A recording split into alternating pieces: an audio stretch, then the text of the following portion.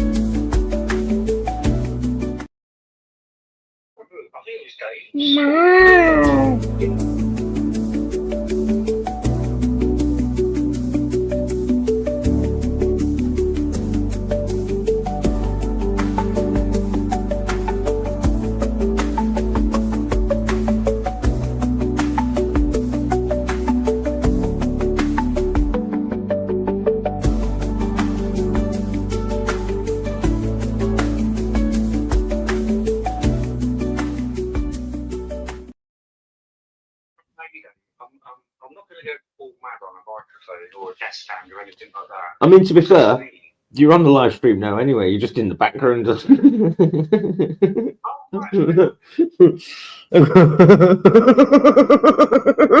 We just sit you there. Yeah, we just sit you there like that, Luxley.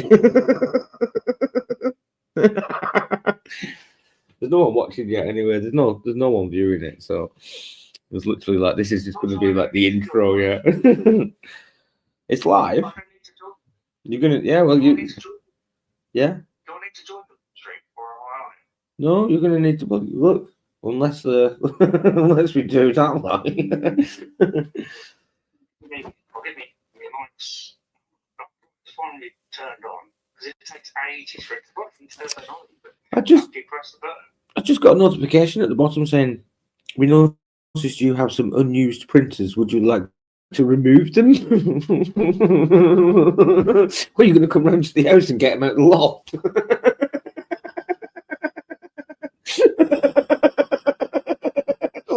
What do you mean?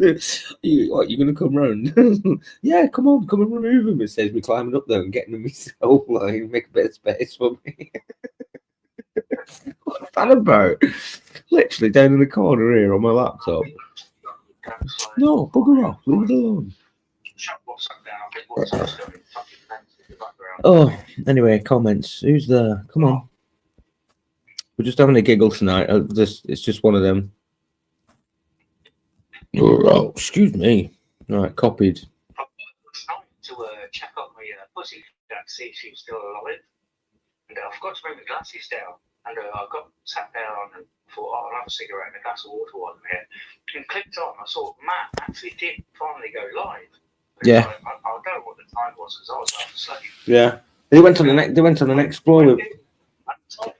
Glasses. I think I managed to get hello dudes or something like that. Yeah, they went on an explore with a couple of people. I'm not going to elaborate too much, obviously, because I'm live on YouTube, and I don't know if he's actually edited or done any videos on it, or properly like. But I did watch something where they went on a YouTube and they went on an explore, and it was a failed explore basically. So yeah, stick around. Yeah, I only watched about 10 minutes. Yeah.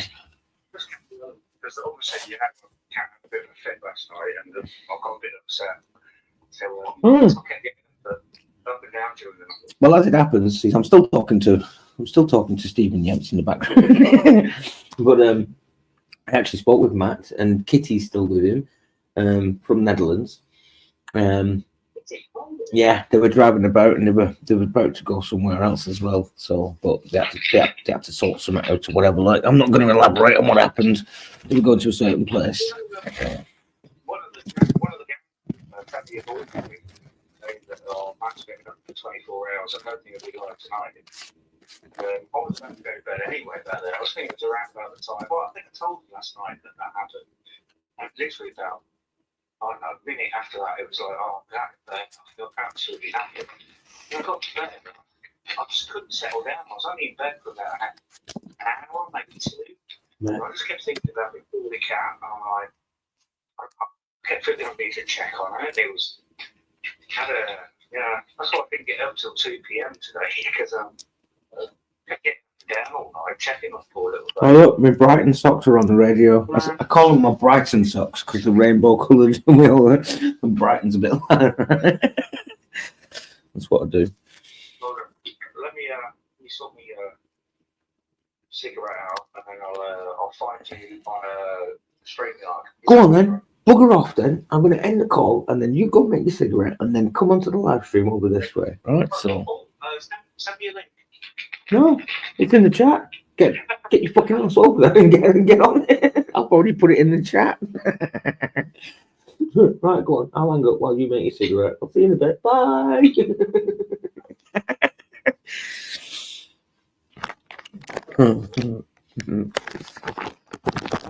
I'm not going to be live for long. I'm literally, I say that, but we always say that, don't we? And then we're on for a good couple of 3 hours, so you know the score. But I gotta bear with the new neighbours and not be up to too long. I don't want to disturb them, so. I've had some people try pushing me all day today. I don't care. They're insignificant people. Doesn't really matter. Just frogs in the pond croaking away. Let them croak. And I don't mean die. I just mean let them ribbit, ribbit. Just leave them to it. Doesn't really matter in the grand scheme of things and everything that goes on. They're just insignificant people. Don't really care. Crack on, whatever.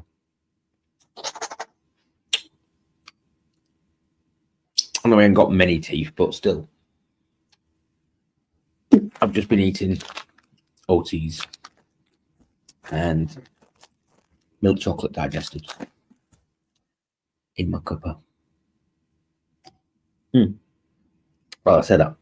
I got this cup because I can't really dip my biscuits in this big one because if I drop them, they go warm all the way down to the bottom, and then I end up with like a big pile of biscuits in the bottom. So I put them in I put the coffee in a little cup. Yeah. Do it separate. Oh, look, 3 people watching now. Hello. Leave a comment. Links in the chat. If you want to come up, come join me. YouTube seems a bit dead recently.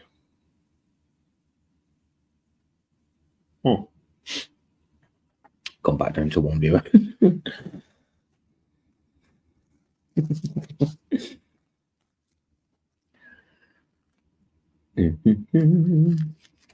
Come with me and you'll be in a world of pure imagination.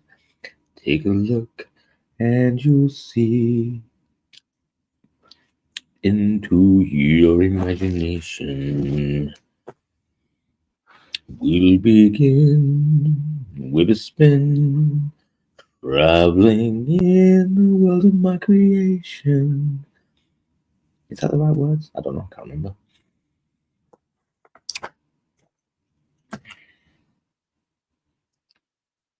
What you'll see will defy explanation.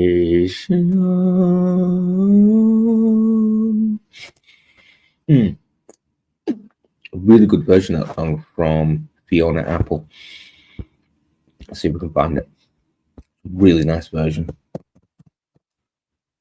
Yeah, found it. Found it instantly. Hang on. Oh, Rick's radio's live. According to Lean's live. Is Eleanor live as well? I didn't realise Eleanor was live as well. House of Bad Influence is live. Jamie Brown is live. There's a few people live. I suppose it's just different crews and different groups of circles, etc.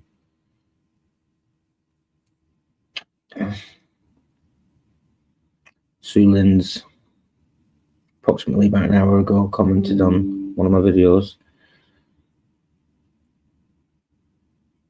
Yeah, Thank you, Sue. Oh, I actually, if Sue's going to be watching this, I was given some selenite out today. Sue Lynn's actually sent me in the post a big bag of selenite crystals, and I've had that selenite crystal in this for the longest period, like literally months on end. It usually goes in the front there, and as you can see, I did a price check earlier on my Morgan dollar. Yeah, my Morgan dollar, 100 no quid just for that coin. I also had a little price check on my other crown, my silver crown. That's about 40 quid's worth of coin there as well. So, genuinely speaking, just over 100 quid for that Morgan dollar, and about 40 odd quid for that other one as well. It's about 150 quid just in them two coins there. And I've just been keeping them in my little bag. I've got a little front pocket on the front, which is what I keep all my like crystals and stuff like that in. Yeah, so, and I got this one from my daughter. I can't remember what this is called. I can't remember what type of. It's like almost like a tiger's eye, but it's like jade and a bit of. I can't remember. Is it coffee quartz? I can't remember exactly what it is. It's a mixture of two, but it's in a love heart shape. My daughter gave me that last Christmas. Not last Christmas. For my birthday last year. She gave me that. So yeah, I had that on standby on stash. Ooh. What was it they say? Itchy bum, money to come. What's 7 and itchy ear like? I don't know.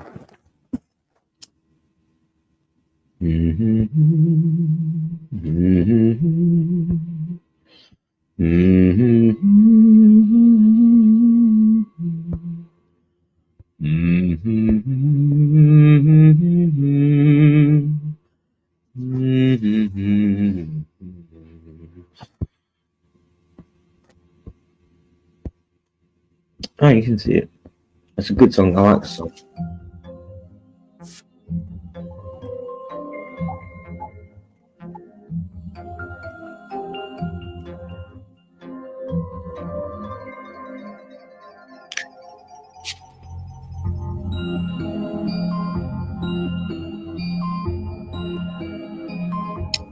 Come with me and you'll be in a world of pure imagination. Take a look and you'll see into your imagination.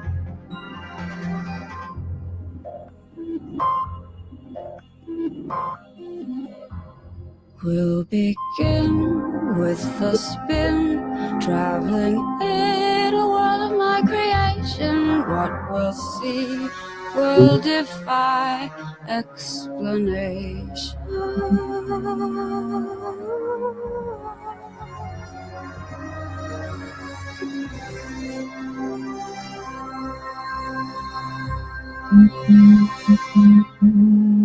If you want to view paradise, simply look around and view it.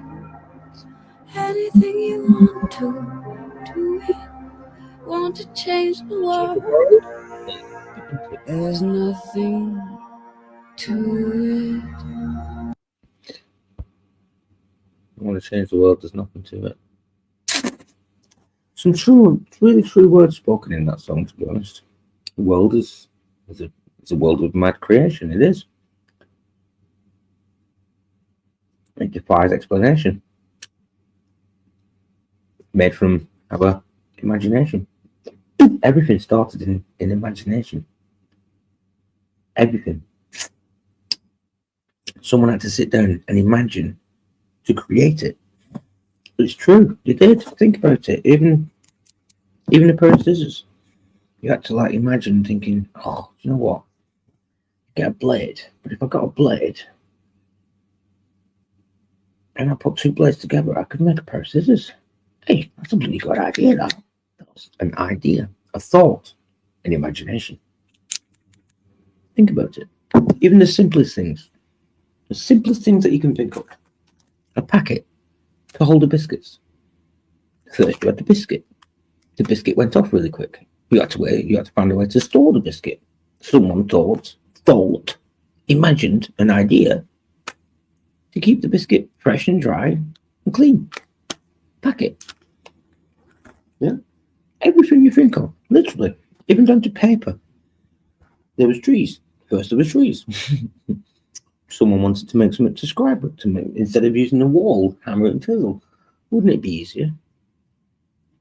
A pen. Everything. Think about it. Everything is made from pure imagination. Pure imagination.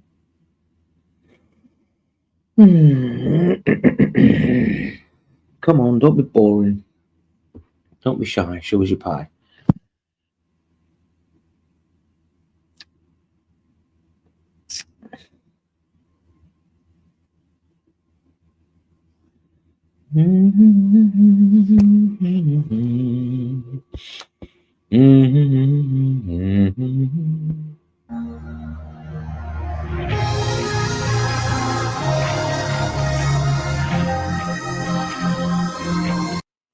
Another song I listen pretty much on a daily too. You can see all this playlist there. My name is Dub FX. I make music live on the spot by recording my voice into this loop station. So basically, I press record like this, and then I press the button again, and it loops like this. Yeah, record like this, and then I press the button again, and it loops like this. The reason I can do that is that I can make a beat like a and record the beat and loop that, and then put more beats on top of that. Yeah. So I'm gonna start a groove like. This is cool. Do the mic.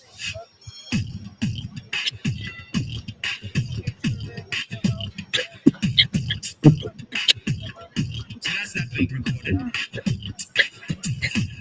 Caught that bit, loop it.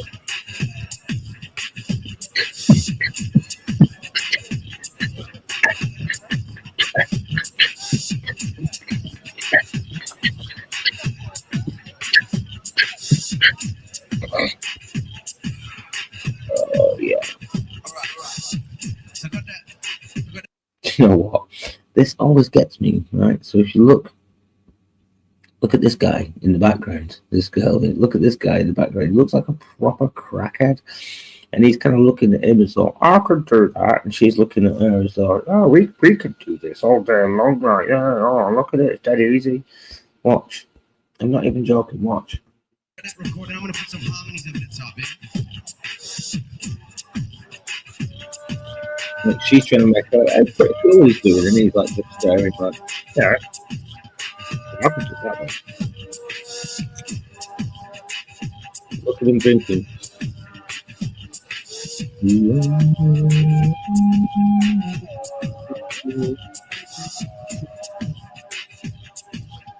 They're on the streets here. This is England.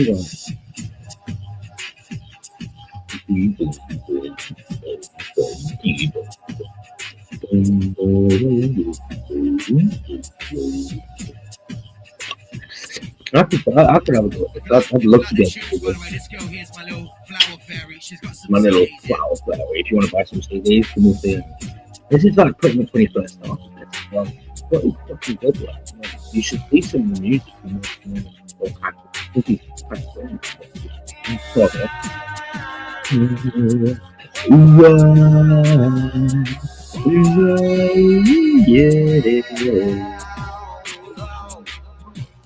It's possible to love someone and not treat them the way that you want. It's possible to see your true devil in disguise like another friend. It's possible to change this world, but we recognize the boys and girls. It's possible to help you fit the next generation of the really work one day. It's possible to love someone and not treat them the way that you want. It's possible to see your eyes in the disguise with another friend. It's possible to change this world, but we recognize the boys and girls. It's possible to educate the next generation of the really world. Changing times of the 21st century means nothing to me but I'd rather be at the beginning of time. Earth will be mine, with love to be. Discovering a world out there, believe in this on earth, water, and every there. So I can see the world bloom, standing on a seagull, howling at the moon. Creating a world for the open-minded, a unique perception of truth inside it. And now we can find it. It's just a matter of when and where we collectively decided the world is not a shit place. It's just the way we can race, discovering time and space. I know that we can make a change, rearrange the way that we appreciate the world today. It's possible to love someone and not treat them in the way that you are. It's possible to see your eyes be the devil in disguise with another brother. It's possible to change this world, revolutionize the boys and girls. It's possible to educate the next generation of the world.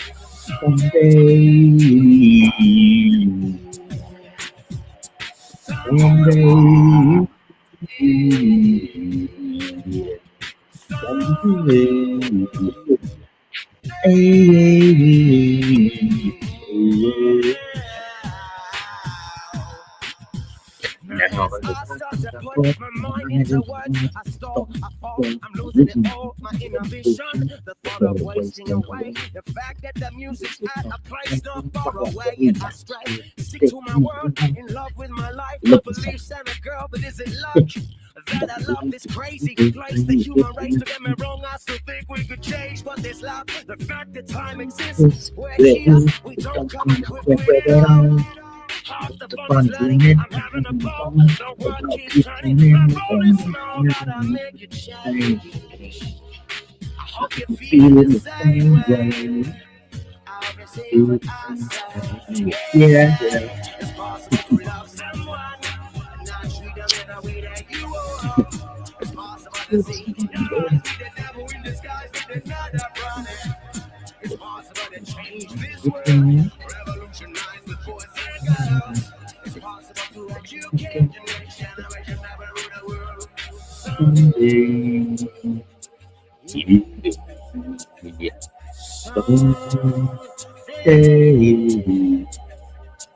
In this concrete jungle we live, our survival is love that we give. Now my instinct is guiding my way. It's true what they say, the world is your chance to create. This concrete jungle we live, our survival is love that we give. Now my instinct is guiding my way. It's true what they say, our world is your chance to create.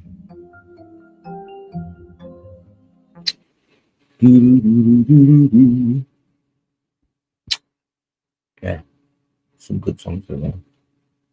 Oh no, unknown. But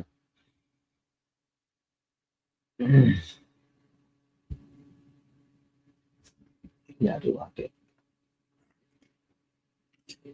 Well, it's been 25 minutes. No one's going to jump up. I'm going to end it. I'm going to end the live stream.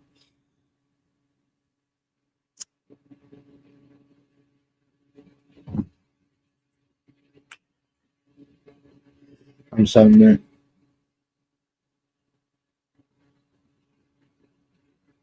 I'm really good. Feeling a bit better. Finished off that couple of 3 hours work. I did about 4 hours work, so yeah. Threw some sand down, tamped it all out, leveled it all out nice, laid some carpet down, some astroturf, pinned it all in, tied it all in nicely. Pretty good job actually. I enjoyed it. I only charge £10 an hour for doing it as well, so because you're struggling with money and whatnot. Kind of one of them. If you're watching, Stephen, your mic was working. I was just singing, so there's nobody even watching really.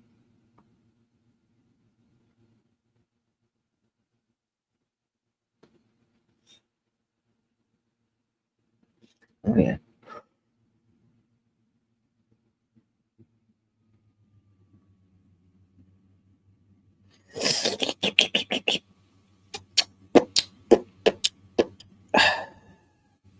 No, nobody watching because there's no drama.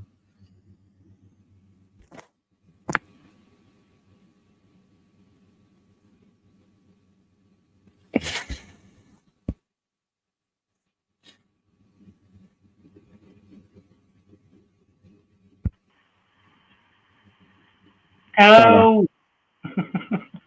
What? What's a proper Western supermare? So all I need to do is turn my mic on, click the link in StreamYard, turn my mic up. Hello, everybody. No, I'm not playing tonight. Yeah. And it just froze, and I'm like, oh. Right. I've explored recently. It's like with my internet connection speeds and stuff. It's just like, please. Tim, if you want to jump on the live stream, you don't have to have your camera turned on if you don't want to. You know what I mean? Hey Tim, how you doing? Down in backstage, when you join, just give us a bit of a thumbs up so I know it's you. Do you know what I mean? And then turn your camera off and jump on if you want. But I need to congratulate Stephen and yourself, Tim, because yesterday when I had the live stream on, turns out there was 2 people that were leaving comments all day today. Literally all day today they were leaving comments. Most of their comments have gone now. There are a couple of comments still left on there. Someone called just H, is it just H? Something like that anyway. Excuse me. Yeah. Left a comment originally saying, "Oh, I got timed out all night last night because I was making a joke in the chat." And unsubscribed. I'm like, all right. Anyway, turns out there was another guy as well who was commenting and taking the piss. The teeth. But that just H guy. Yeah. No problem. Yeah, man. Yeah, no problem. Turns out that just H guy, he was a troll. Yeah, I know you noticed, and you were also on it as well. You were on it like Sonic, Tim. I saw that, mate. Stephen was also on it. He kind of like timed him out for a short while as well, one of them. And I reckon there's something from the extent like somewhere else. All right, I believe, and they're probably fucking watching as well now because I've gone live again tonight. I reckon that they're sat in a prison and they're using a device to try and troll my channel. I could be completely wrong here. Don't get me wrong. I'm just speculating. I'm just assuming. But, you know, I think I've worked it out anyway. And I only say this because it was what they were saying and what they were commenting today. And then they were trying to provoke me into being, you know what I mean? And as it happens, yeah, I think I've sussed it out who it is. And it's my wife's brother. And it's because of him I basically split up with the wife. Because he got out of prison last year for a couple of months. He was doing some mad shit. Like, you know, you hear about these gangs that go into the supermarket stores and they just take over, terrorize. Fucking, yeah, everyone's like, in the early hours in the morning, 24/7 shops. Yeah, one of them. And they were bringing the fucking stuff to my wife's house. Right? When he got locked back up again, he passed over the business. I got a bit of a cold tonight. Not. Yeah. He's selling cocaine, fucking kind of weed and all the rest of that. He passed over the business to my wife's son, my stepson. Yeah, my stepson. And yeah, it kind of all went about like that. You know, my wife's got quite a big family, really. She's got like 6 siblings, like 3 brothers, 3 sisters. You know what I mean? She's the eldest of a lot of them. So for her to choose a mum and a dad and fucking all the rest of, you know what I mean, of siblings and fucking all the rest of that was a big thing. And so forth, she would have been fucking excluded from the family if she'd have chosen me over them, if that makes sense. So obviously, I got the fucking back end of the fucking deal, didn't I? Well, she did it a real fucking sly way, nasty way of doing it, which was when I went to Urbigeddon and she just sent me the text going, "I'll pack your stuff up, I'll change the locks, fuck off." It's like, But I've had this few months now to reflect and see, do you know what I mean, to suss these little situations out. Not only that, but so that's happened, and I've had them look kind of like poking the sleeping tiger, trying to get me to wake up and bite. They're just frogs in the pond croaking away. They have no insignificance to what I'm doing and my future plans. It means nothing. They can try all they wish. But, we've got quite a fucking community here and whatnot. So it's all gravy. Adrian, check the chatter. Come on. So, yeah. Not only that, but I've had a bit of a backlash as well today, which also ties into the family thing as well, which I've just talked about. And the reason I say it is because the allotment situation with that Peter Double. I had somebody email me today, kind of going, Sebastian, I'm really disgusted in the way that you've been treating Pete and abusing him, etc., etc. I'm thinking, me abusing him? What the?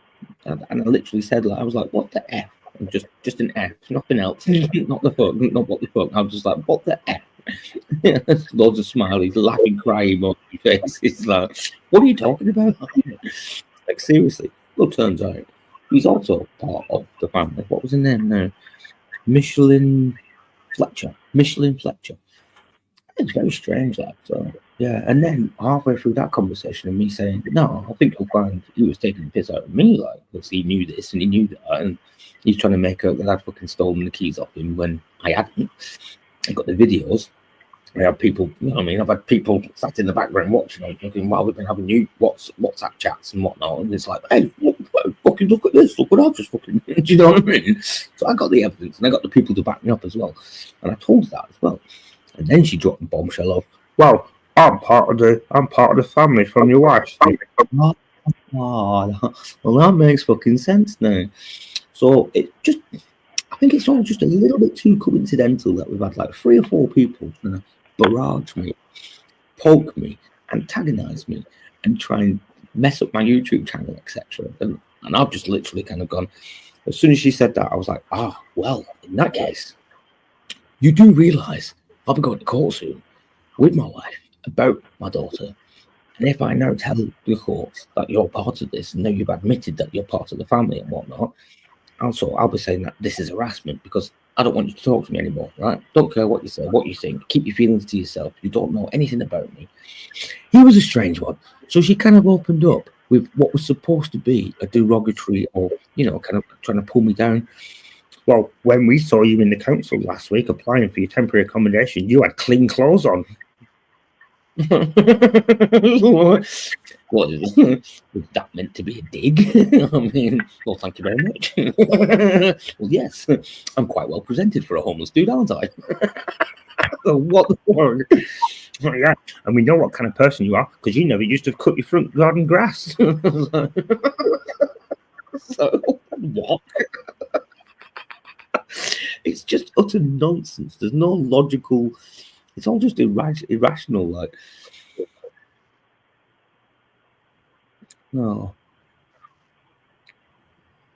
That's it. That's exactly it. See, he shouldn't for one. Right. So here's one anyway. So on that respect, that Tim's just said. So I've also had an email as well from the committee of the allotments, and they're saying that they've got a meeting about it all and all this like that. So I made sure that I sent the email back again saying, a meeting about what? A meeting about me being there and all the rest of it. And, okay, fair enough. I said, I don't want anything to do with it anyway. I said, I'm not bothered. I can see the group of people that I'm dealing with here, and I don't want to be part of that. Obviously, you know what I mean? Peter makes himself out to be community spirited, but he quite happily take them keys off me in the container, leave me on the streets with no food. No, all my stuff was in the container, but he quite happily take them keys and be like, right, come and get your stuff tomorrow. I'm like, well, what am I supposed to do tonight then? Well, that's not my fucking problem, is it? Like that. That's literally what he said as well. So my clothes were in there, my food was in there, and my bedding was in there. So he'd quite happily just see me go sleep on the fucking streets with nothing. Literally nothing. That could have killed me. Literally could have killed me, that could have done. If I genuinely didn't have anywhere else to go and I slept in the doorway and I got hypothermia and I woke up half dead, basically. And there's been no recovery from that as well, like, because I'm quite a thin guy. I'm not exactly got meat on me or anything. I'm like, stick and bones I am, like, do you know what I mean? Literally. So, yeah, inevitably, we could have killed a person tonight, but as it was, I'd already taken the spur key off the fucking key rings. So when he fucked up, I just did a random block and back in again. Fuck you. And then the very next morning, when I was going to get my housing sorted out, I went to his workplace and I spoke to his boss. And I literally said to his boss, "Hey, you've known me for a couple of 3 years now, haven't you?" He's like, "Yeah." I said, "You see me knocking about?" "Yeah." "You always get the wood out the back and that. You always ask." And it's like, "Yeah, well, you know this. I know that." And I recorded this as well. I got it as a recording on my phone. Literally got it as a recording. I can prove it, the conversation that I had as well.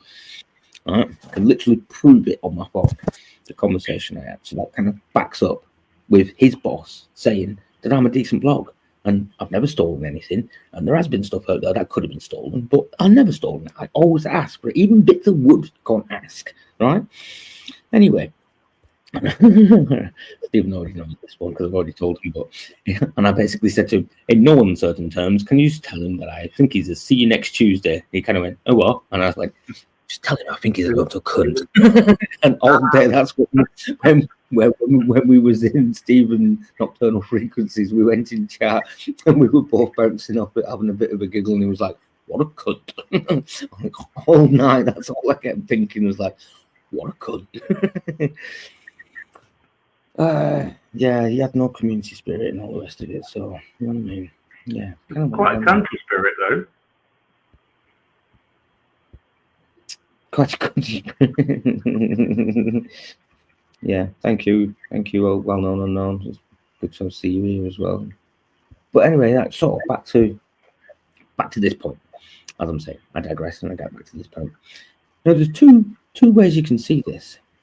So, if I had, which I didn't, if I had stolen the keys from his car, that means he was irresponsible enough to leave the car unlocked with the keys in for anybody to steal them out of his car whilst unattended.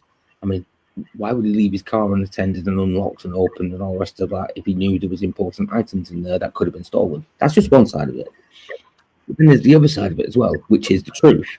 And I found the keys outside of the locking keys outside of the container.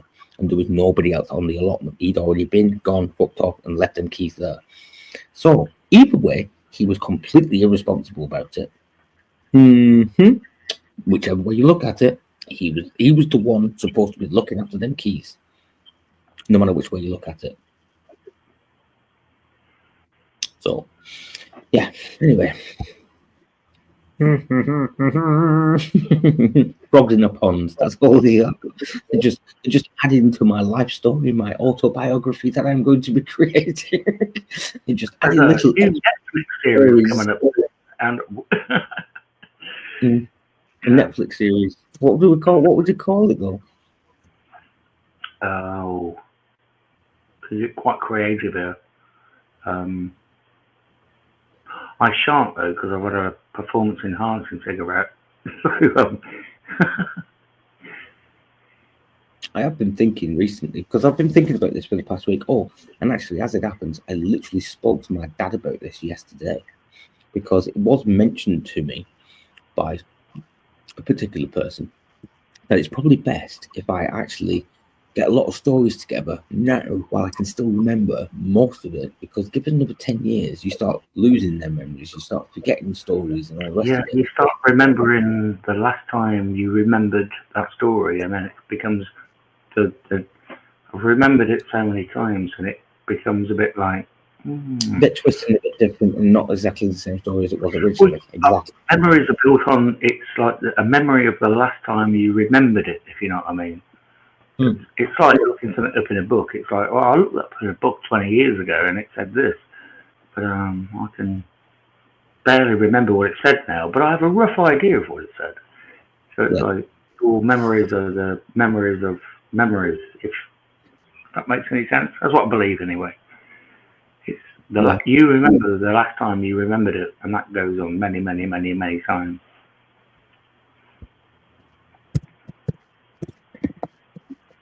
It's like I heard that from a policeman. That's where it came from. I remember now, because it's like you have to get eyewitness statements, literally within minutes, like half hour of it happening.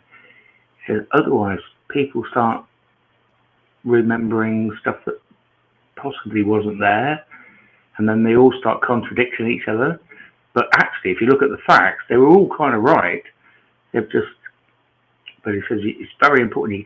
The sooner you get there, the sooner you get a statement of somebody that saw it, he says it's so much more accurate, because the next time that person relays it, it's they're remembering the last time they remembered it. And as I said, like, if you read a book 20 years ago, you have a rough idea of what's going on about. But if you read it again, it was like, yeah, I forgot all about that bit. Yeah, that's right, though. Yeah, you do. You only take certain bits of the book. You don't take the whole context of what the book was all completely. Yeah, exactly. So I've been speaking to my dad, and I said to him, you've got to help me, kind of like, whilst you're still compass mentis and before you get too old and that, you know, throw me some stories, and then that involves him as well as throwing some story. Like we were talking about, put the bucket down. You know, in that story, like, yeah. But he forgets that story completely, and I had to keep reminding him about the context of the story, like, which was put the bucket down. A little comment from Adrian in chat. Adrian, I think you're a fascinating guy, and I bet you've got some fascinating stories to tell, especially to me and Sav, because we're like really young. Yeah, we could learn a lot more. I'm joking. Yeah, we're not much younger than you, but you know what I'm saying. I'm just pulling your leg. But Adrian, I think you're a fascinating character, and I really like you, and I'd read the book. Yeah, I'd read it. Oh, well, I'd download it into an audio book and I'd listen. We could get it done in like a proper farmer's voice. Like the book's called Adrian. Get off my land! No, I hate that. I keep bringing it up. Adrian, I love you to bits, and I'll stop saying "Get off my land." But I'd love to hear you say one day, "Get off my land," with as much like enthusiasm and voice power that you can do. It'd be hilarious. But no, I'm not taking the piss. I'm just having a bit of fun. I think you're a great guy. Yeah, you're a dude. Sounds very piratish, isn't it? Pirates saying, "Arr, pieces of bait, arr, get off my land, arr." Do you reckon that's where the pirate accent must have originated from? I don't think I've ever heard one farmer ever say that, and I've had to go out on site fixing equipment with farmers. I've never once heard them say that, but I think Adrian's got a great voice, and I'd love it to be cool. Where does it originate from, that saying? I have no idea, but Google knows. Everybody knows about it. If you can say to a random immigrant, even, "Get off my land," and they're like, farmer's accent came from. Farmer Giles. Farmer Giles, it could be.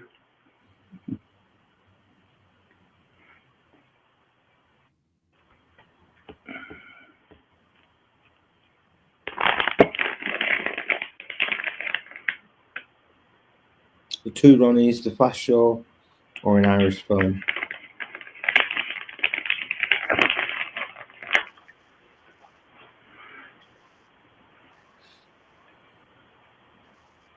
Major right, the earlier. I think it's really cute. My cat is walking along and he's here in the corner.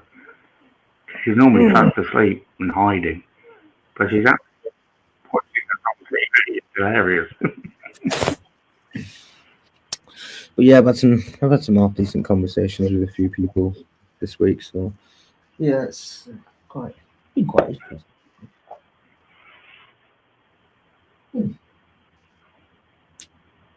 Oh, I've just been sat with my legs crossed, sat on my bloody legs, haven't I? And I've just unfolded my legs. Now I've got pins and needles in my toes. Oh. Let's do some exercise. Oh, doing that 4 hours work really knocks it out of me. 4 hours.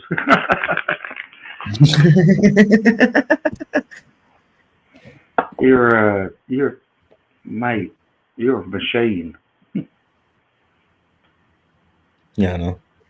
She was really shocked actually because she was half expecting that to take like a week to do. Like, do you know what I mean?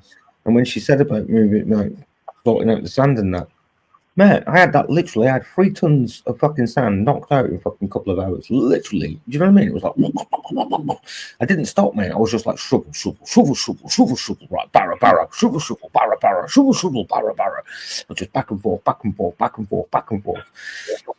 Yeah, didn't stop for a cig break, didn't stop for breakfast, didn't stop for lunch. Do you know what I mean? It was like, yeah, just got it done, mate. Yeah, she was well impressed. Yarr, get off my ship. Warr. Gerald from Clarkson's Bar. Set out in the Cotswolds, a very strong accent. It's not Irish. It's not an Irish film. Got some quite decent accents around me. And I don't think I'm a million miles away from Adrian. But if you can go to like Swartham or Wisbeck or Wisbeach, it's meant to be called, but they're all like, oh, Wisbeck. And do you mean just in a few miles, the twang in the accent changes phenomenally? Where there are legitimate. I mean, I was stopped at it was quite a while ago. I stopped off a petrol station and filled up a van, and actually asked the guy. I was like, I'm a bit unsure where I am. Is it there or down that way to I think it was Soham I was going or something. And he goes, oh yeah, you go down to the lights and you turn right at the lights and then you fork off to the right. But it's just the way he said, fork off to the right. I'm like, fork. I walked out of that garage just laughing, like smiling and grinning, going, fork off. But yeah, he was wrong, but it did make me laugh. I'm reading an article from New Scientist, and it reads that light has been transformed into a supersolid for the first time ever. Have you seen recently? There's been the first image of a single photon. Yes, I read that. Yes, and if you look at it, it looks exactly like the yin-yang symbol. Yes. I mean, exactly like it. Like bang on, exactly the same. Teardrop and the dot in it, and the other side is the opposite. I was like, ooh. Yeah, remember we talked about there was a study on light particles traveling through glass, or what? Basically through glass, and they basically say that it's traveling through time. It slows and it speeds up as it's traveling through the glass. Different types of glass that they can use as well is actually. It's only on light particle levels, but still. Well, I've worked with optics, and I know that there are different materials of optics you can use. I'm trying to think of the term it's called. The refractive index of a particular material, and basically that dictates how, because they say a photon travels at the speed of light in a vacuum, but when it's in a material, that material has what's called a refractive index, and that's how you can have a prism that produces a laser, and because it slows down the light at different rates, so you get different refractive index properties.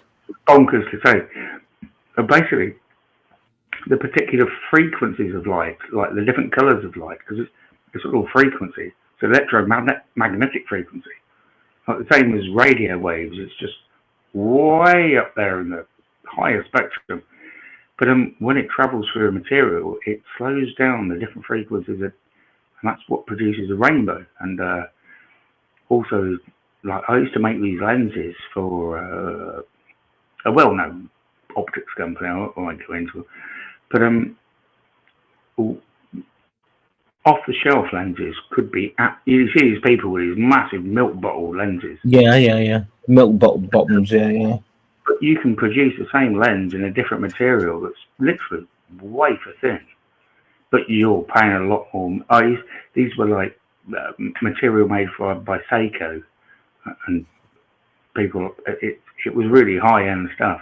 And believe it or not, the front was already made of the lens. And I used to actually grind with a machine, like a really high precision piece of equipment, and you could grind in the two different curves put into the lens. Because believe it or not, they're not completely smooth. We have what's called prism, and the lens might have to tilt a bit and twist. So we put in two different curves on the lens and polish it out so that it was completely. It was an amazing process. There's a lot of precision engineering I used to do in the past, but making lenses was bloody fascinating to me. And it was all that I was really into the measuring processes of stuff. I'm really into the equipment that measures things, like physically or optically or I don't know. You name it. It's difficult work to get into, if you know what I mean. It's not like you can just pop down the shop and go, oh, mate, you need that help. But making these lenses and just like learning how we go, oh, there's the speed of light. But yeah, and that speed of light in a vacuum is one thing. The speed of light through different materials is actually different. And if you can put a bunch of different materials together, speed up, slow down, you can change the radio transmission between two different materials, and the recording equipment actually discovered that it was picking up the radio emissions before they were being transmitted. Because it kind of somehow accelerated, or it reads in here along the physics kind of lines. That distance became like nothing. So the radio wave was back. So it's almost as though it's been transmitted from the future. I love that sort of stuff. I've been reading all sorts of stuff about that. Muddling along quietly. Anyway, so light has been transformed into a super solid for the first time. Well, super solids. They're strange materials. They're both I don't say I understand quantum physics, but I'm learning lots more about it. And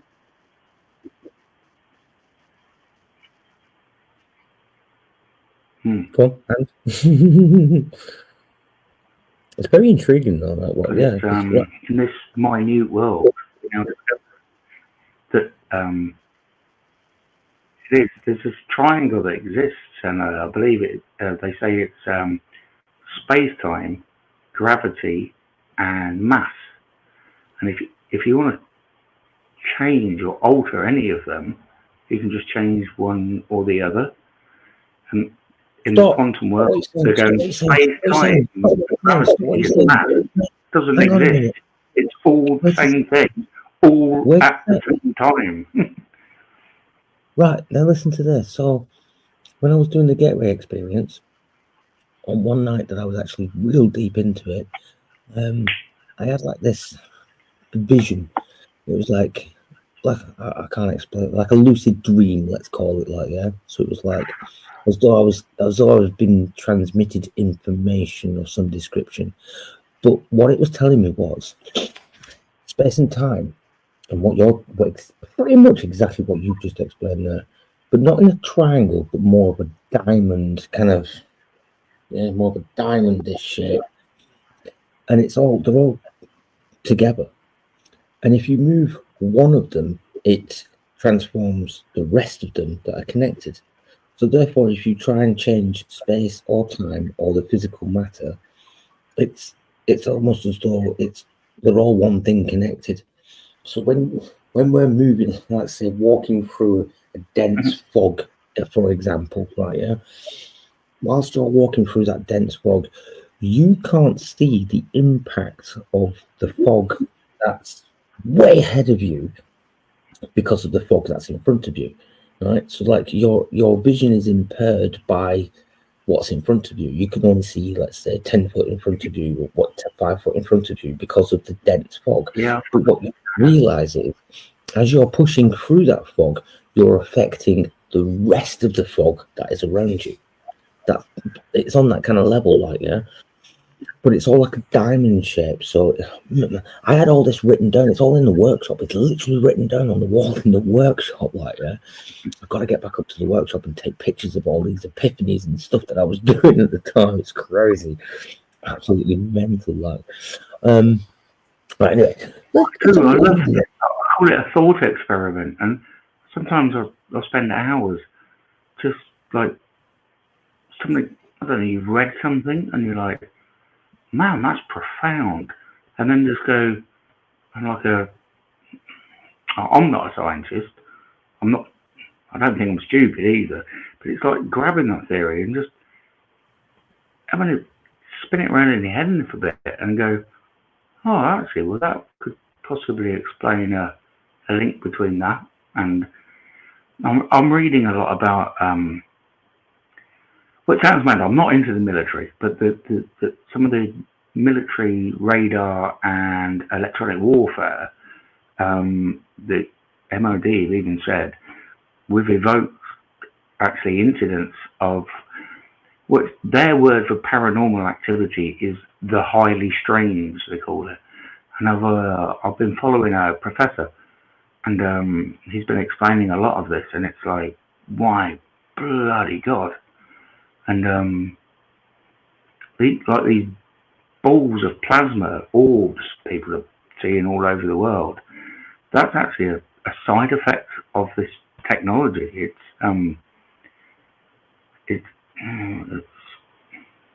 It's not out there, but it's kind of out there. There are some. There's a guy called Professor Simon Holland on YouTube, and he's a very respected guy. He used to work for a bunch of very, very acclaimed TV and film institutions, from the BBC, Paramount, all sorts. He's an editor, and he's producing his own YouTube channel now, and he's exposing a lot of this. But what's amazing is it's fantastically produced content. It's really interesting stuff, but he's barely got any followers because, well, he's talking about some quite highly strange and stuff people don't know about. And I think YouTube don't cut. Yes, that's the guy. This guy's wonderful. I've been following him for about 4 or 5 years. He's got some absolutely wonderful content, and I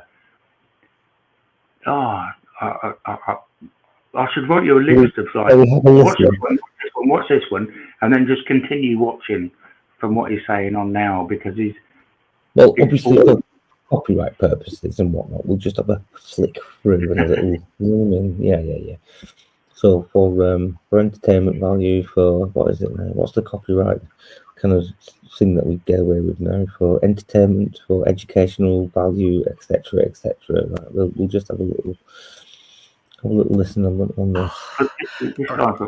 For the first time since running this humble YouTube channel, I'm genuinely scared. Some information was shared with me that has actually shaken me to the core.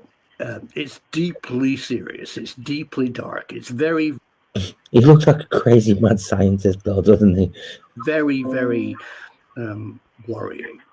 And I actually need to talk to you about it. I actually need your help. I love his T-shirt. The element of surprise. I actually need to discuss. It's kind of cool, that, isn't it? Whether you think it's true, whether it's like, what's going on. So you remember recently we had Jake Barber talking about how psionics are involved in contacting UAP, and that there was also that amazing case where somebody found a number of Asian people in Indonesia being bundled into a strange craft, and they were supposedly people with extremely good psionic powers who were... What's he going on about now? Psionic powers? What's psionic powers? It's the remote viewing and remote function of... Right, okay, yeah. right. The other night, because they were searching for people all over the world that they believed it was only like certain autistic people, or when somebody had a bit of an issue, and they were like, these guys are really good at it. Well, we must recruit them and get them back to America. And even other countries were doing it, Israel and Russia. And then it was, more the scientists went into it and discovered the process of how they did it. The scientists actually discovered they could do it themselves. It's like, no, it's got nothing to do with these special capabilities. So, like, actually, once you know how to do it, anyone can do it. Right. Okay. US to be able to control things or work for some project that needed that type of input by humans. And, sure, I mean, remote viewing's possible, lots of things have gone on. But what I was told last night, I'm actually quite disturbed by. It's connected to Rendlesham Forest, and it's very much connected to. Ooh, because how the experiencers were. But he's got people that are actually there.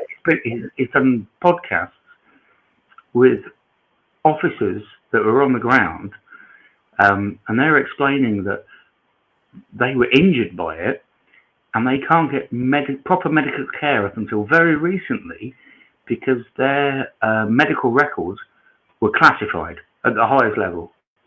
So they went to hospital and they're like, oh, we need to see your medical records. No, classified. Because of the effects of this thing. Go back a few months, years even, and watch this guy. There's some fantastic stories.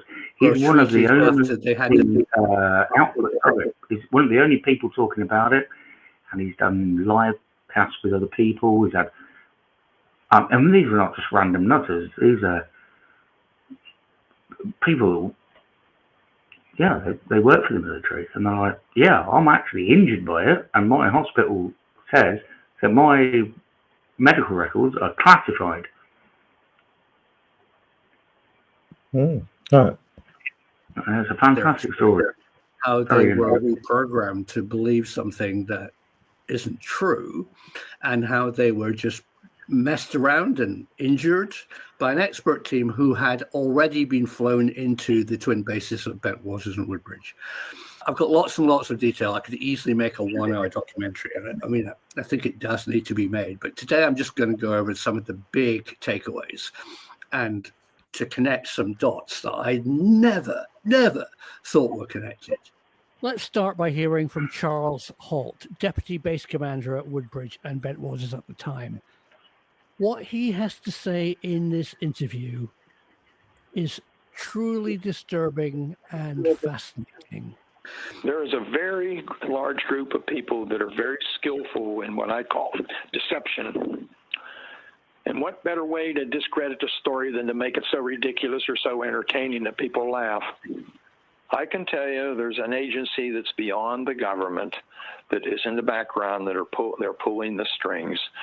All of our 3-digit and your M whatever agencies are only tools.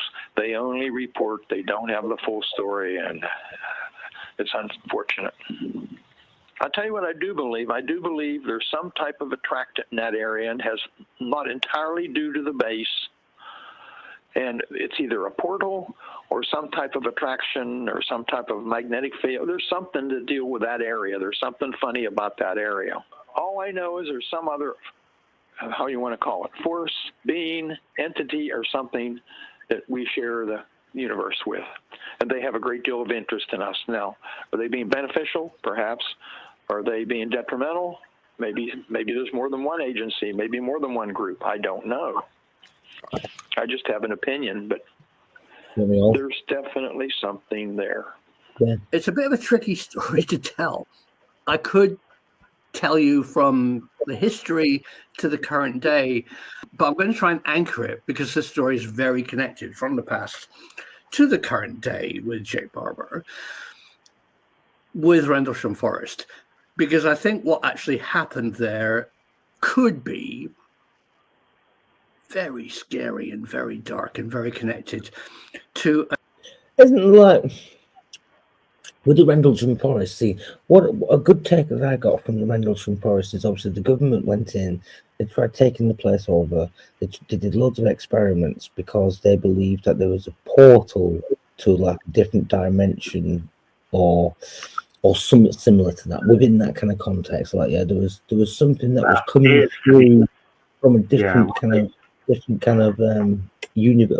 How do you explain it? A different dimension as such, like, yeah. And it was visiting here, and then it was going back again with whatever information it was looking for. You know what I'm saying? Like, so, and they were basically trying to catch this portal.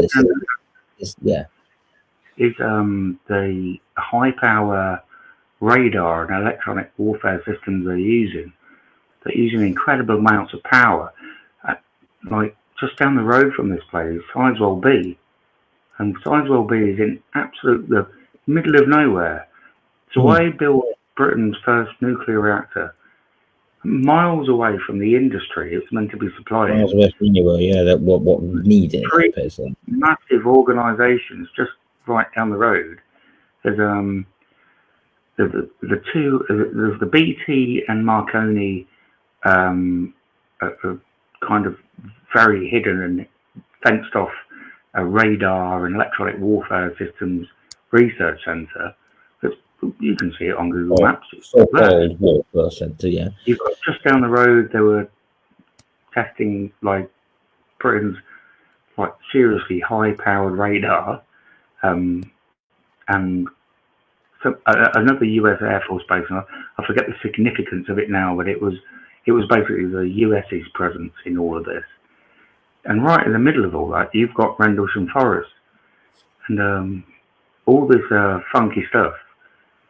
They said that when they was using and testing this equipment, they called it the highly strange, and they said it did evoke things like ball lightning and other phenomena like this. It was just wasn't explainable at the time, but apparently nowadays it's like commonly used technology. I've heard one guy that works for the RAF, and he says yes, on a particular plane with aircraft. Well, he said plane. He said aircraft, which I thought was a bit odd because he normally says plane. He says there is what we call a weapons pod on there, and I think it was called something like Loyal Wingman, and it could actually project not a hologram, but it could actually project plasma in the shape of an aircraft. And not only that, if years ago, he said it years ago, if you remember, when there's the Apollo capsule and the space shuttle used to land through the Earth's atmosphere, communications were cut off, and it's because of this plasma effect and how it works, and physics within this plasma changes completely. He says, but believe it or not, it could project an image of an aircraft, and also it would have a radar return because of the way it worked. It responded. If it was just light, you wouldn't get a radar return off it. But they can project an actual image of an aircraft that gets a radar return. So one aircraft can fly in, another aircraft can fly in and try and shoot it down, and then all of a sudden it's like, oh shit, there's a bunch of them, and they've all got radar returns. And apparently, technology that we have, not like, woo, it's in the future. And no, it's being used. It's mind-bending. All right.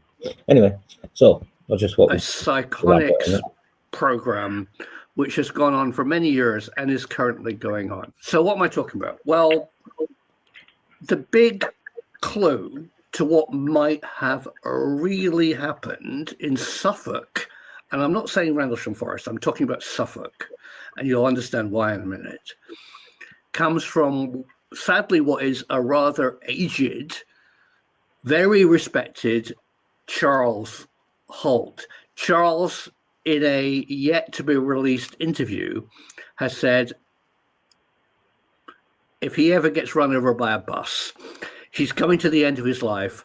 he actually does know a lot more about what happened in Rendlesham Forest than he's ever said. And there's one aspect which he's not talked about. And in this release that I have, he hasn't spilt beans, but he's pointed researchers in a very dark and interesting direction. He mentions 3 key names, and I'm not even going to say their names to you today because I'm yet to do the full research, but one of them opens a door into a very, very dark place of American history. So now let's jump back and see where it all starts. So back in the 1960s, during the Cold War, or the Iron Curtain versus the United States, Khrushchev made a staggeringly interesting statement, which changed the world. Khrushchev said that the USSR have a weapon that could destroy everything on Earth, a doomsday weapon. And that statement by Khrushchev became the basis of Dr. Strangelove, where Stanley Kubrick assumed that the doomsday weapon was an auto-triggered nuclear bomb. If you launch weapons, we can't stop it, and the world is destroyed, which would be a doomsday weapon. But it wasn't a nuclear bomb. I'm finding this a bit hard. Because I just didn't know this. Because of the Khrushchev statement, the CIA and everybody wanted to know what the weapon was. Of course, what was it that he was talking about? What did the Soviet Union have that could destroy the world back in 1960? So a lot of espionage went on. A lot of people in the Soviet Union spilt the beans, and it was very strange. And what they discovered that Khrushchev was actually talking about was psionics. They were talking about a Soviet program that had people who could alter other people at a remote distance. I mean, they could kill them, they could alter their perception, and they could actually alter materials. But that's really weird. And is it true? Well, the US set up a program with this named person that Commander Charles Holt now mentions as a key player in Rendlesham to front a US version of the USSR Doomsday Project. And the very secret code name for the US project was Project Excalibur. Drag me to prison. I'm happy to tell you it's back in the 60s. It doesn't exist under that code name anymore, but I don't think many people know about Excalibur. And now I do. What did the Americans discover? It was real. So what, do you know anything about Project Excalibur? Follow this guy. I'm sure he's going to get run over by a bus soon because the guy's off his head. He's not telling lies. It worked. I think he knows. People keep writing to him. I've been in contact with him. I email him now and again and we chat. He says there's so much stuff that he doesn't want to know. He said, if I put that on YouTube tomorrow, he said there would be wars. Yeah. Anyway. And there was now a weapon gap between the USSR's ability to do psionic warfare and America. So America really geared up, and they went around the world hiring the best people who could do telekinesis, children, all kinds of stuff. Hang on, before it goes any further, right? It gets me thinking, right? Yeah. No, not with a mask. Stop me with a mask on. Although I do talk about a lot of this kind of stuff anyway. But so this begs a question, right? So your internal monologue. The little voice inside your head that you have conversations with yourself as such, or you kind of, when you're having a conversation before you have an argument and you would mull it over in your head what you're going to say, you do realise there's only half of the people approximately on the planet that have an internal monologue. Yeah, I've heard that. Yeah. So that right. So what he's talking about now is where other people can influence other people. Through psionics, they're able to control. Would it be that the half of the people that have an internal monologue are the ones that are actually more in tune with using psionics than those that don't have an internal monologue? Or would we be able to project our internal monologue that we do have into those that don't have an internal monologue? I think it works both ways. I've always thought I've had a really gut feeling, but potentially there are people that can work on that, maybe be able to control your gut feeling. That's what I call it, a gut feeling about something. It's like you look at something and you're like, I think this is right. But maybe that is somehow influenced by people. I don't know. Maybe also within that as well. I'm really excited about this very recently, and it's really, really new research. And there's peer-reviewed papers now that are telling us that there are aspects of our brain that believe that are working on a quantum level. And that's what I was wrong. It's like internal monologue part of the quantum realm. Yeah. We can see this remote viewing and predicting the future. It's been proved that it can actually work. And they're like, well, the new research is going, well, I think we've found the mechanisms in the brain that could actually work out to actually do them. It's this particular guy there, Professor Simon Holland, he's actually got one episode about that, and he's really got it in a nutshell, because there was about a 2-hour podcast a while ago about it, and it's about two highly intellectual people bashing this out and working it out and trying to prove it's real. But he condensed it down into about 20 minutes, and it's like, holy shit. Yeah, that really resonates. That idea, that really resonates with me. That's like, I watched a story about a year or so ago where it's actually proven that when we make decisions, the brain has actually already made the decision. Forecasting the future. Made the decision. A positive or negative emotional response from the future. Yeah, you've projected what it's all about. It was explaining why it was like, well, if you can do that, you'd be able to predict the lottery numbers for next week. And it's like, well, that's not how it works. We need to work with somebody else, basically. Like he explained it. The first experiments, believe it or not, were done with Uri Geller, the spoon bending bloke on telly. But he actually was contracted to the CIA. It's not a conspiracy theory. You can check this out. But what they used to do is put a dice in a box, in a wooden box, and close the lid, shake it, put it on the floor. What number is it? And it would be like 5. Open the box, and it would be 5. Literally every single time he did it, he got it right. And he said, no, I'm not looking at the number in the box. What I'm doing, I'm projecting in the future. I'm trying to get an emotional response from you to whether I got it right or wrong. And he goes, as soon as I get a response that rewards me of like, you've got that right, he goes, I know it's 5. And I'll say 5.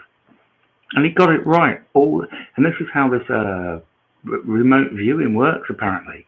It has to be done with somebody else that can actually go and verify that. Like the guys that have looked into hidden military bases like all over the world, these remote viewers, and they're like, I can see this and I can see that, and I can clearly see there's lots of troops, and there's some missile launchers or whatever. Do you know what I mean? I'm making this bit up because I'm paraphrasing. But what would happen is that this other guy would have to write. No, I can't remember how it worked. Did he write it down or no? They got the actual. He got the location, so the satellites were going over the top of it, grabbing a picture of that remote bit of land in the middle of nowhere where Matey says, I think it's there, and then the person that was interviewing would see that piece of paper and confirm to him with his emotional response how that guy was right. Does that make any sense? It's like a feedback loop. it's I'm probably not the best person to explain it, but they said it works like a. I'm not trying to see what was there, but if I guess so many times, eventually I'll get an emotional response from that person in the future, and that's actually what I'm using to find out if I'm saying the right thing or not. It's not actually seeing that particular thing. You'd have to watch I'll find a video to watch on it, but it's fascinating that the thought of it, and not only that, it's not like fringe science. It's actually been developed over about 50, 60 years, and it's ongoing. Yeah. Well, that's what I'm saying. That's what he's talking about here is also what I've been doing for like over a year now. Now, admittedly, I've not been doing it so much over. When I was up at the BT box up at the farm, I did do 3 or 4 sessions of doing the Gateway project, the Gateway experiment, which is also by the Monroe Institute out in America, in the USA, and it's basically to do. I see you down there. Hang on a second. And it's basically to do with hemisync. So you're opening your mind, both sides of the brain, and so on and so forth. And I've had some really I've done astral projecting. Do you know what I mean? I've had one experience of astral projecting, and I proved it that I was doing the astral projecting. Going up there the next day and looking at what I'd astral projected that night. It was like, wow. So, hello, Eleanor. How are we doing? I'm all right. I see Bee's in chat as well. Hello, Bee. Yeah, Bee's in chat. Yeah, she was saying she was like, I literally thought that was Sab with a mask on. I've just seen that. Yeah. Anyway, back to what he's saying. People who could do telekinesis, children, all kinds of stuff. I mean, it's very Stranger Things. And that project continued. But the USA had a big problem with it. A bit like the remote viewing project from SRI that was paid for by the CIA, Project Stargate, and other drug-related projects that CIA were doing in the United States had to move offshore. And they moved them to Canada, but they very, very, very much moved them to Britain. The United Kingdom had no problem whatsoever in doing drug testing at Porton Down and psionics testing somewhere. I'd like to know where. Certainly associated with possibly Birkbeck. Right, so we just have and I see this a lot. I drove past that place. Perspective of Soviet and the UK having this, or America having this bounce between themselves of doing the psionics. You mean to say you're telling me that China haven't been involved in this as well? That other countries and all the rest of it haven't been involved in this as well? Of course they have. Think about it. Sure they are. Israel, China, Iran. All of them. Everyone. Anybody with any kind of warfare kind of power, they're going to have a go at it as well, aren't they? Apparently, it does London teaching actually from UK and technology, and believe it or not, the initial technology was stolen from Ukraine in the Second World War. The British Special Ops stole the original Ukraine invented radar, and we stole it off them. I thought it was us that invented radar. Nope. No, we was first to utilize it properly, but we didn't invent it. We stole it. Right. Yeah, Watson. That's all I know. Now, the new information I've learned about red. Well, there was what's his name? Watson Watt. We attribute to radar, but no, the MI6 stole it from Ukraine. Also from we also stole what's the chap's name? Tesla's notes, because he was selling that thing they called a death ray. But Tesla never called it a death ray. It was some technology. He was going to sell it to everybody. He said, if everyone's got this technology, there'll be no more wars. Because the minute someone started a war, he could just go, fuck off. Right? So that was his theory. And the British, again, the MI6, when he visited England to pitch it to them, they entered his hotel room, copied all his fucking drawings, right, and buggered off. Well, they stole all his. But what he didn't leave papers, the didn't they? designs for the power supply behind. And that was the only thing holding the British back. They couldn't build a power supply. It was like, the technology was Something that available. would generate megawatts of power. Yeah. And what was soon built after that, just near this research facility, that is British had it. Well, it was the post office back in the day, but it's BT and Marconi now. But just down the road, there was this huge power supply built. It's now called Sizewell B. The one that had the accident, then they changed the name. Yes, it was called. Eleanor needs that for a data center in the fucking corner of her room. Yeah, she needs to run a broadband router. She needs a nuclear power system built in the back garden so she can get fucking 1 billion fucking megabytes per second. But yeah, Sizewell was built for two reasons.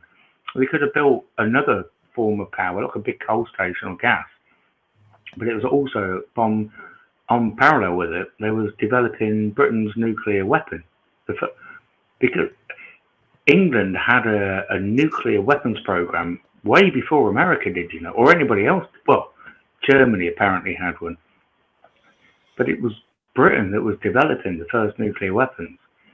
Yeah. And because America had to bail us out so much in the Second World War, we basically have to give it, just go. They stole it off us. We'll send our scientists, they'll go and work for you now. And that became the Manhattan Project. It's like a jet engine. The Americans stole that off us. Yeah, the jet engine, nuclear power, and radar were the three big things we had to give to America. Because we developed that, we built it, we made it. And the Americans were like, well, we've spent a shitload of money looking after you. And they've now built the biggest military industrial complex manufacturing system ever. And it's like, bold. That should have been us. But it probably wouldn't have been. It's only fucking sunflower seeds. Yeah. You just keep that. Yeah, all right then. It is sunflower seeds, man. I'll show you one actually. If you don't believe me. I'm a sucker for sunflower seeds. Sunflower seeds are awesome. Yeah. You're not showing them cannabis seeds on my channel. It's a sunflower seed. Imagine the fun that would grow. I'm thinking about going down to the local park and like throwing loads of fucking sunflower seeds all over the green. Anyway, right, so let's get back to what he's saying. At a London teaching hospital. That's all I know. Now, the new information I've learned about Rendlesham, the incident that took place in December 1980, very much changes my perception of what happened. So, let's look at some of the evidence. We have Sizewell, we have AWRE doing high energy physics on Orford Ness. We have Cobra Mist Advanced Physics Laboratory that was obviously involved with ionospheric over the horizon and directed energy weapon research that was suddenly shut down by SRI on their advice. We have Bordsey, who was using German radar to produce plasma effects, a directed energy weapon. Maybe just a coincidence. We have British Telecom with their lab at Martlesham, which is also in Suffolk, forming this kind of triangle, that were doing high energy microwave tests, for sending phone calls around Britain. But they're all dealing with energy. They're all dealing with things that kind of mess with our reality. All those labs and the nuclear power station were dealing with something which is high energy physics in one way or another. And Suffolk has always had the reputation and history for having a weak reality. Charles Holt correctly points out that the head of British witchcraft lives right next to Woodbridge. I mean, I think that could be irrelevant, but not according to Charles Holt. He thinks, this is hard to say, that something was evoked using the particular weakness of the Suffolk area on British soil in Rendlesham Forest, which is part of the UK. Yeah, if you carry on listening, Ellen, yeah, he's talking about basically like I was. Yeah, I know what he's talking about, but when he said the head of British witchcraft, I wonder if he's on about Sanders. Oh, well, we'll see. Not part of the US Air Force. To try an experiment, to break through the bounds of reality, to manifest something, to unleash an unknown force. And this was pre-planned. I think the OSI, in this particular case at RF Bentwaters, was used to facilitate an investigation. I don't think the OSI commander and his staff were directly involved. What they did is they facilitated the, how shall I say, debriefing, if you will. That's an interesting term, of the individuals, most of them involved. But they were not from RAF Bentwaters. They were from somewhere else. I can only speculate. I have a pretty good idea. They were beyond the OSI, believe me.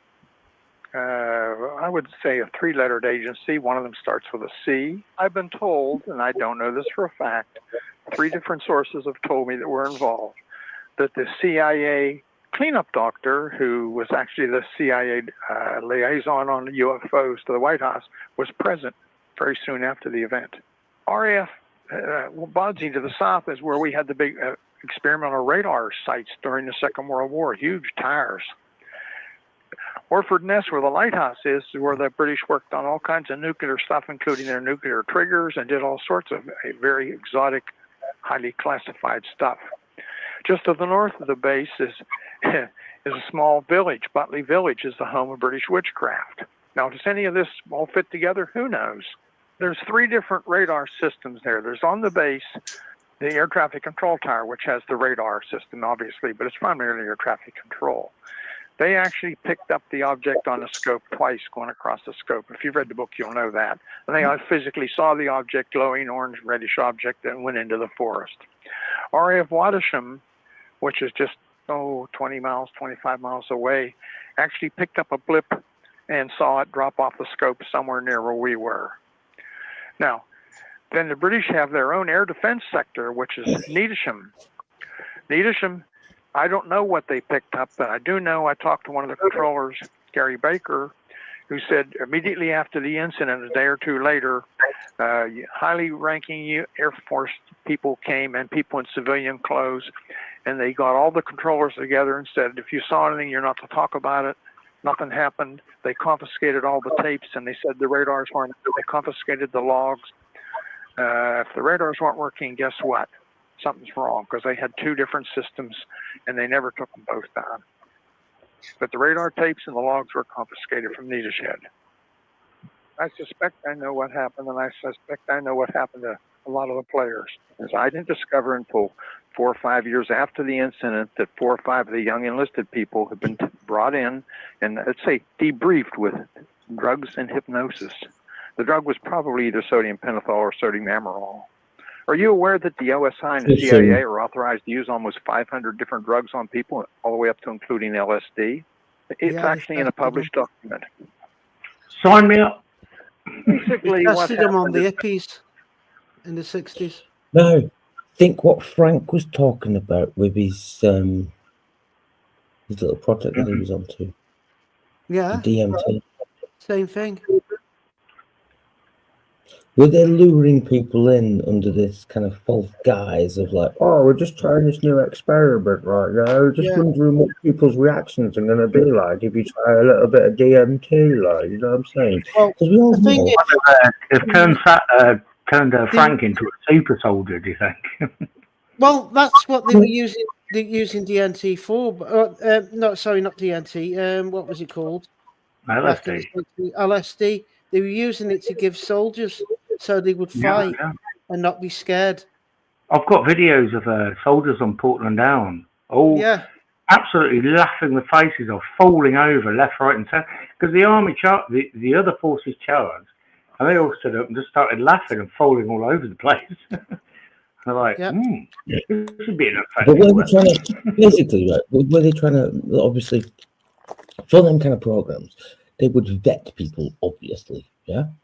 So they would test intellect, IQ, and general knowledge about certain subjects. Now, we all know for a fact that all our devices are listening to us. If you're doing live streams like we are right now, they are listening to us through our devices. And there's certain like keynotes. They'll have algorithms within very highly advanced technology that pick up certain Oh, mate, you keynotes. can turn on closed captions now, and it'll pick up closed captions, everything we're saying. It's being analysed by an algorithm.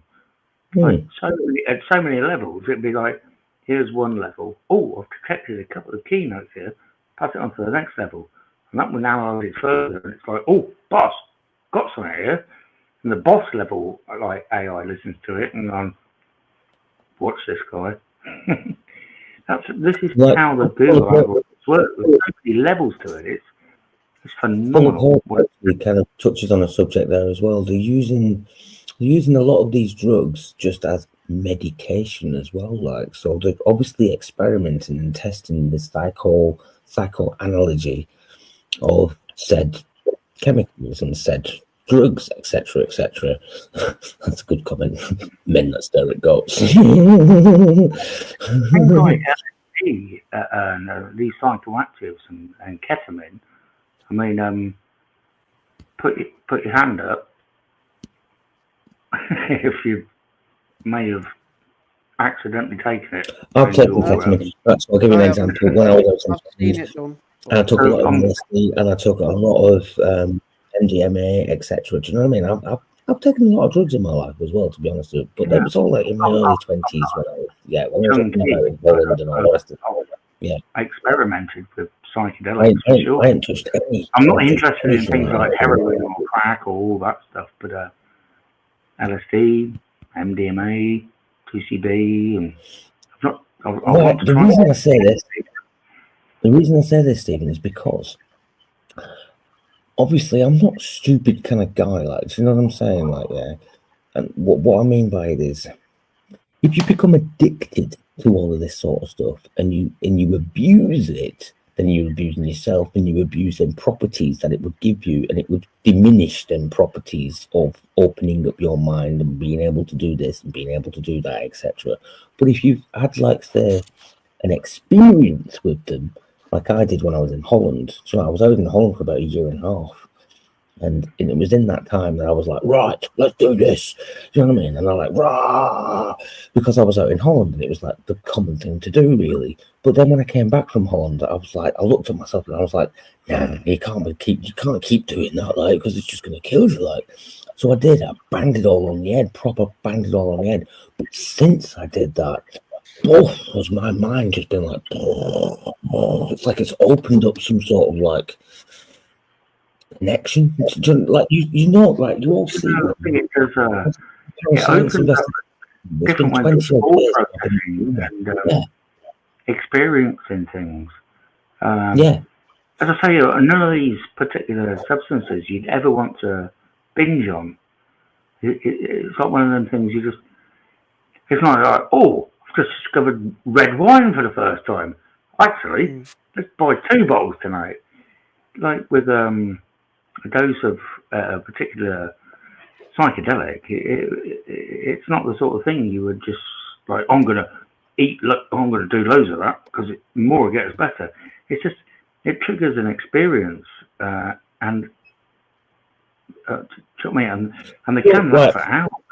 I've been so on that note, right there. On that note, it was after I'd kind of like come back from Holland and I kind of given up and whatever. Like, I'd been off to Ireland, so I cleared my system of it, like, sort of. I was about 1.5 years in Ireland. There was about quite a few months out in Colchester. Went to Ireland, come back to Wigan, spent a couple of years, well, a few months, like 8 months or so in Wigan, in Manchester, and it was then that I had that experience of seeing the orb of light. My mum did promise me. I did have that connection, so on and so forth. And that whole story from my Parascience Investigations channel. But I think that's what we were chatting about. We had a similar experience because we weren't like crazy drug heads or took me like out a spliff and a beer now and again and some pills at the weekend maybe.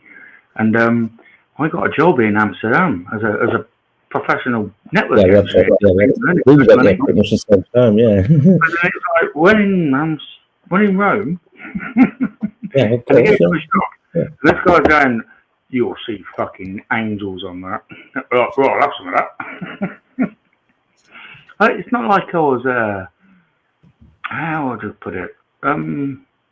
We'll give it the same respect as what Frank did on his DMT thing.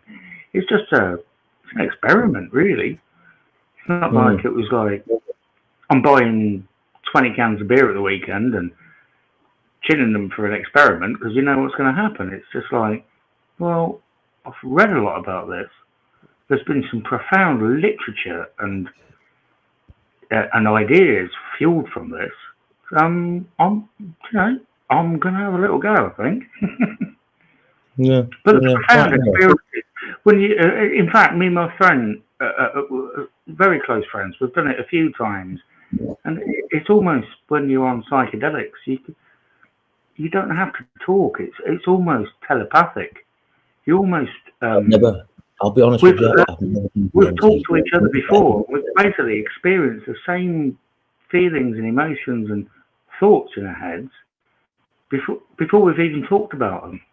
And it's, I don't know, I think that makes, I don't want to explore it because I'm kind of scared of doing that sort of stuff now. But yeah, I've been told this as well. You cannot do it by yourself. Yeah, you're supposed to have somebody to guide you and help you be there for you while you're doing it as well. It's like the ayahuasca. Yeah, I need to be guided now. I think. I had once and I didn't take it. I refused. I was a bit naughty once, and I was given a microdot, and I'd read on the internet when it literally like the internet was just born. This is when it was news groups before web pages, and I was reading about LSD, and this guy said I experimented one evening, and I broke a tiny little. I mean, a microdot's a tiny little thing, and he says I broke a microdot in half, and I took one under one eyelid and one under the other. That's what my dad used to do. That's what my dad did to me as a teenager, mate. Put it under my eyelids. Exactly that. I was fucking nutty enough to went, oh no, I'm going to try that. And for anybody that doesn't know what a microdot is, it's basically like, you know, the flint in the clipper lighter. If you look at the flint in the clipper lighter, it's like a half-used flint in the clipper lighter. You take it out from the bottom. You put that little thing under your eyelid, and it dissolves under your eye, like in your eye, and then that's more direct to your brain. It stimulates the cortex, and you hallucinate like fuck. I saw all sorts that stuff. I mean, not like aliens and pixies, because you expect them sort of stories. I remember going home, and I saw my parents driving round and round the roundabout with my two brothers in the back, and they were all pointing at me. And obviously, at 5 o'clock in the morning, that ain't happening. But my friends were like, "What's the problem? Mum and Dad keep driving round and roundabout." Like, no, they're not. Yeah. Anyway, let's crack on. Anyway, especially moving on. And over to Adrian with the weather. In LSD. Anyway, I shall return in 2 seconds. I need to check up the level of the Basically, what happened at Bentwater is what different drugs on people, all the way up to including LSD. It's actually in a published document. Basically, what happened at Bentwaters was, well, something I didn't believe, something I had trouble with, something I wish I hadn't gotten involved in, I guess is the best way to put it. And/or maybe some more sophisticated stuff with high frequency. There's some stuff out there that you and I don't want to talk about. They were worked on, let's put it that way. Guess what? The guys were all debriefed in his office now. He didn't do it. His staff didn't do it. And I know who did it now. The cleanup guy for the CIA. I have the name, and it's going to appear publicly, of the CIA officer, and it was involved. The doctor, so to speak. The other piece of amazing information that I've got that I've never heard before is from an airplane mechanic who is fixing an airframe that needed to go out back onto service at Woodbridge. And right next to his hangar, he noticed that a Galaxy C5 had arrived 3 or 4 days before the Rendlesham Forest incident, and they'd built a pad at a secure end of the facility to house this massive transport plane that supposedly was transporting a whole team of unknown people and equipment to Suffolk in December before the incident, and he saw it happen. He knows that is true. And on the night of the incident, this same mechanic who didn't see anything strange, but due to something really irrelevant, his car was short of petrol, he was allowed to drive through Rendlesham Forest back to Bentwaters. He was at Woodbridge, and he drove past a team of people in the forest, men, lights, equipment, helicopters, staff cars, doing something with a large piece of equipment in Rendlesham Forest. He didn't see a flying saucer. He didn't see lights in the sky, but he absolutely swears the forest was teeming with people that he didn't know doing something, setting something up with lights, with equipment, with trucks. What were they doing? And this was just before the classic sighting. He was told never to mention it, not to look back and keep driving. And that's his report. He then didn't see anything, but he certainly knows that that happened. So this is a letter from Rick Sommerfeld, Master Sergeant, U.S. Air Force, retired. There was some construction activity on the active taxiway that terminated on the very east end of the active runway near the bomb dump end. I was told it was a C5 airlifter pad. This is so C5s can stay overnight without causing damage to the parking spot concrete. I remember seeing a C5 sitting on the C5 pad about this time, and he's talking about December 1980. The particular night in question, we had C5. Galaxy C5 transport aircraft. to get this aircraft up and running by daybreak. Absolutely Our enormous orders was to aircraft. get the aircraft And code 1 They as can only soon as land at some possible. aircraft. Now So it's they about actually 2400 cross or through 100. Our They're like lights heavy. in our Yeah. Massive things. That's why you said obviously they have to be stored in a certain place so they don't cause damage to the runway, etc. Whatever that, yeah. Or where they're parked. our TAD V, and what I could see out of the TAD V went in blackout. We stepped out to see what was up, but our one TAD V door that was open blocked our view to the east. A security police SP captain came over to our hangar stating we had to shut it down and form up at the entry point or the EP. I explained to the captain, with all due respect, we just can't stop work and walk away from the aircraft with all the tools and equipment spread out in and around the aircraft. About 10 minutes later, my flight chief and captain returned and started to bark orders to shut it down. At this time, we were instructed to grab our stuff and form up at the secure entry point for a roll call. We formed up, a roll call was initiated with a serious concern for accuracy. He made preparations for me to go out the east gate. He called the gate guard and notified him of the deviation to the plan, that I would be cleared to the east gate to pass through and to travel left out of the east gate to Butley and then on to Leiston. Once I got to the east gate guard shack, I was stopped. My ID and line badge were requested and verified, as was the registration of the car. I was told to drive out to the end of the road, turn left, and do not stop for any reason.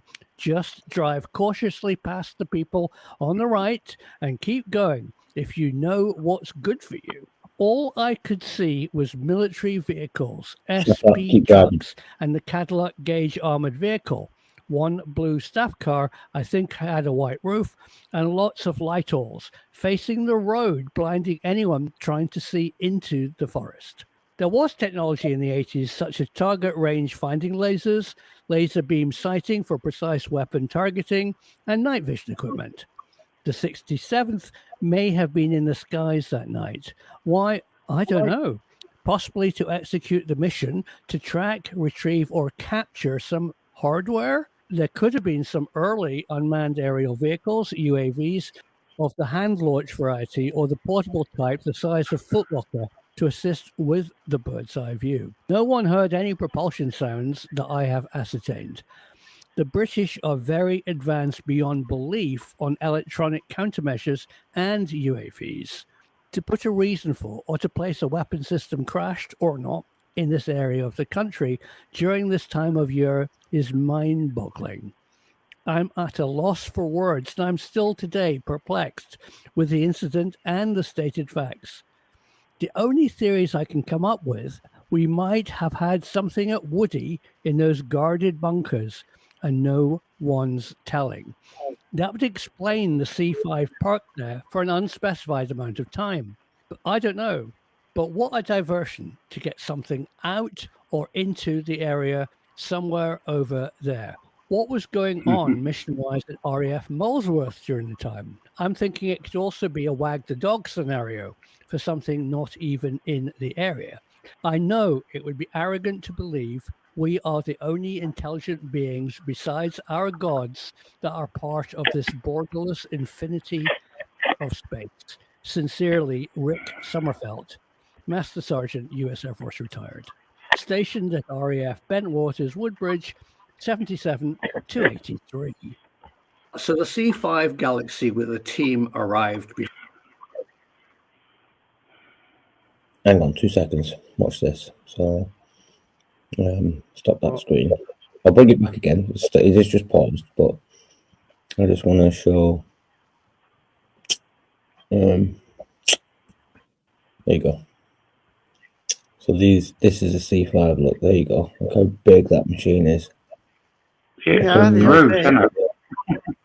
it's like a village with wings. Look at it. Yeah, that's the one they carry tanks and shit in, yeah. 4-engine jet transport with dark green grey paint. Yeah, look at that. Anyway, right, yeah. So, go back over here. Present.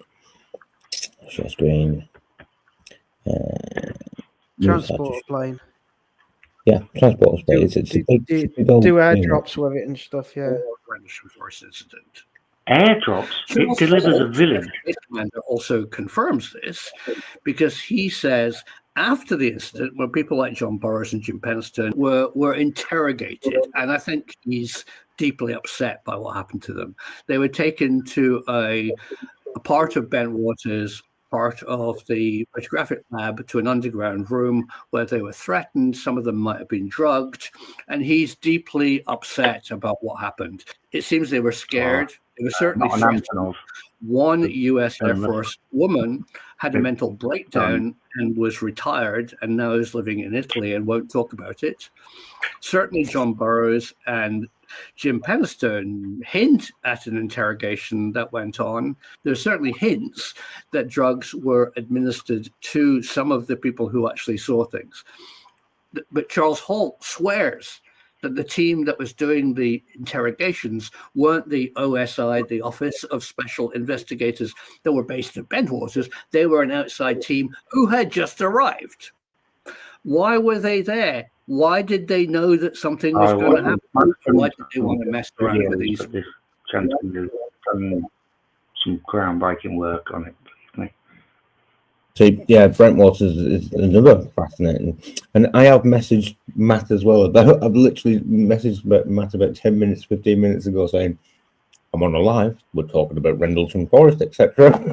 So whether he turns up or not, I don't know. He's a bit busy, mate. I think he's had a couple of days a bit like, to be honest. I do believe he's. But I'm not going to say where he is, but there you go. Yeah, he's on missions. Let's just say that. So.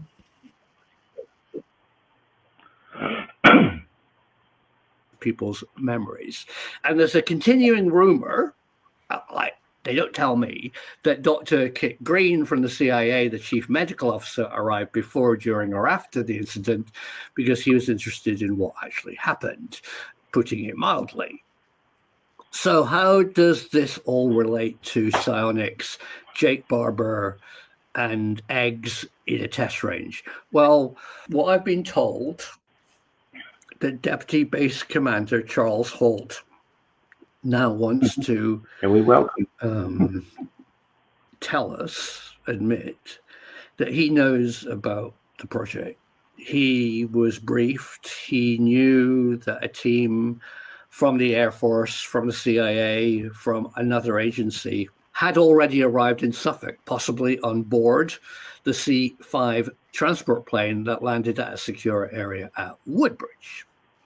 And whatever happened in late December 1980 was a planned project. And the planned project was to mess with people, to mess with perceptions, to evoke He's the got highly one. I know some strange, people like that maybe anyway. because Suffolk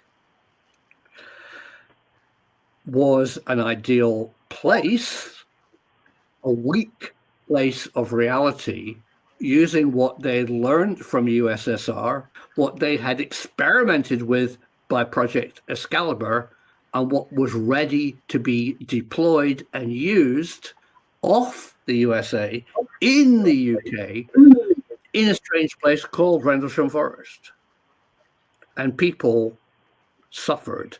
People were injured, both by their encounter with the highly strange and afterwards by their interrogation by some kind of crack team who wanted to change their perceptions of what they actually saw. One of the things that I have discovered, if you look at Holt and Burroughs and Penistone and others, everybody slightly describes something differently. That always to me appeared as if what they saw was individual perceptions of reality, that there wasn't one fixed fact, but in fact their perceptions were slightly different. And that would point to some kind of psionics project. So people, help me here. I find it deeply disturbing. Have I just spilt the beans? Is what Jake Barber is talking about, psionics, an application of this same technology? Have we, as humans, the Russians, and now the Americans, with the help of weaponized reality? I hope the truth is going to be out there one day, because I'm finding this seriously weird. Thanks for watching. interesting stuff here. This guy really has a wonderful channel. And, I'm not affiliated, I'm not making anything out of it, but he has some fantastic documentaries. And as I say, he was an editor for big film and TV industry. He knows how to put a show together. But, however, he really researches his stuff, and it's fact checked as well. He will sit on stuff for weeks, and then all of a sudden, hours will come out, and you're like, "Oh wow, don't give me that again." But you'll see from his channel, it's like, oh, why have you only got like 2 subscribers? Because it's wonderfully produced YouTube and really interesting. But what I was chatting to him on email, and he's like, no, they don't want the truth to be out there, which is his catchphrase, like the truth is out there. And he's like, no, Google don't want the truth to be out there, and that's because it's fantastic. It's fascinating stuff that he talks about, and the guests he have on as well are incredible. It's like, whoa, you did what? You did this in the military? And it's like, yeah.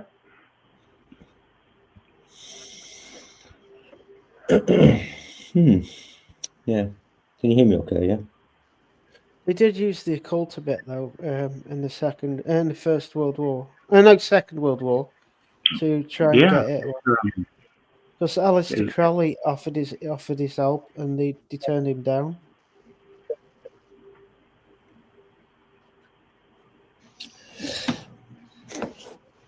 No, Parish. No, Leslie. It's I'm in between sorting myself out with a permanent place. So, but yeah, it's a bit. Obviously, I've got a roof above my head now properly, so it's all good. How are you doing, Adrian? You okay? Yeah.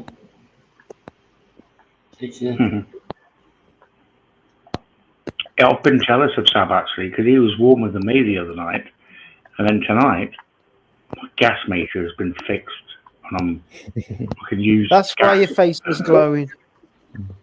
I've still got my dressing gown on. The house is still warming up, but I can go into the bathroom now. I'm like, oh, it's like Torremolinos, isn't it? It's very lovely.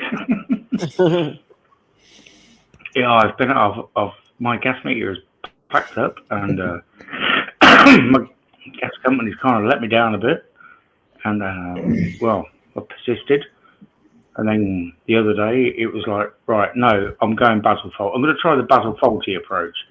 Lots of swearing, getting angry, and well, it worked, right? So it must have worked. Organise the cutlery. How did you know I've organised the cutlery? I was talking to Steve about that. I was like, I think it's all CD. And he's like, no, it's just been organised. Is that your place now, Sab? It's temporary. Yeah, okay. That's the temporary one, okay. Yeah, it's the in-between. Yeah, yeah. The Sabado of the tenancy. It's the Sabado realm of the tenancies that I'm getting. Yeah, it's the in-between world. It looks all right, actually. It's really nice, actually, to be honest with you. It's really good.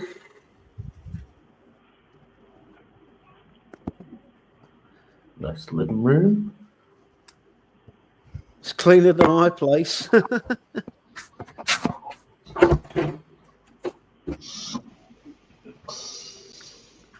Oh, and I got my Wi-Fi. I've literally brought my Wi-Fi box. I've filled up my cupboards with all food and whatnot. So, I've been up to Lidl's. Steve saw the haul from the Lidl shop I did the other day. And I saw that. Yeah, I seen it. That was pretty good, like, yeah. Literally. Shout that out, dude. What? Show that again. I didn't see it. Stopped at the cutlery. As I say, that's not OCD, that's being organised. OCD is when the precision laid out 1 millimetre away from each other. Mine. Mine's nearly empty. When's the party? When I actually get my party's when you get yourself over it, dude. We've got one big warm-up party planned for you, matey.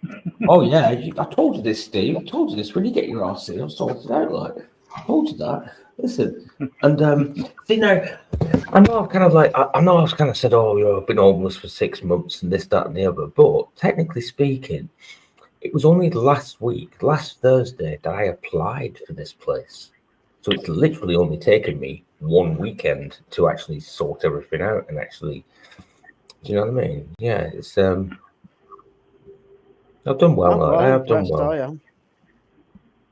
I've done really well. But everything I've done in between has been like a build-up to getting this, to doing what I'm doing. It's kind of, put it this way, if I'd applied last month, I wouldn't have got this place. I would have got a place 20 miles away in Eastbourne. Yeah. And that wouldn't have been any good for me. Now, bearing in mind where I am right now, it's too dark. It is too dark to show you. But out of that window there, you go across the road. Stephen, I think Adrian, I was showing Adrian earlier, but not the allotment I was staying on, but my allotment 2 years ago when I was actually living in the house and that is literally across the road there, right? You go down this road and next left, and that's where my daughter lives. So tonight, tonight, for example, my wife was trying to be like, no, I'm gonna pick Betty up from this location outside the school, which is right over there. And I'm thinking, nah, I'll just bring her down to the house. It's like a 5-minute walk away. It's literally a 5-minute walk down the road here. Do you know what I'm saying? So, and she's like, I'm at the school now. Where are you? And I'm like, Betty's already in the house. Her sister answered the door. She's opened the door. Betty's already here. You might as well go home.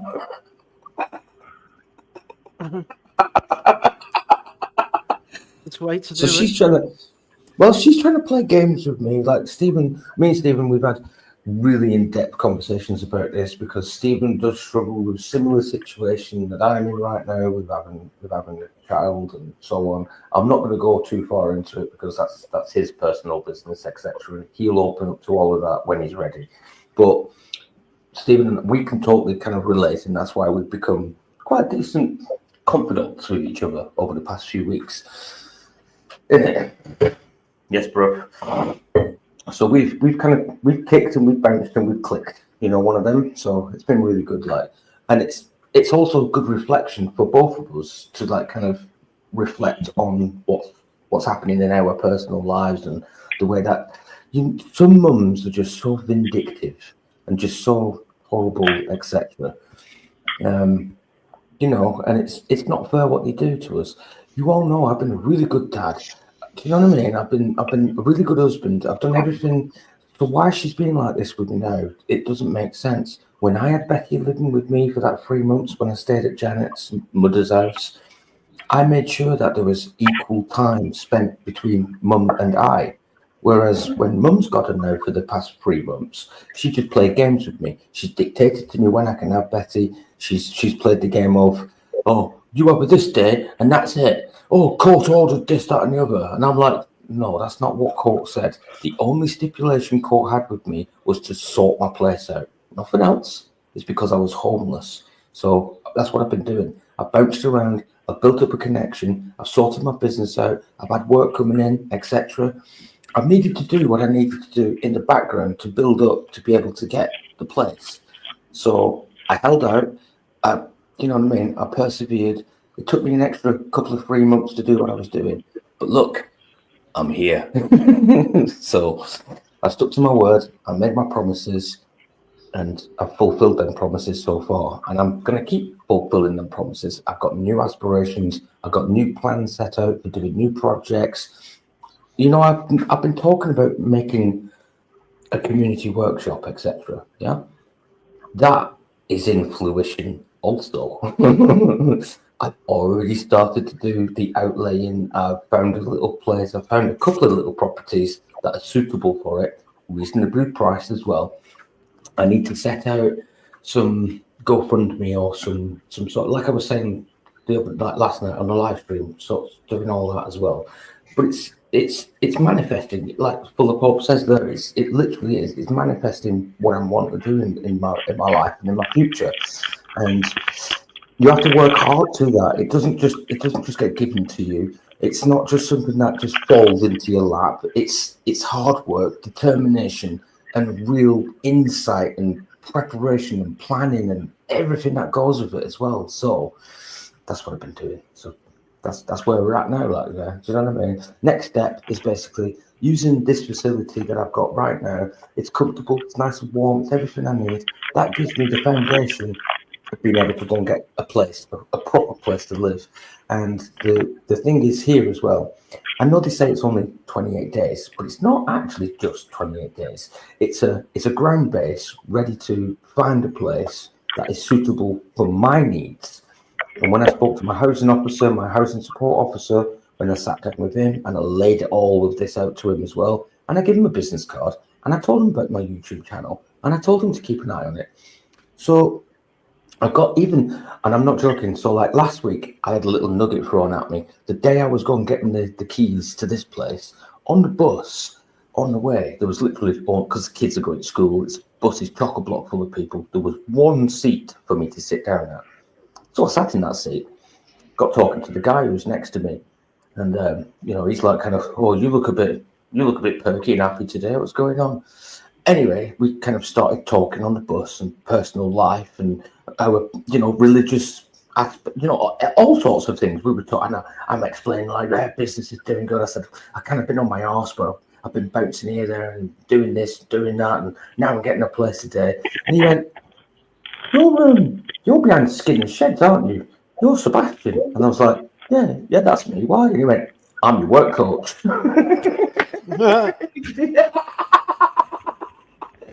So, all these little things are happening for reasons. Everything's falling into place.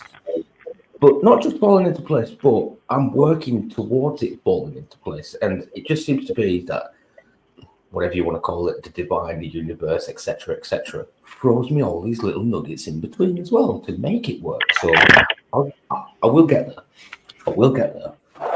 And it's been, I wouldn't say, in some aspects it's been hard, but everything, you don't truly appreciate the end run of your goal if it hasn't been hard to get.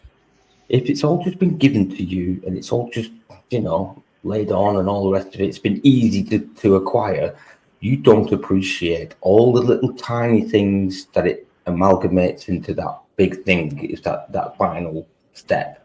And it isn't the final step, it's just another journey. There's going to be trials and tribulations. There's going to be all sorts that's thrown at me in between as well. But because I've experienced what I've experienced, it's going to be easier and easier to deal and to handle and to sort out and to, it's just going to be one of them situations. So, and it's the old, if you build it, they will come. It's one of them. Exactly that. Yeah. So, and if it isn't hard, it's not worth doing. Exactly that. Yeah. You know all them cliches that go with it. It is all them cliches. So. Anyway, I could put the kettle on. I don't have to boil the pan on a fucking pot of that I've made. I've just put the kettle on. Yeah, okay. I'm thinking about Not a kettle. It's a very mid-strength beer, and it's fine. I'm not abusing it.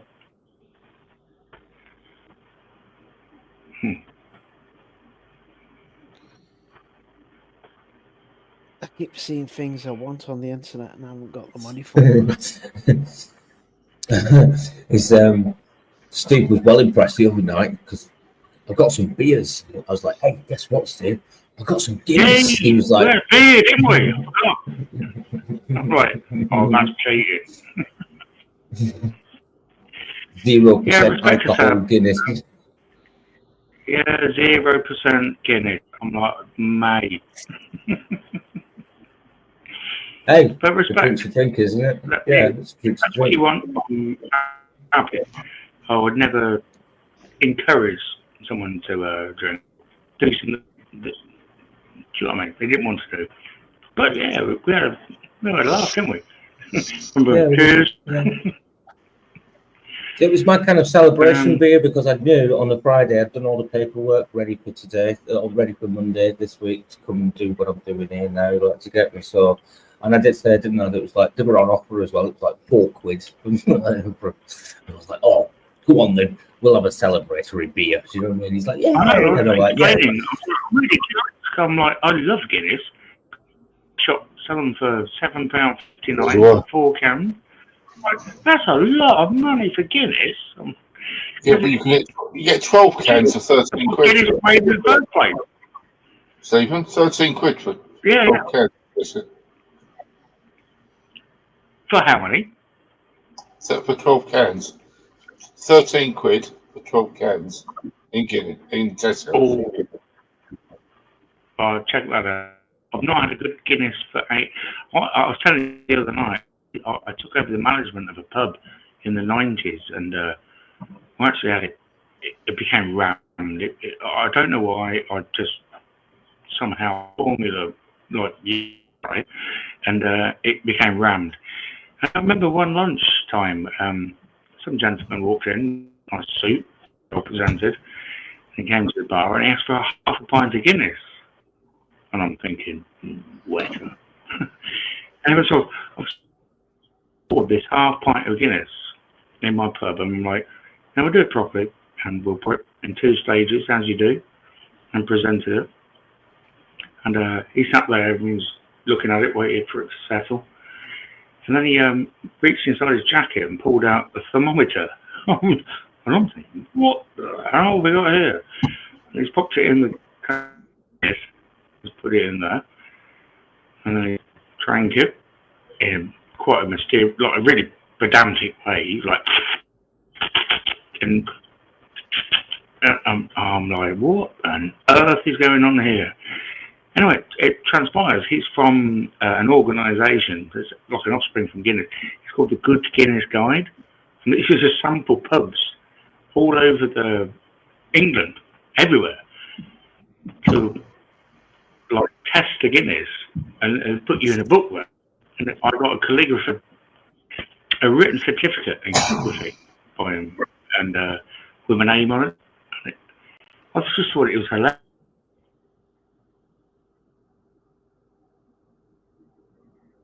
Now. Oh, we've lost him. Yeah. Thought he was going. Oh, back. Oh, maybe. He's back. He's back, yeah. But I was like, yay, I won something. But yeah, if you want a good pint of Guinness, the Ramblewood Inn, just down the road from me. Wonderful, not Michelin star, what are they called? Rosettes of some company. It's got 2 rosettes. Beautiful restaurant and bar. I used to run that a few years ago. Rosettes what they give at horse shows. You know, when you go to horse shows, isn't that what you get there, rosettes? It's a Michelin star rosettes, but there's another company, I can't remember what they're called off the top of my head now. You know, Michelin stars, like a restaurant will get 1, 2, or 3 Michelin stars. There's a, do you know, I think it might even be the RAC. I think it's the RAC. They give out rosettes to all the companies that Michelin's ignore for some particular reason. The location, normally, that's what I heard. But the place I used to work had, like, what's pretty high, it's got 2 RAC rosettes, and which means, like, that's. The only reason the place didn't get 3, I heard, is because it's a really ancient hall. It's where Mary, Queen of Scots' family while she was being executed just down the road, where I was to keep my boat in Fotheringay. It's steeped in history. And yeah, the only reason it didn't get 3 rosettes is because it hasn't got a lift.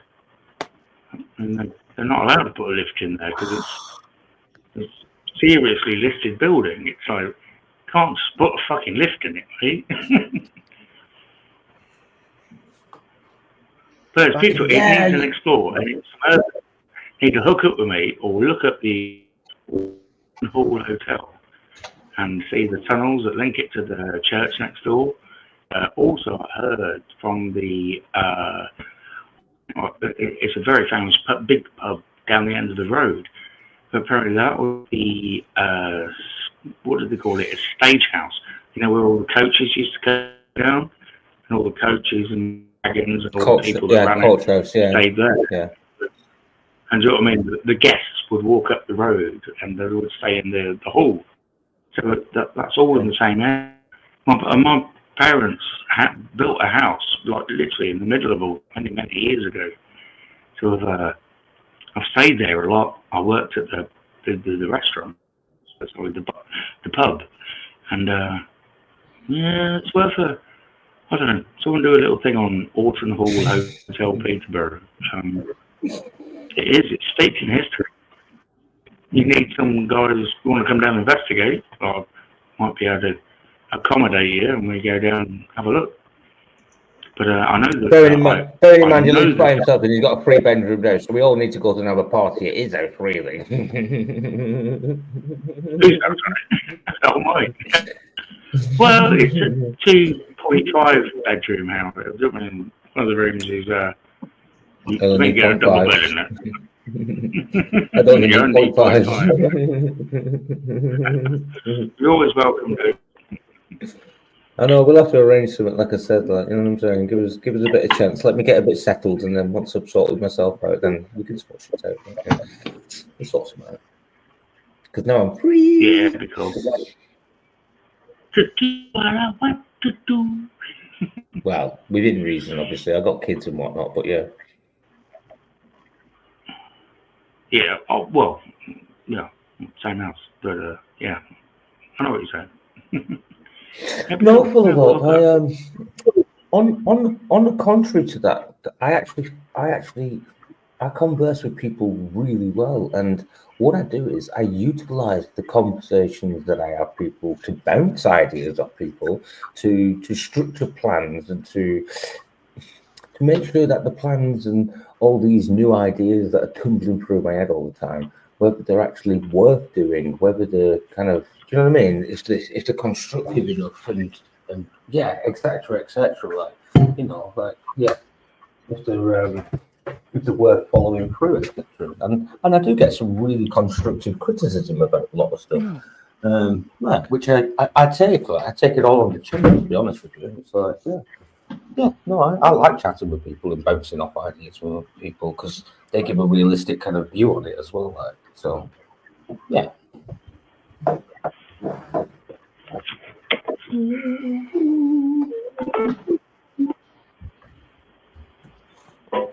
I thought that garden you were doing was your garden. And then I worked out it wasn't. No, it's a job I've just done. Yeah, job, like proper. It's on the books and everything. It's part of my business. I'm not saying anything. I'm just saying that was Yeah, your no, it's not my garden. It's actually, I'll tell you the story behind that. So I went and sat with my previous next door but one neighbour to my wife, and you know what I'm like anyway. I get along with everybody, so on and so forth. Yeah. And as it happens, all the neighbours, they know me because I just kind of obviously boomed off, and you know what I mean. I haven't been able to sit down with a lot of people around here. Now I'm literally back on my doorstep again, so I'm bumping into people, and they're all like, "Hey, where have you been for the past few months? Like, what's been happening?" So I've been giving them explanations, sitting down, having cups of coffee, and you know what I mean, whatever. And yeah, it's transpired where I've actually sorted out to go and see my little girl now, haven't I? We're back up in Stoke-on-Trent. I literally go and see her on Saturday. I travel up to Uttoxeter on Friday, and yeah, I do on all that again. And because, without going too deep into that, basically, social services, they presumed that I was a perpetrator of domestic violence.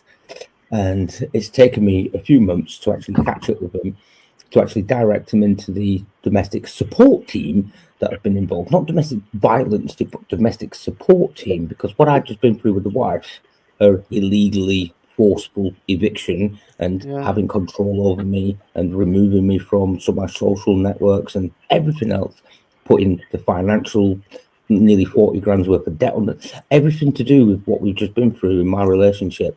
I'm actually a victim of domestic abuse. So what they've done is they presumed obviously that there was all this, and they had to follow it and check up, and they'd literally taken me away from my little girl in Stoke for about 6 months. Now I just caught up with them last week, and I sat her down, big long conversation on the phone, and I explained to them that they were completely wrong for what they had just done, and at the end of the call I basically said, if I wasn't of this strong and sound mindset, that somebody in a lesser position would have, do you know what I'm saying? Yeah. Yeah. Do you know what I'm saying? So she kind of like went, ooh, and stepped back a little bit. And since this past week, they've they're laying it all on thick for me now. Proper laying it on thick for me. Joint hotels pay. You need money for days out. Oh yeah. And because obviously within the conversation I had with that as well, it was kind of a situation to, she was like, oh, well, no, I'm really sorry. I really sincerely apologize. And I'm like, that doesn't give me time for my childhood, does it? And that doesn't take away the circumstances of like I've just explained it there as well. I said, come on now. And she literally sat for a few minutes on the phone silent. And then I went, so how do we move forward then? Are you going to help me with this? Are you going to help me with that? And she was like, yeah. And then I got her to promise me to never do that ever again within the professional role that she had. So I have changed No, she'd her. never pursue him. Yeah. Exactly. I have changed her career lifestyle, let's say, and the way that she conducts her business with clients within a professional job role. I have changed that completely for the rest of her life. But yeah, anyway, neighbours have been offering me work and bits and pieces and etc. And I've said to them, I don't want to work cash in hand. I don't want to do none of that. I actually want to put stuff on the books. I want to show within my self-employment thing that I've started with the Job Centre, Universal Credit. I want to put it down and say, well, I've got a few hours here, got a few hours there. I'm still making and creating. I'm still doing all my look. I've got a few boxes of stuff here, so I can actually go to work and I can, I can tinker and I can make it. I've got a storage unit. I've bought my CBT license for my motorbike. I've bought loads of business cards. I've got my shopping. I've really, really invested into myself to be able to do what I need to do for Betty and for Lola. So so I've had a good support network that's rebounced back on again on my doorstep, not just with everybody here as well. Everybody here, that's why I did the live stream last night, was to kind of say thank you to everybody here, you know what I mean? Adrian, you, everybody who's kind of reached out and just give me that kind of thumbs up and fucking hell, you're doing well, Sab, and keep strong. That's why I tried phoning him earlier.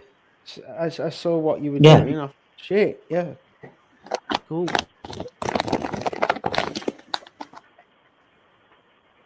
Yeah, so everything, like I said, everything's falling into place and whatnot. So we're getting there now. We're getting there. My hard effort's paying off, but I'm still on that path. It's still going to be hard work. It's still go.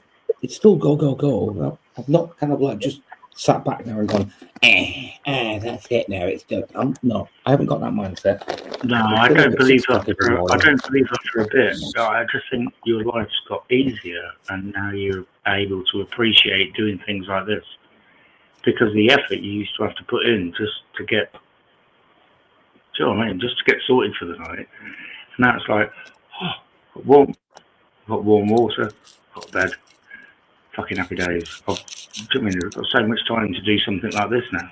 And that only getting clean, putting food in your belly. What you need to do, I don't believe you're wasting your time doing this at the moment. I don't see this. It's recreational in a way, but however, it's promoting what you do and what you're about. And man, press on. I'm in awe of you, mate. You've done fantastic. Thank you. Sorry if I keep you on. Thank you. I'm not sleeping well just lately. Sorry, Eleanor. Are we keeping you up, are we? No. I'm not going to sleep. I'm staying awake all night, mate. I've got to be awake tomorrow. I can't be lazy and go to sleep and go I'm not waking up today, because that's probably what will happen if I go to sleep. So I'm staying awake all night. I've got shit to do tomorrow. I was on fairly late. We're older, man. We're older women. My poor little cat decided it was going to. He's the man. He's the man. She's the woman. Do you know what I mean? We're all them people, really. At the end of the day, we're all here to help each other and that. And see, Tim, Tim as well. Tim's been excluded from the group for so long. He's away for so long, and now we've given him an opportunity to come back for a week. You can't do that with your life. It's good to have you back, Tim. Right? Yeah, you're the man, Tim. Look at what you've been doing as well recently. You put the effort in as well to get back into these social networks and being able to reach out and all the rest of it and so on and so forth. You're the man there. He's the man. She's the woman. He's the man. We're all them people as well. Without all your support, I wouldn't have been where I am myself as well. So we're all a big community, and some of you might not even see that. Some of you might not even understand Do you know what I mean? That concept. You of what I can't just do said. everything on yourself, can you? By yourself, you Nobody you can need do people anything all by themselves. No, we need that. We need that support network. We need that. We need that thing. Yeah, we do. We need it. to keep you Yeah, going. big Yeah, time. Yeah, or else you just give up. we're all part of it. We're all part of it. It's not just me. We're all part of it. Mm. It is a cool community I've come about. I mean, yourself, Sab, Eleanor, Adrian, people in chat that I know, like a quick look Watchman. Full Hope, not met you before tonight, but you sound like a very nice person as well. Watchman, you're a nutter. Bead and Bit, you're a lovely person. And it's great to come into a chat and community like this. There's no aggravation or no, do you know what I mean? Some of the drama in other channels there is. Do you know what I mean? I really appreciate the people who I've got to meet in the last few years. It's a really nice bunch of people. Complete diverse background, doing different things, and it's There's amazing. people in the background as well that there's people in the background I haven't mentioned, and I won't mention them live on my show right now. But there's like somebody I've just messaged right now, right? Yeah, I've just literally messaged them on WhatsApp, and it's like they're part of it as well. And even they don't see that they're part of it. They've helped me. They've been on many calls with me and kept my spirits up, and we've had good conversations. And we might have had, we all have disagreements and such sometimes. And sometimes when you reach out to try and help other people, they might not see it as that way. They might take it as a kind of a wrong way. But you kind of leave them to it. Shields up, I've done nothing wrong. And just yeah. You give them that kind of golden nugget, and then you're like, kind of like, there's a golden nugget there. I know it looks like it's got loads of shit on it, but kind of just give it a bit of a polish, and you'll see it is actually a golden nugget. Like, I'm offering you, like, yeah. Just because where do you find gold? Where is it? It's buried in the ground. When you pull something out of the ground, it's covered in dirt. It's only after you've polished it that's when you see the true value of it. That makes sense. Oh, yeah. Yeah, that's how it works. So blessed. We, I don't know, there's a much bigger community that are not here now, and it's been such a pleasure meeting you all. Do you know what I mean? Thank you. No, not you, Eleanor. Oh, you then. I'm joking. Not you.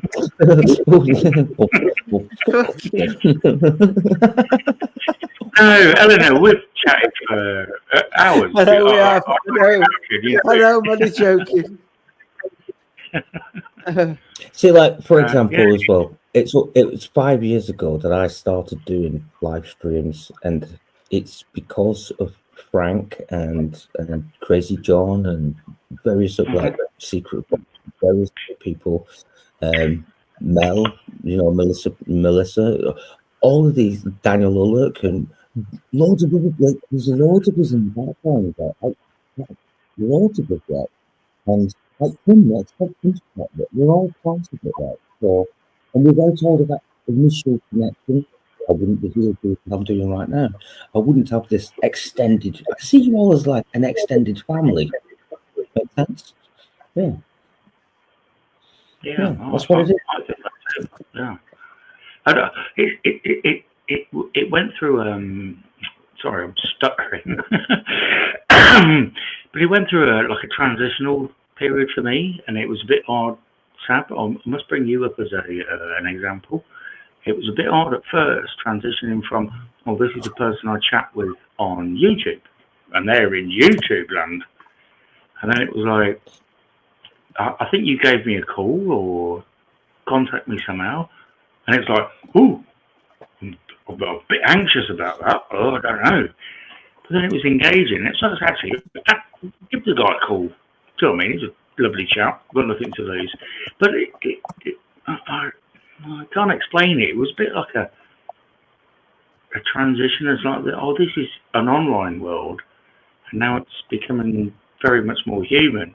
As you said the other day, you're travelling through soon, and we could probably hook up and have a high five or something. Or I don't know. we'll see how it goes. But it's I don't know. It's kind of new to me and very refreshing. It's given me a lot of confidence.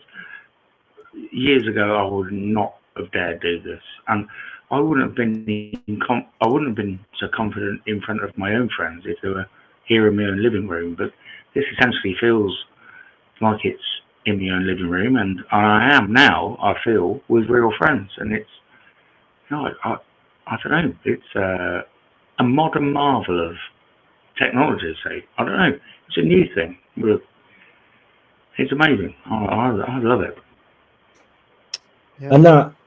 And again, I would never have expected 5 years ago when I first started live streaming, we were just kind of dicking about and having fun and chatting shit. You know what I mean? I never expected that I would ever be this inspiration for other people, and that people would admire me for what I've been doing. At the time, even with the amount of shit I get. Do you know what I mean? And it's admirable. I'd love to be that inspiration as well. It's them little things. It's just giving back to a community. Do you know what I'm saying? Like it's having Well, that no, community. you've kind of helped create this community. I want to join that next step and say, look, maybe I'll host a live stream, or maybe I can put some videos out. And it's, I feel like I'm not fully,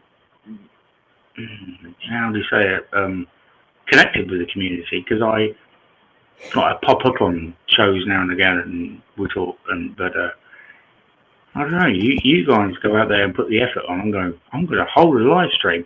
Now, I think that takes a fair bit of balls.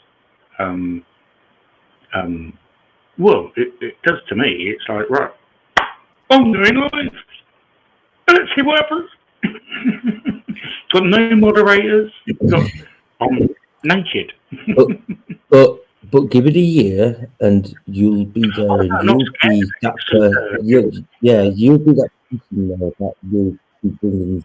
You get what I'm saying? Like that's the knock-on effect that it has. Like, do you know what I mean? Like, yeah, it really is. Like, yeah, I've not had that experience yet.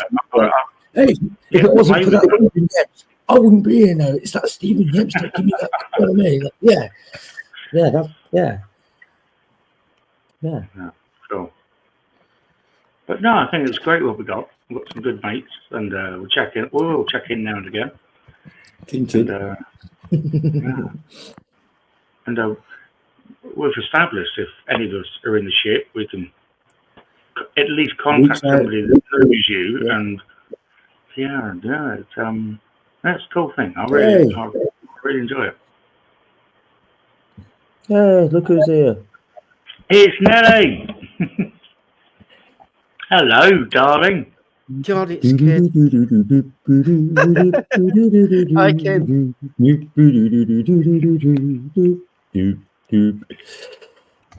I've got to go look for that now. Hang on.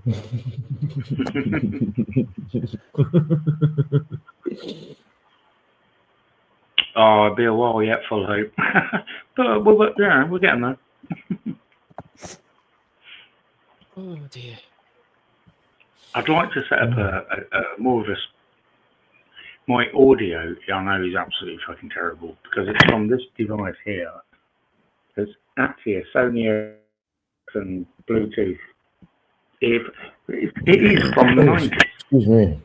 My laptop speaker, my laptop microphone's broken. I've got a Bluetooth sound card plugged in the side that runs my speakers, but I've not got a mic to plug into it, so I have to use that. I've got to work with what I got. I know I look fantastically wealthy and beautiful, and life should be perfect, but it's not. It's not easy. So a microphone it'd be nice, but this works. Fuck it. Yeah. Sam's got headphones, the wanker. What's going on?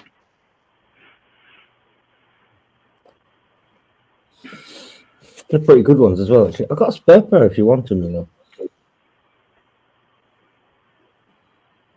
No, Nelly, you won't ruin the fun. Come and join us. Come and say hello. We miss you. You're such a nice person.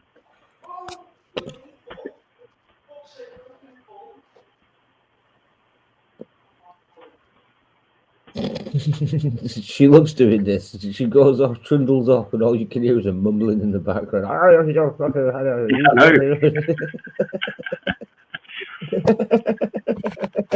think she's an arms dealer, and someone's just turned up for a case of rocket launchers or something. Yeah. Do you want that one? Wagon. Do you want that one? There you go, see, look. Yeah. Portable do you want that play one? microphone. I want that one. That one? Oh, The other one? that looks like proper professional. Well, if you give Sab your address, I'll post it you. Oh, really? You don't Yeah, have to do that. Go on, I'll do it. Oh, look. Yeah, have I'll a think post about it to you. Okay. It's a Sab's USB. got me It's a address, I think. USB one. I'll show you. Because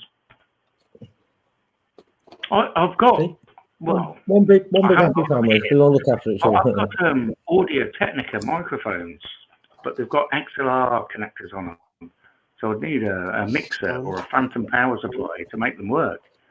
I mean, they're fantastic microphones, but I'd need to spend more than a microphone for an interface to get it into the computer, if you know what I mean. Oh, it's not in there. It must be somewhere else. I'll So- find it and then I'll post it. I do actually have a spare HP laptop. I've got my laptop's got a hard disk issue that I told you about. I bought a new hard disk, but you put it in the caddy, and the caddy doesn't make the hard disk plug in. It's a bolt. But I think I can get over that problem. I've got that one. I've got two really nice desktop computers. I mean, a Dell Precision. Look at that. That's a proper microphone. Yeah, man. It's USB and all. So you just plug it into your computer. Sweet. And away you go. Oh, that's worth a treat. Because at the moment, I have to you have to pair it, and it's going, no, that's not the code. And he's like, fucking way. And then you have to go into your sound settings on my laptop, which is a bit slow. So you open sound settings, and it's like, oh, hold on a minute. We ain't done that for a while. Let me ever think about that. And you go in, and it comes up with 3 different devices for the same headset. And it's like, well, that was the one that worked last time. So I click, go in, test it, tap it up and down. Yeah, it's working. Go into StreamYard. StreamYard's like, no, can't Actually, I'll see let that. you listen to it. I can see the other 2, but I can't see the one you use. And you're like, I'm going to go fucking mental. I'll have to turn my volume down. I'm going to go crazy. And then finally when you get online, it's like, hi, everything's fine. I've just gone a bit mental, by the way, but everything's cool now. Yeah, it is a... Oh, and also my internet connection, as I showed Sam the other day, is at 1.9 megabits per second.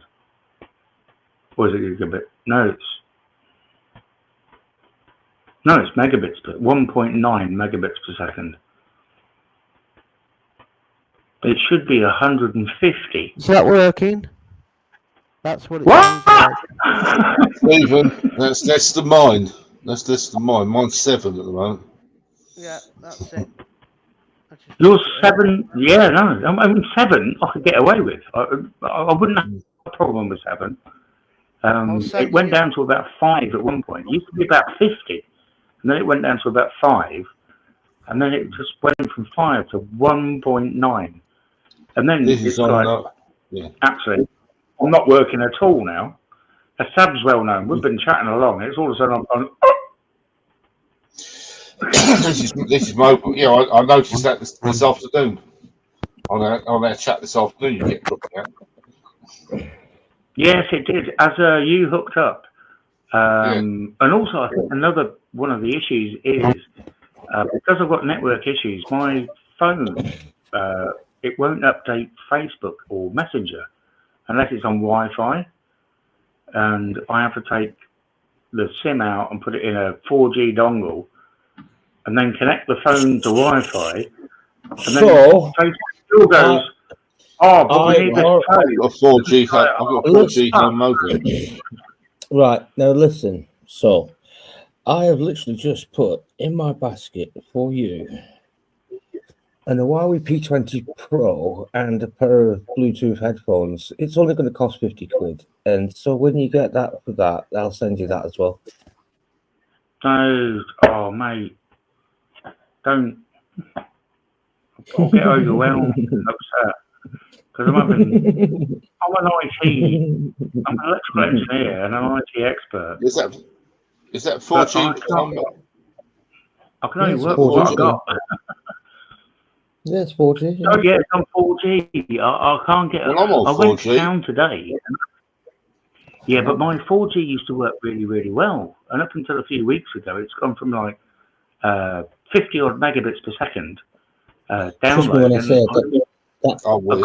Almost the same back up. It was almost identical back up, and I'm like, I'm happy with that. And it went from that to 5, and then 1 up, and now it's at 1.9. And actually, I would send you that one. 1.9 now, yeah, it's like nothing.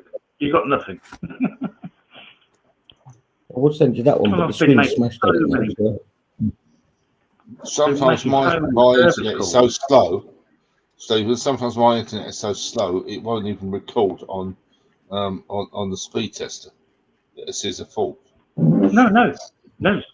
Sometimes it takes like 2 minutes just to get the speed test up to click go. It's like there's no point doing a speed test because I know it's shit. It's become really because I don't know. It's been bad times recently. I used to have so much connectivity. I used to have cable from Virgin Media through Cable and Wireless that I used to work for. But because I was a beta tester, I had that for free. And they just left it working. They're like, no. And I ended up just not using it because I had a super fast BT broadband as well through Vodafone. And Vodafone was my business package, my mobile, my landline, and my BT. All on this fantastic Vodafone service. I mean, I don't think I ever had to ring up in about 15 years to say it's not working. It just worked. Well, I've just tested mine. I've just tested mine just now. I'm getting 4.84 at the moment. That's my speed. Mate, I download speed. You're 20 years ahead of me in technology.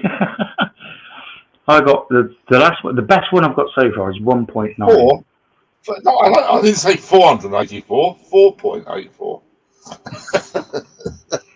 Yeah, that's what I'm saying. 4. I'm saying I'm getting 1.9. Yeah, I know you did. Yeah. Eleanor, it takes me like 2 minutes to get that go button. It's literally like speed test, Ookla, building. But yeah, whatever. Yeah, that's what I thought. Yeah, show it off. Show it off. You would never need a fraction of that performance, Eleanor. It's nice to have it, I agree, but you don't need a fraction of that performance. Mate, she's what do you call it? She's a data center. She's got upstairs. She's got 15 fucking Indians on the telephone 24/7 scanning. We spoke about routers and switches and getting. I've got a bunch of that gear. I said, look, you can have it if you want. Like really data center level equipment that she could use. And I looked at her setup and it's like. You don't need that level of fucking equipment. You're muted. Not one person. You could utilise that amount of equipment. That's like a 30-odd people office. You're muted, Eleanor. You're muted. I know it's my headset. Fucks up. Yeah, that's enough. That's enough for me. A switch and a router. Unless you have a firewall, an oddware firewall, that'd be nice. Well, your router is a firewall, essentially. Yeah, it's not a good one though, is it? Faithful packet inspection firewall. I know. Well, no, it's not a separate one. People used to buy separate ones in the past, and also another part of a router called a network address translator, which stopped us having to use IPv6, so we can carry on with this nice, easy to use IPv4 because we took away all them unnecessary IP addresses using network address translation. But I have all that key. Like since the early days of the internet, I've had it, and some of it just never got thrown away. But some of it's still very relevant. I've got a 6501 firewall, which is Ministry of Defence level of firewall. Yeah. Good. Can't fault it. Yeah, it's a little beefy. It's only a little box, but it's very clever.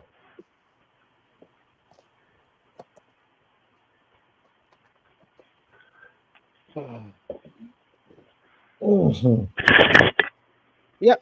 If you give me address, I'll send this to you. I can't find it. I'd really appreciate that, and I hope I can find something. I don't know what I've done with that mic. It must be around somewhere. Because I still have I the really box, appreciate that, Eleanor. Thank you very much. I will problem. find something suitable to send you back as a thank you. Yeah, whatever. Yeah, I'll put my address But in. why on earth anybody would want to listen to me anyway? It's like, here's a microphone, Steve. You don't need the instructions, do you? I'm sure they're available online, aren't they? If I need them. I got me, but I'll put them in. Fuck it. It's kind of handy. I'm one of them guys that are an instruction book reader, rather than one of these guys that, oh, you don't need the instructions around here. Don't need the instructions, throw them away. Yeah, first thing you get struck. I used to work with so many people that would refuse to. I'm not reading instructions. I know what I'm doing. Yeah. How'd you be on? Well, actually, I've never had one of these before. I might read the instructions. And then I read the instructions, and a mate of mine's bought one. We don't need like one of these. Oh, we don't need the instructions. And he'd be like, I'm having problems with mine. And I'll be like, have you tried that? And he's like, why? Why do you have to do that? Well, it says in the instructions, if that happens, do that. I must have this other mic somewhere. I'll have to have a look for it.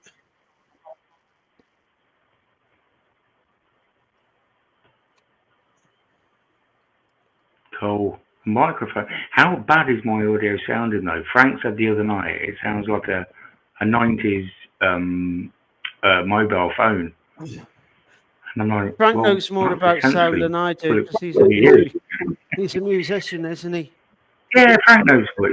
Yeah, I'm a bit of a sound engineer. I don't profess to be one. I'm only got self-taught and stuff. But yeah, I've recorded bands and helped people to put on live shows, and I've done PA it didn't sound too bad.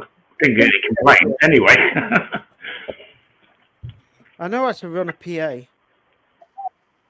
system. Yeah, I used to have a couple myself. I had a fucking rack of amplifiers on one side, big desk in front of me.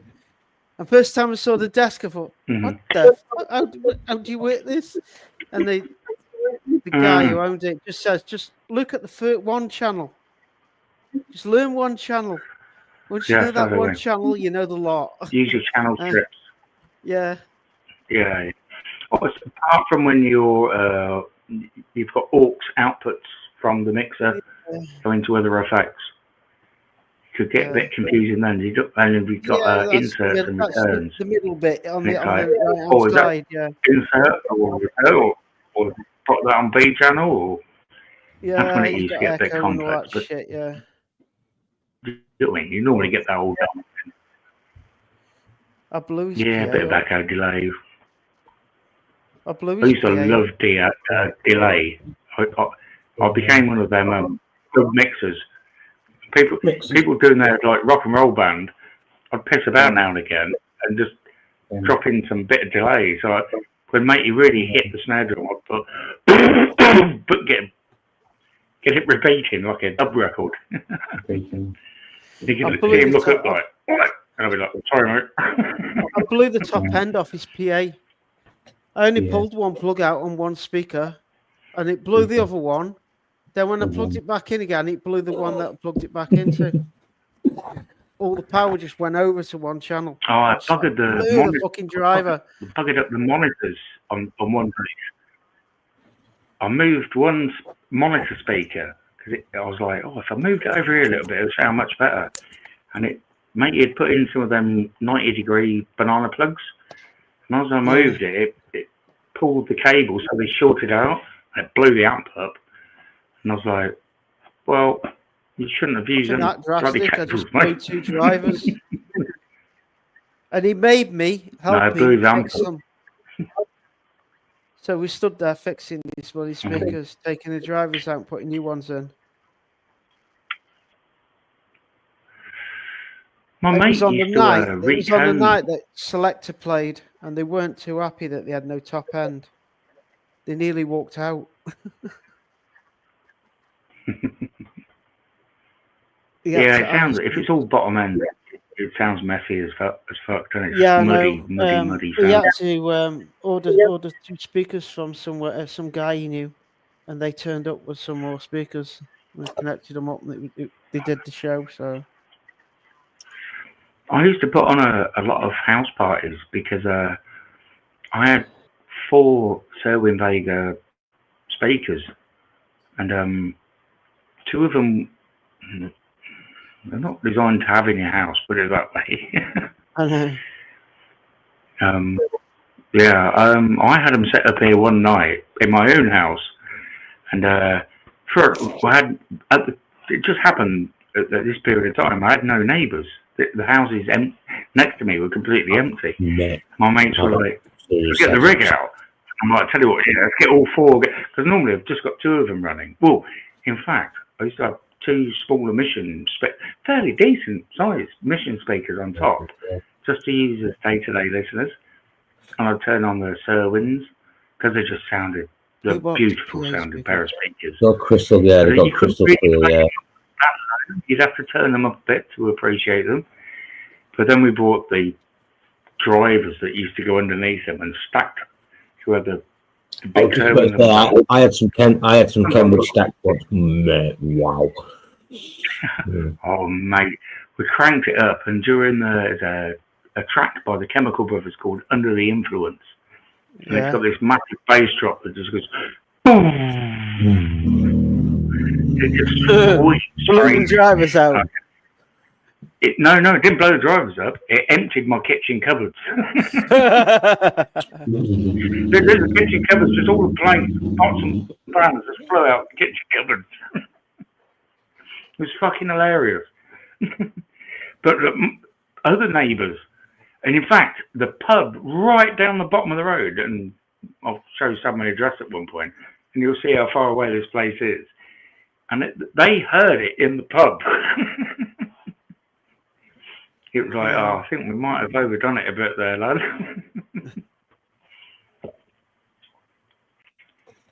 You can get videos on YouTube where they go through all the frequencies so you can test your speakers.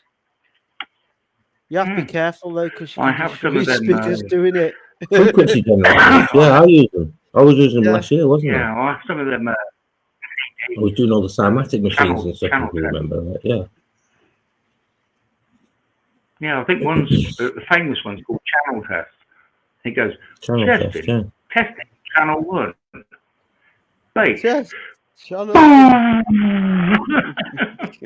And it's like, testing channel 2. Vegas. And it's, Yeah, I had some Vegas speakers, mate. What were they? Well, I can't remember what they were. Fucking hell, yeah. Mate, you're bringing back memories yeah, there. Erwin Vega. Because obviously I told them love for my a lot music, of don't I? days I really love my ago. music, And like, yeah, so, I told wow. them to a friend that knew what they were. And he's like, yeah, he bought them off me. I can still go around his house now and listen to them because it was Selwyn Vega before, when Selwyn Vega was Selwyn Vega, because they got sold to I think maybe a Mexican or a Chinese company, I can't remember. And then basically they just bought the brand name because Selwyn Vega had, I think it was Marshall Gibson guitar amps bought them out and then sold the label, like just the, I mean, what do they call it? The not the technology, just the brand to another company. So this other brand that worked in Selwyn Vega were just making speakers under Selwyn Vega, but I had the real deal. In fact, a good friend of mine has still got, it must be a 25-year-old Selwyn Vega. It's a 10 kilowatt sound system. It's the amps, the crossovers, the cables, the speakers, everything. And it's 25 years old. It gets serviced. It's got a logbook like your car. Do you know what I mean? Like a service record. An engineer comes out and speakers. casts it all up and fixes it all up and stamps the book. It's not cheap gear, but he makes a lot of money out of it. Do you know what I mean? He goes out performing with it. Yeah, he uses it for gigs and stuff. Yeah, it's a professional setup, isn't it? So. Yeah, I was so impressed that I'm like, your speakers have got a service record. He's like, yeah, get the stamp from the dealer. Look out. Toby, I'm like, man, that's cool. But it is incredibly loud, but crystal clear. It is a phenomenal sound. Because you hear a lot of these rigs and it's like, oh yeah, that's loud, I can feel it. But it just sounds like an 80s disco still, doesn't it? It's like...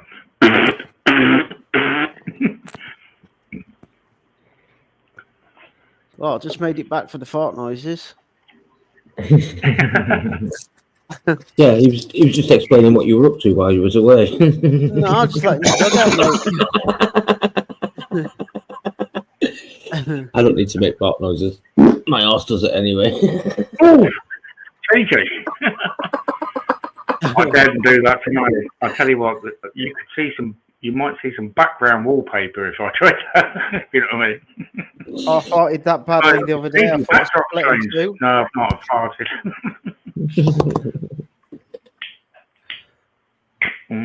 Pass. So fun, man. Why are they doing this to me? Oh, that's okay. Yeah, go. She's still Oh, alive. did anybody watch Fult's video? His last video. The live. Who was the woman on his bed? Is that his mother? Kitty. Who's Kitty? Hello, I don't know. I did see, but from the Netherlands. Because she was my at cat her was wedding. Yeah, he said he was going to go live at about, what was it, 1 o'clock? And he didn't. And somebody messaged me, one of his friends went, oh, he's been up 24 hours. He's not going to be live tonight. And I was like, well, let's go because I'm going to bed anyway. But anyway, my cat was a bit poorly last night and she had a fit. And I'd only gone to bed for about an hour or so. And I woke up and was like, oh, I need to see if she's okay. And came down and I didn't have my reading glasses on though. But I came down and checked she was okay and rolled a cigarette and had a glass of water. And then just hit F5 on old YouTube and it was like, oh, Volty's live. And I could barely just type without no glasses on, like hello chaps or dudes or something. But I couldn't read anything, and I only stayed in front of it for about 5 or 10 minutes, and I was back to bed again. But yeah, it's been cool to see that. But I was fast asleep. I had a few people actually. I got back to them today. I didn't mention it to anybody, But they were saying they were saying hello to people in the chat, but nobody could see them. Can I go back and see if I can see them? No, you weren't there. But there's a lot of that going on YouTube. Have you guys heard of it? When you can be in chat and say hello to everybody, and it's like you're being ignored. And, yeah, like my live last night went private for some reason. I didn't put it on private, so I don't know what happened there. I had to go back into it and put it back as public again. A friend of mine, I've got a friend who was actually a professor of computer science, and well, he's gifted, but believe it or not, he rings me up for advice on computers now and again. I know I'm blowing my own trumpet, but he seriously does. But anyway, he's really into it. Oh, I've tried. I nearly broke my back. But he's an expert in databases. That's what he is. And he says YouTube is basically everything you click on and that lights up or comment here. He says, oh, that's all an aspect of a database. And he says now and again, if there's too many changes done in one time, these particular databases they use can just go, I just fuck that off. So we can't be asked to, it's causing a problem, spin it. And that's what they do. That's not a high precision manufacturing or healthcare database. You wouldn't use that technique in database management. But he says in something like Facebook, it don't really matter. He says that we can optimize the performance, make it work faster, but it's got no resilience to errors. If there's errors, it just goes, nah, fuck it off. And I think that's what YouTube are using by the sounds of it. It's like if there's some corruption in the database, it's like it doesn't need to fix it out. It's not like you're going to phone them up and go, I want my money back. Or patient X died. It's like they're using that aspect that you can gain in performance, because obviously they've got to serve so much information up to so many people. It's like, well, some of it's going to get lost, and you have to deal with that. Well, mate. Yeah, you couldn't build a computer system that vast, that fast, and providing that much resilience. At some point in time, it just has to decide, no, that bit there, there was an error, something went wrong. I'm not going to try and put it wrong. We're just going to erase it. That's what it does. When you have to sit on a towel, isn't it? We've got screws in the bottom. Yeah, but as I say, I mean, out. Yeah, they've put an hole in my fucking cheek and it won't heal. So I've had to put a towel on my chair to stop myself sitting on these fucking bolts. I was going to say bugger, but then I want to have to say, excuse the pun.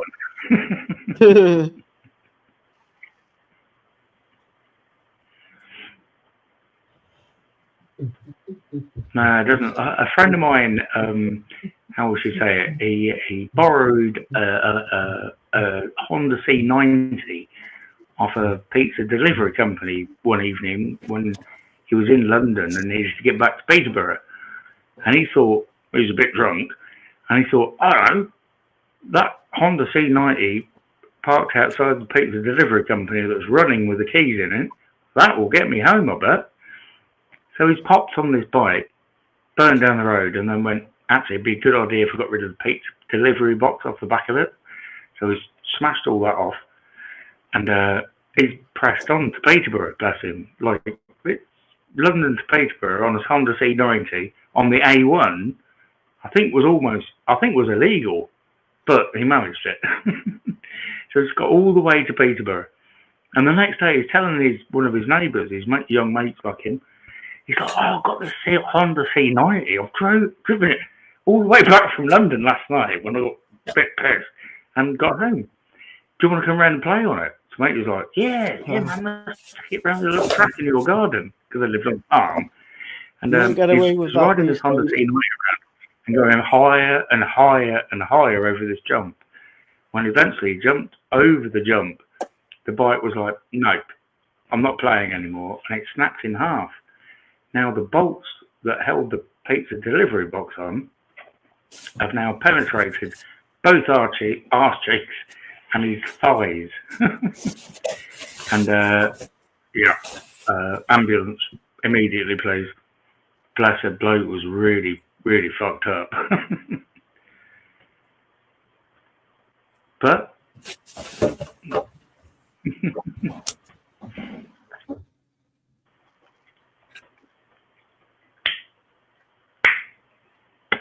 I just found the documentary that I was talking to somebody about earlier, and they said it was bullshit.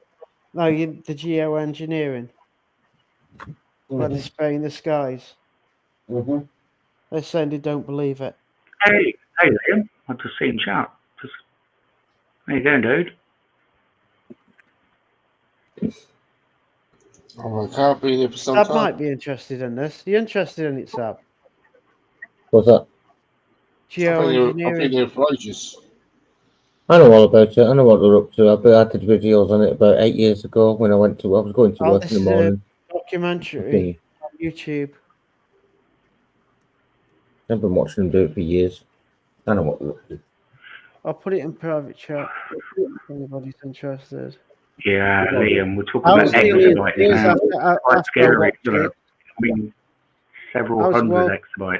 pissed off when I watched that. I just put it Probably in a- private yeah. chat. I've admitted to doing it, and they're basically doing it under global warming, global. Yeah. Yeah.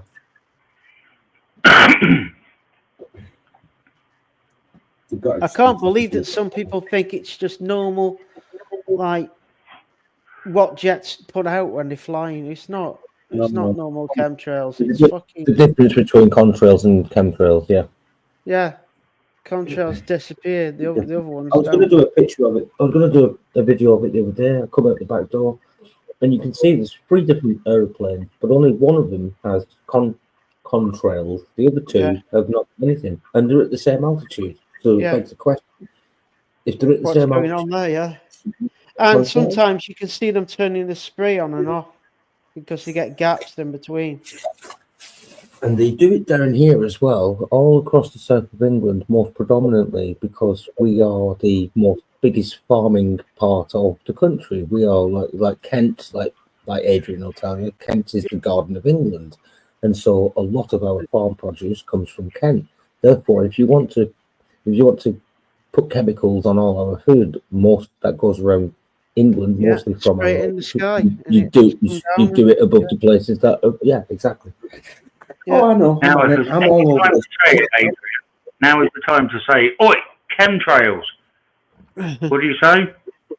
Go and say it. Oi, chemtrails. You don't Get off want my to. land. Well, oi, chemtrails. No. Bill Gates was talking about spraying the next virus, wasn't he?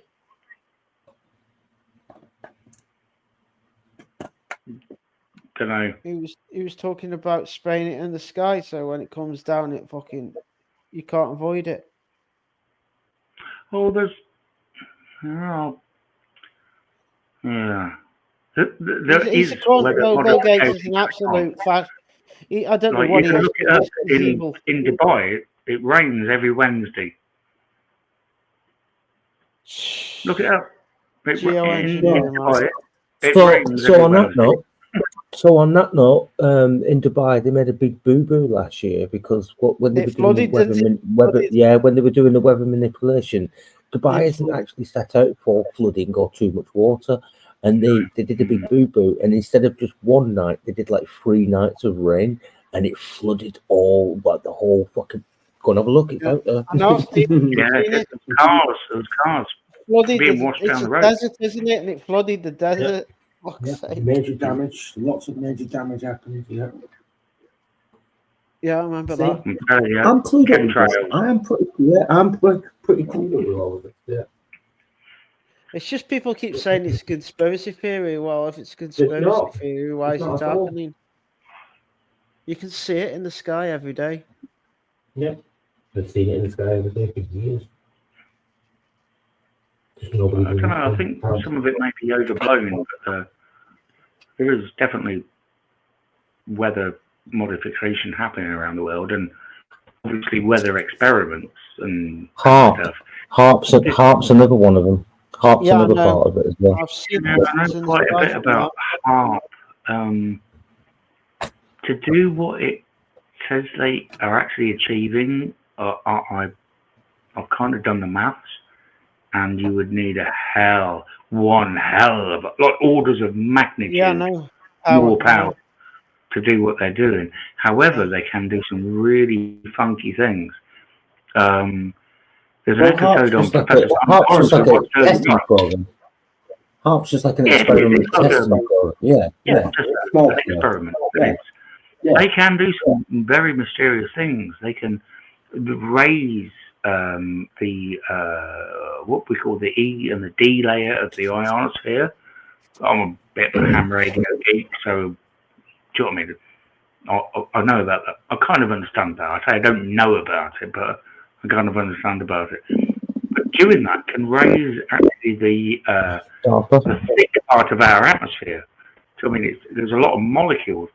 So if you can raise it high enough, actually make it interfere with low orbiting satellites.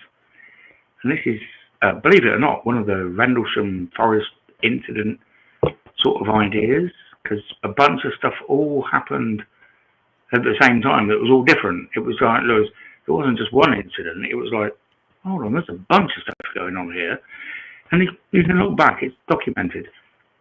But from what I understand, and what some people on YouTube are portraying, and actually military intelligence people have sort of backed it up and gone, well, yeah, that's kind of what it was. They was using HARP over Norway and Alaska, and what they could do, they could raise and fold this area of the atmosphere that these low orbiting spy satellites were in. And like every other orbit, we can slow it down a bit, and using these two systems, they could start to aim it, and they deorbited a Russian satellite into Rendlesham Forest. Is one of the stories that's going about, and apparently it didn't actually land in Rendlesham. It was out to sea, but it was recovered. But also in the documentation and it's there, it's freedom of information request. At the same time, a Russian, what's the term for them?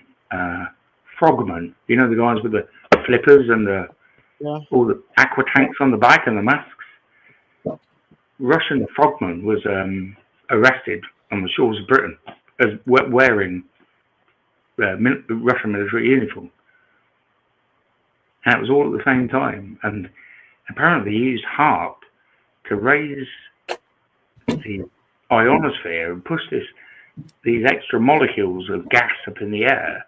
So when the satellite came through that part of the orbit, it would slow it down a tiny bit. And that's what orbit's about. You've got to maintain the speed. If you lose the speed, it starts tumbling back to Earth, because you've got to maintain the speed, because it's constantly trying to escape away from the planet, but the gravitational force is every time it moves is bringing it back. But if you slow it down enough, it's like it dies and comes back to Earth. And they twisted these harps to deorbit it just at the right spot, believe it or not. And it's not a military secret. It's not a conspiracy theory. That's we did that. It's a fascinating story. It was like, we need to find out what them Russians are getting on that satellite. And so they kidnapped it.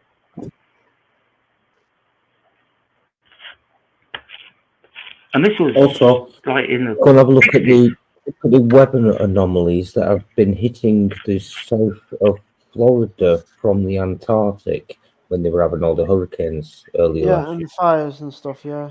And all the fires and whatnot as well. Well, Yeah, that confirms it to there are me. some things. Slaustrov has called Selinsky an hero. That means Human resonance. Selinsky is a full-on Nazi. Solar flares. Slaustrov is a Nazi. What's going on up there? It's all going on up there. Did you? I've not seen it in the mainstream news yet. It only came up in one of my feeds. But the Tate brothers were arrested when they landed in the US. You know, Trump said, "Oh, they come always over get to America." arrested, don't you? No, but Trump basically said, "Look, I'll give you. You can come over to America. I'll give you free passage." And they landed in Florida, and it was your fucking nick, mate. He wants to run for to be the PM of this country, doesn't he? Tate. Yeah. Andrew Tate does. Yes. Yeah. So does Warren Robson. Now. God, I hope he doesn't win. Why? It'd be chaos. It'd be absolute chaos. It's already chaos anyway. Let him have a go. I know. But who's the chap that's locked up under UK political law at the moment? What's the chap's?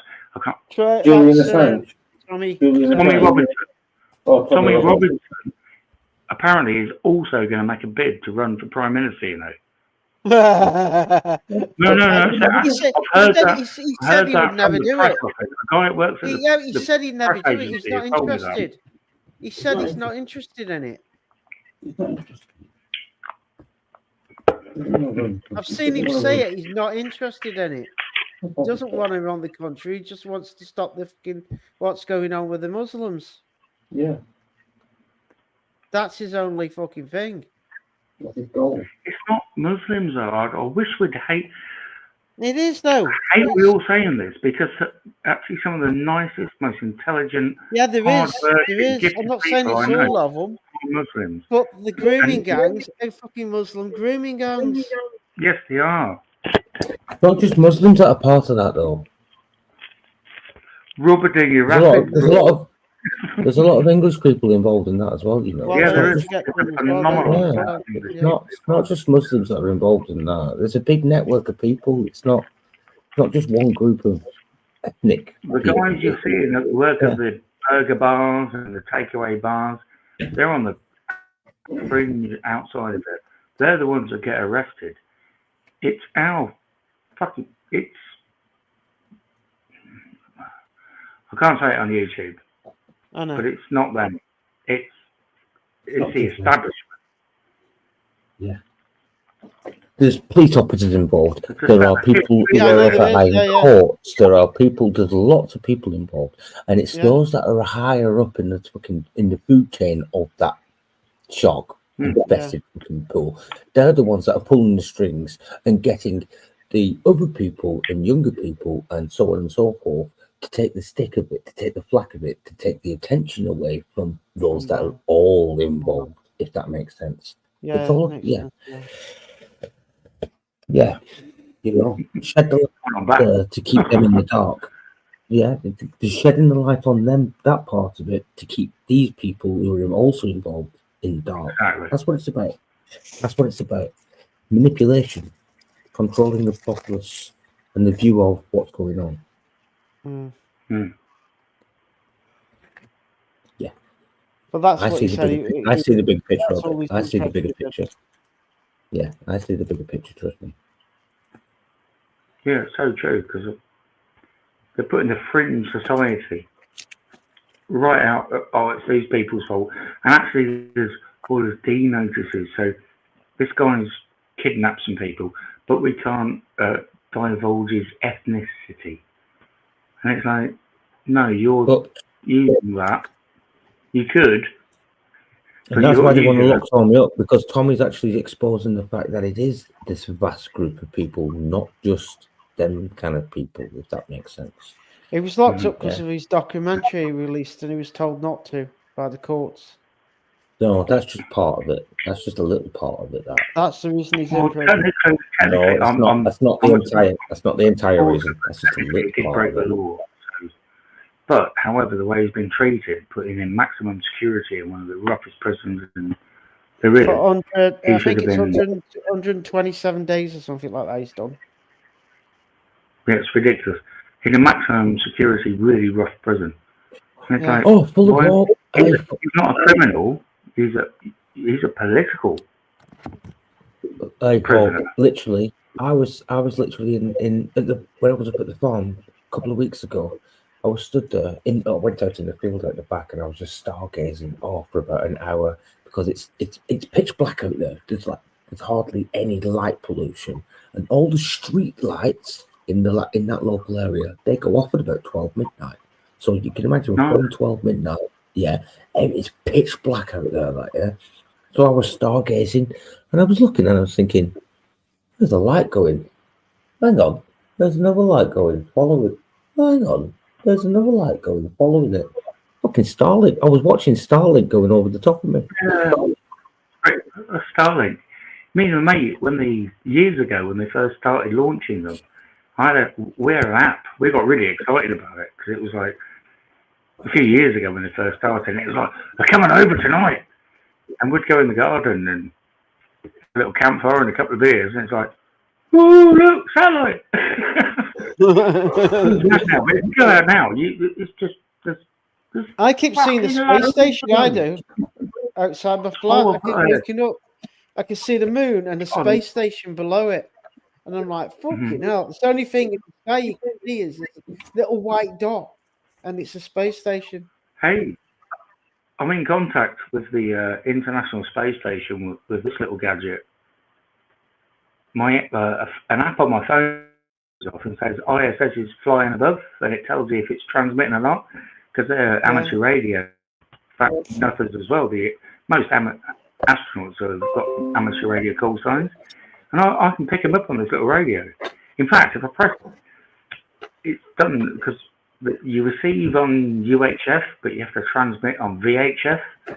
But this radio can do it. If I had my license, I could very easily, and people do, speak to the astronauts on the space station. Yeah. Great bit. It's a cool radio, cheap as chips, and it speaks. Listen. Frequency mode. Let's go. It's a Chinese copy of a £500 Japanese radio, and it costs I think about it's that one you can quid. mod, isn't it? You can put a mod in it, and it There's a newer one that's come out that you can do some, opens it up so you can do naughty stuff with it, really. But I bought that because I am going to get my license one day. I've studied for it. I could probably book it tomorrow, pay for it, and pass it. But I don't know. I've got other priorities that money and time needs to go on. And, I know what you're saying. I'd love it. And also, I know as soon as I pass that license, it allows me to use a high frequency radio, and they're a lot of money. I'd love a HF radio set, even a really, really old HF radio set. I'd absolutely love it. Yeah, that's fair. Yeah, that's what I'm doing. Yeah. I'm going to have been for like 15 years. Yeah. Do you know what I mean? There's guys I talk to that are M0s, you know, the top level, and they're like, I don't see why you couldn't. They're actually, we'd like to, one of the ideas that has come up with one of them is like, I bet we could go from no license to fully qualified M0 in a week. And he says, if we could do that in a YouTube video, he says, in the ham radio world, that'd be mental. So I'm kind of tinkering with the idea of going, all right, I'll get the books out and have a really good proper reader. And we'll go through not just the foundation license, but there's the intermediate license. And is it the expert, I think it's called, or I don't know, but the top guys are called an M0. They have their call sign M0. And that's as high as you can. Well, actually, there's also experimental licenses you can get, so you can run I think it's 1.5 kilowatt amplifiers. Oh, that sounds tasty. Yeah, I thought about it. Well, I don't know. I thought about it a lot. I put a lot I love the hobby. They haven't got money for radios and shit. You know what I mean? They aren't cheap. Yeah, I've got a cheapy VHF handy jobby thing, and I've got a pretty nice what they call a software defined radio. Have you heard of them? Yeah. Yeah, I've got one of them. Hold on, where is it? Absolutely. I was going to plug it in my laptop tonight and never got around to it, but one of them. Yeah. NESDL smart thing. Yeah, for listening. I'm just going to look at the full of me and Stephen were sat on a WhatsApp call earlier, and I was filling my screen and I was showing him what I was up to, and I actually I was doing this. So my collection at the minute, not including that one, because that one's, I keep that one. That's my special Morgan dollar coin. Right? Yeah, that's your lucky dollar, man. My collection, all of them. So I went through all my coins that I got, and I've literally got a few coins as well. So if you're interested, the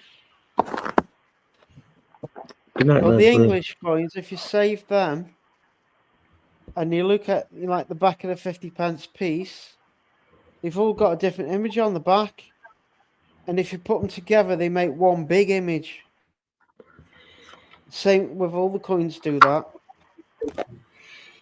I've got a big collection of coins here, and this one, we tried to look for it on the coin image app thing. Tell Sab. It's a Roman. It's actually a Roman coin dated to the 3rd or 4th AD, and we couldn't find it. A lucky object you can give as a gift. Yeah, and I reckon it's worth a few quid as well, actually. But because we couldn't find it on the app, could we? And we're trying to search, and we're searching. I even went in and typed Roman coin, all the rest of this. So, and it's an original as well, yeah. But that's pure silver. That one as well. That's pure silver. That coin. What is it again? Let me have a look. It's can't remember what it is. Shilling? Is it a shilling? Crown. Half crown. And actually, look, no word. It's worth £32, and it's a half crown. Yeah, we did the research on it. We took the pictures, and it gave me a price on it as well. So that one's worth £32. We did the research on this one. Daniel, how you doing, dude? If you can guess the price of this one, Stephen already knows, so that's cheating. Because he watched me do the appreciation on it earlier on, how much it is. But yeah, that Morgan dollar, I found that in a skip with a bag of stamps. Found it. My lucky coin, keep it in my wallet all the time. I've kept it in my wallet for about 12 years. So if you're wondering why I seem to be... If it's an eagle, it's worth loads. What, you mean? Yeah. Yeah, it's a lucky dollar. That's why it's worth more than its intrinsic value. Because that's the sort of thing Americans are for somebody who's just I don't know, graduated from college, and it's here's a gift. 100 lucky dollar. That's what they call them. £106. £106 we got it appreciated at earlier on, didn't we? £106. Yeah, serious. And it has been my lucky coin. But I might swap it for my half crown. Might put that, because that's dated almost the same date as well. That's 1883, and that's 1888. No, Sab, you've got to keep that, mate. I hate to say it. I've got a normal dollar, and I've got a I'll be worried about the luck you're losing, because it's a lucky dollar, man. And you're on a roll. It's my lucky dollar. Yeah, it's my lucky dollar. Yeah, man, you've got to keep that. You've got to... It's intrinsic value when you give it to your daughter, like many years from now is it's just not worth it. It's $100, man. I've got a normal size dollar and I've They're got a giving something dollar. gifts to people. Like they've Somebody just, shrank. as I say, in America, they've just graduated from university, and a member of the family will, here you go, is my Just to lucky prove, dollar. just to prove it. Look, just to prove, I'll show it on the app. So go to the. What you do is you take a picture of the coin. I'll do the picture of the coin straight away. You can watch me do it. You can actually watch me do it. Okay, right, there you go. There's a good click. Right, there's the first picture I've taken of it. You'll see me take the second picture now. So it says turn it over, turn it around. Right, zoom in, click. There you go. I've just taken the second picture of it. Look, it's scanning it now. It's literally scanning it. We do the check the price on it. 106 quid. Yeah. Yeah, but that's for a dealer. To a collector. Yeah. Well, sorry, Dan. I didn't see you in chat there. I do apologise. Yeah, Daniel, pop on up, dude. Hi, Daniel.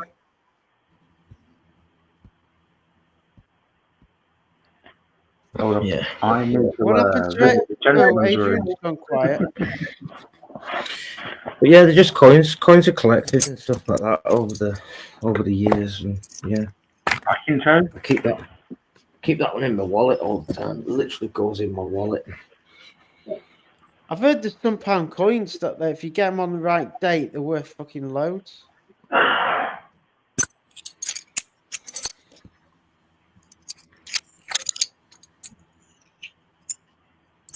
But yeah, and the other ones, like so, my collection. Let me go. Let me lift my mic. Add it to my collection. On my stomach. Let's go back. Let's go back. So summary. Look, that's the summary of what I've got so far. Okay.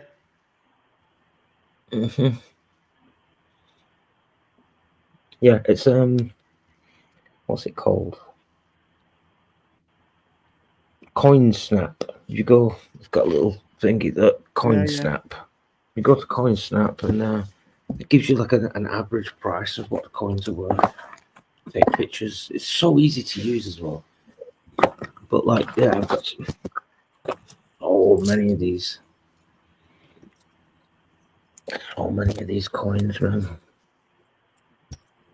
Pennies and pennies, different age pennies. Little threepences and hard little, crowns, half crown, all that sort of stuff. Which one's the good one there? Where is it? Big thick one.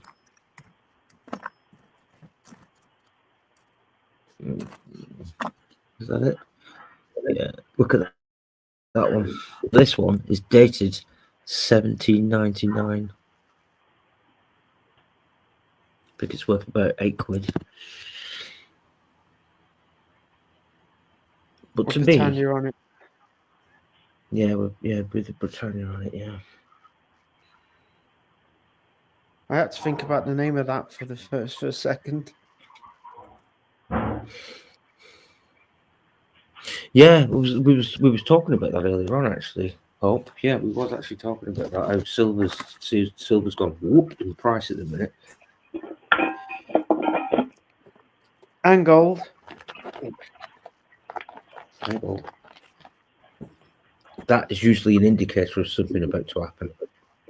Yeah, they think the American dollar's going to collapse. Mm-hmm. Because they think the Fort Knox is empty. Yeah. But Trump apparently went in there and found out there's loads of fake gold in there. Well,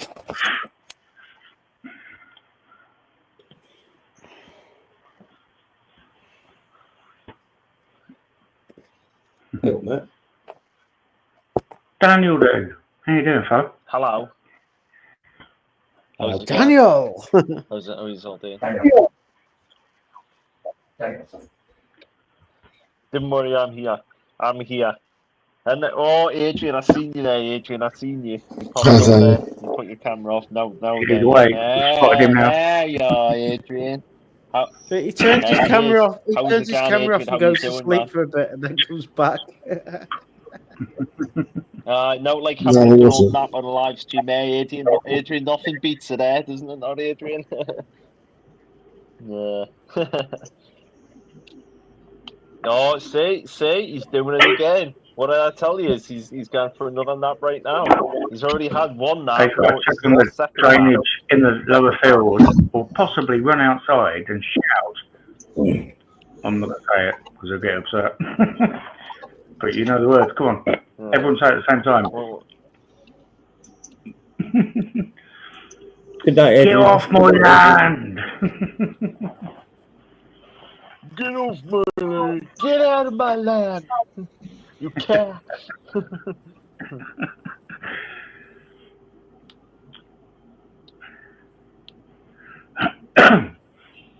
Adrian Mitchell, get off my land!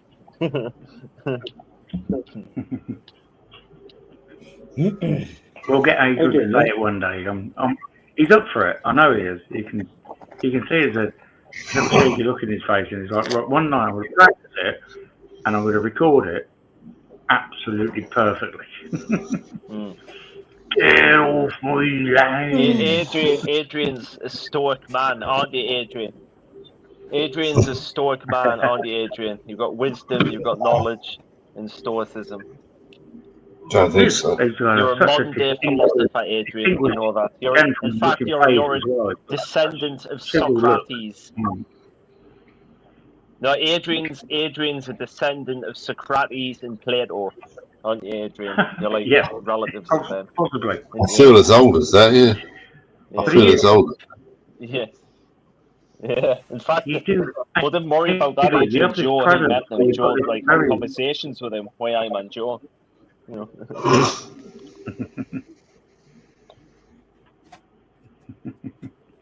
Adrian, you do have this very presence about you, a really distinguished look, and it almost looks like sometimes when you smile and you put on a certain expression, it almost looks like you've been chiseled like a Roman emperor or something, especially with that colour of the. Do you know what I mean? You do look. That's just because I'm putting the lights on. Yeah, he does. Roman emperor. It's because I'm putting the lights on. That's why. Well, Adrian fought in the Roman Colosseums. Adrian bested everyone in the Roman Colosseums. All I feel is like everyone. All like, I feel. No. They all fell at Adrian's Daniel. feet. He babysat them all. He was their babysitters. All I just feel is That's right, yeah. exquisite. Well, they learn from. And to be fair, they learned from Adrian. They learned from the best, and they were defeated by the best. Isn't that right, Adrian?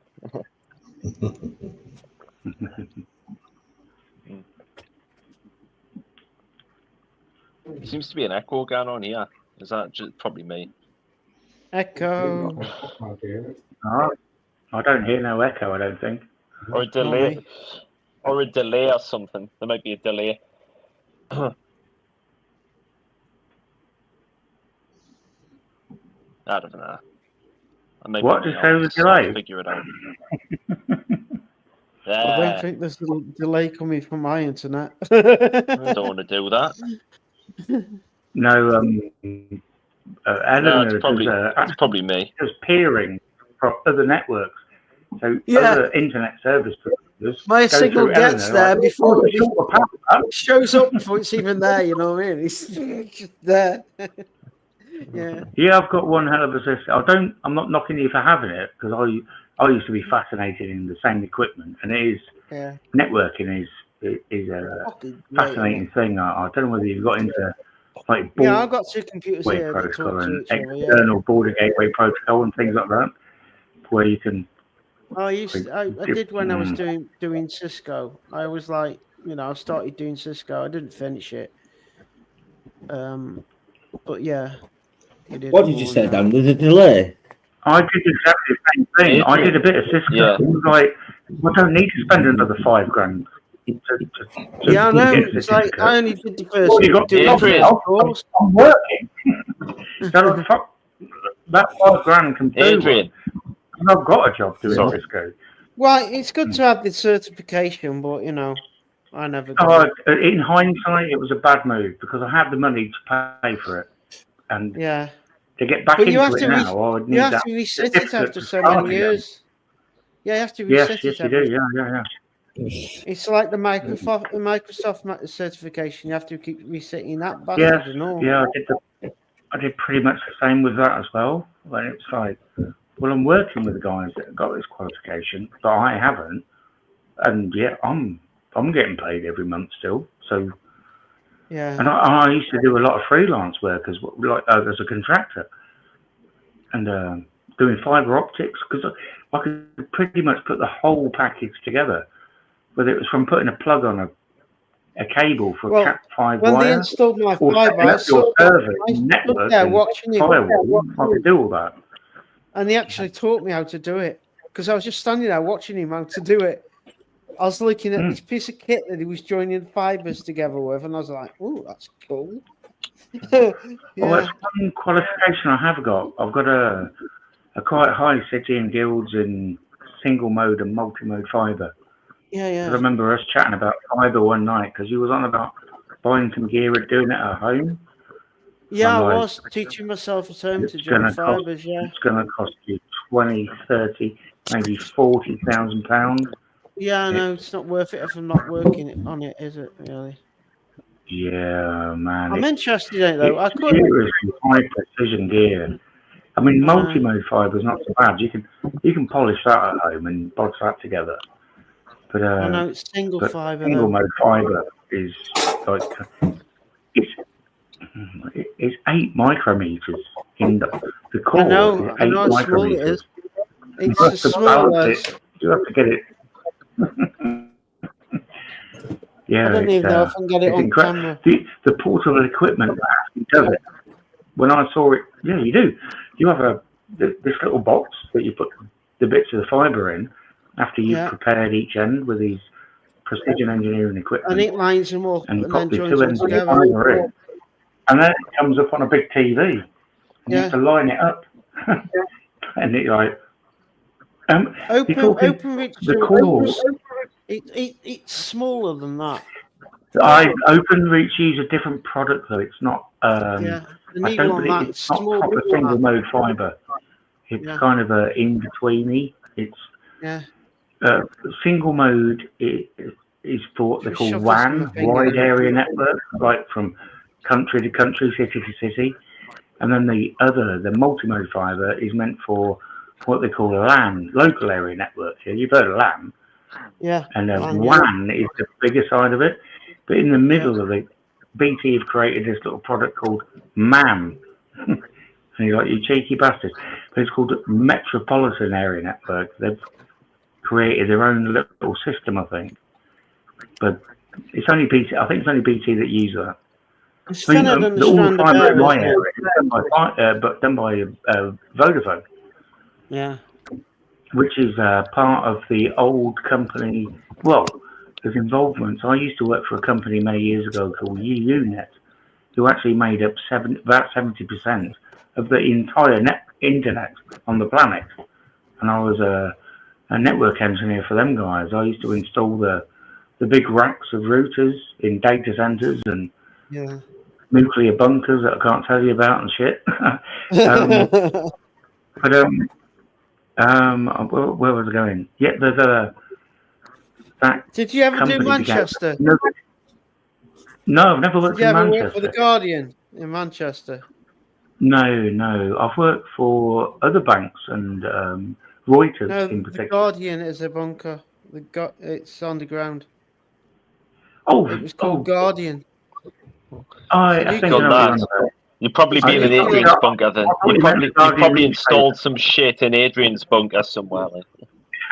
It was a telephone exchange. Doing Adrian's bunker like. Adrian. No, Adrian. You made him a brew. You made him a brew. But no, Eleanor, sorry, I misunderstood you. I thought you meant the Guardian newspaper. But No, I've not it's been called there. Guardian. I hear It's a about. I hear about. telephone exchange.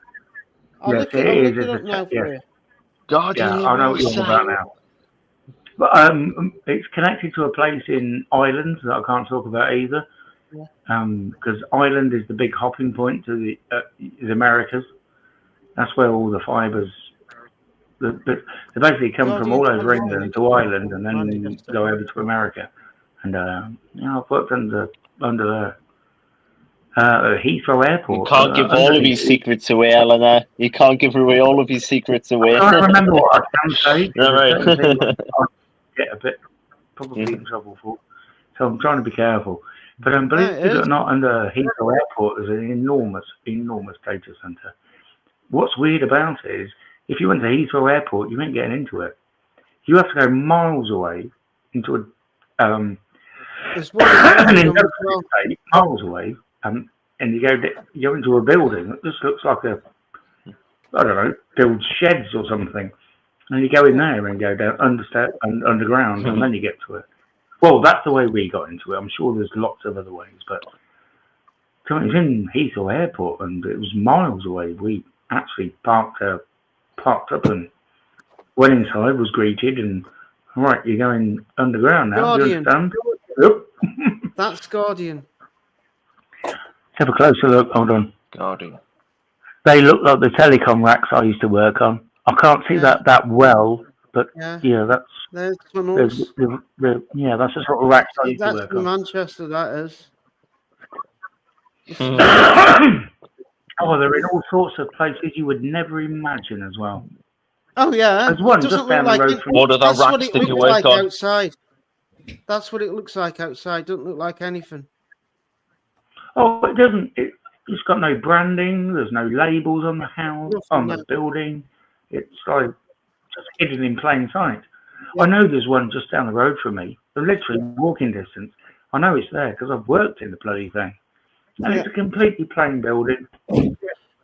All you see is, it's a security company that's looking after the place. That's the only branding you'll see. Just a big grey building. I've got a map of it here. I've even got a map of it. What other racks did you work on there, Stephen, in your time? I bet there's plenty of racks. That's the map of it. You've been there messing around. Plenty what? That's the map of it. Sorry, Daniel. Plenty of racks that you've been messing on with. Oh, mate. Hang on a minute. It's probably my connection. You know what I mean? I've been on some nice racks. Am I breaking up? Is my audio messing up? Because no, you're back now. It seems delayed. For some reason, I speak to you, it seems to be coming through later. Yeah, it's really bad. It might be because I've got my data on. I'll put my Wi-Fi on. I'll put the Wi-Fi on, see if that helps. I'm messing you. I'm messing with you. It's fine.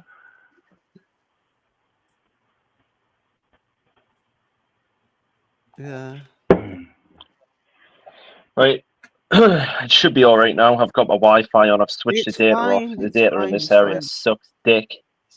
No, the data. Sorry, the Wi-Fi's on, so that's better.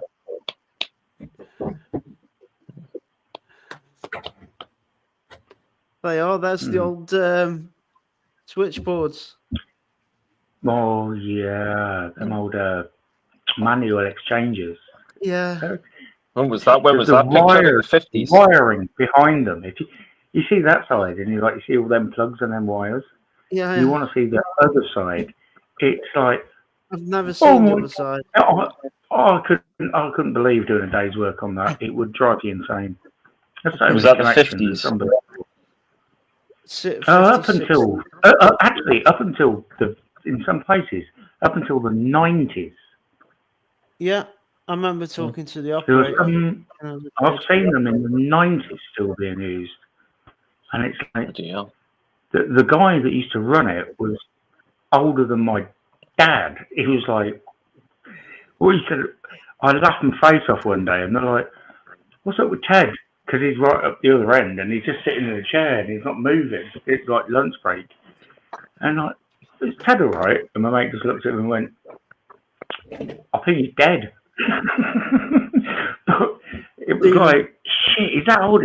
It could be. I just couldn't stop laughing all day long. It was just, he had to be there. It was just one of them things. When you've worked with this guy, let's have a look. I can't quite see that. Oh, I think I know what that. Yes. Yeah. Oh, yeah. The ladder. Yeah. With that trellis ladder, that it could slide up and down along the rack. Yeah. Look at that setup. That's a good setup we got there. I don't know. A good setup. Yeah, that's old. Not bad, is it? I've never really worked in that many BT exchanges. I kind of worked at, and how do I explain it? The technology was just, they called it, this is the 20th century network, and this is the 21st century network. And they had to build a big interface between it. And that was one of the jobs I used to do. Over. Matt did an explore in an old BT about a year or so ago. He was a BT bunker, and he did like a part 1 and a part 2, and maybe a part 3. But in the chat, I went, "Oh mate, if you see, there's like a little railway arch, and there'll be loads of brackets that used to hold cable tray and cable management systems." I said, underneath it, it's a little track, like a little. I said the track, but it's not. I saw it in this video. I remember it. It's that one in Manchester. More of a little gully. Behind them doors. A little cart. You put people in them, and you pull yourself through. Stephen, behind them doors on that one there in Manchester, there's a 15-ton concrete slab that moves on runners and drops into the hole to seal the bunker up. Wow. Yeah, man. That'd be an old NATO bunker, I bet, or something. Oh. Yeah, that's BTO in it. NATO were roughly aligned with the UK at the time. A lot of the NATO stuff I've seen on Europe is built a certain way, but the stuff we build over here is slightly different style. On the back. Look at them wires. That's Indian wiring right there. Indian wiring. Yeah, Indian wiring. Sab lock, Indian wiring right there. Look at that. Look at that.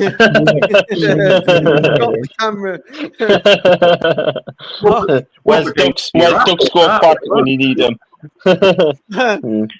He'd be right under that one.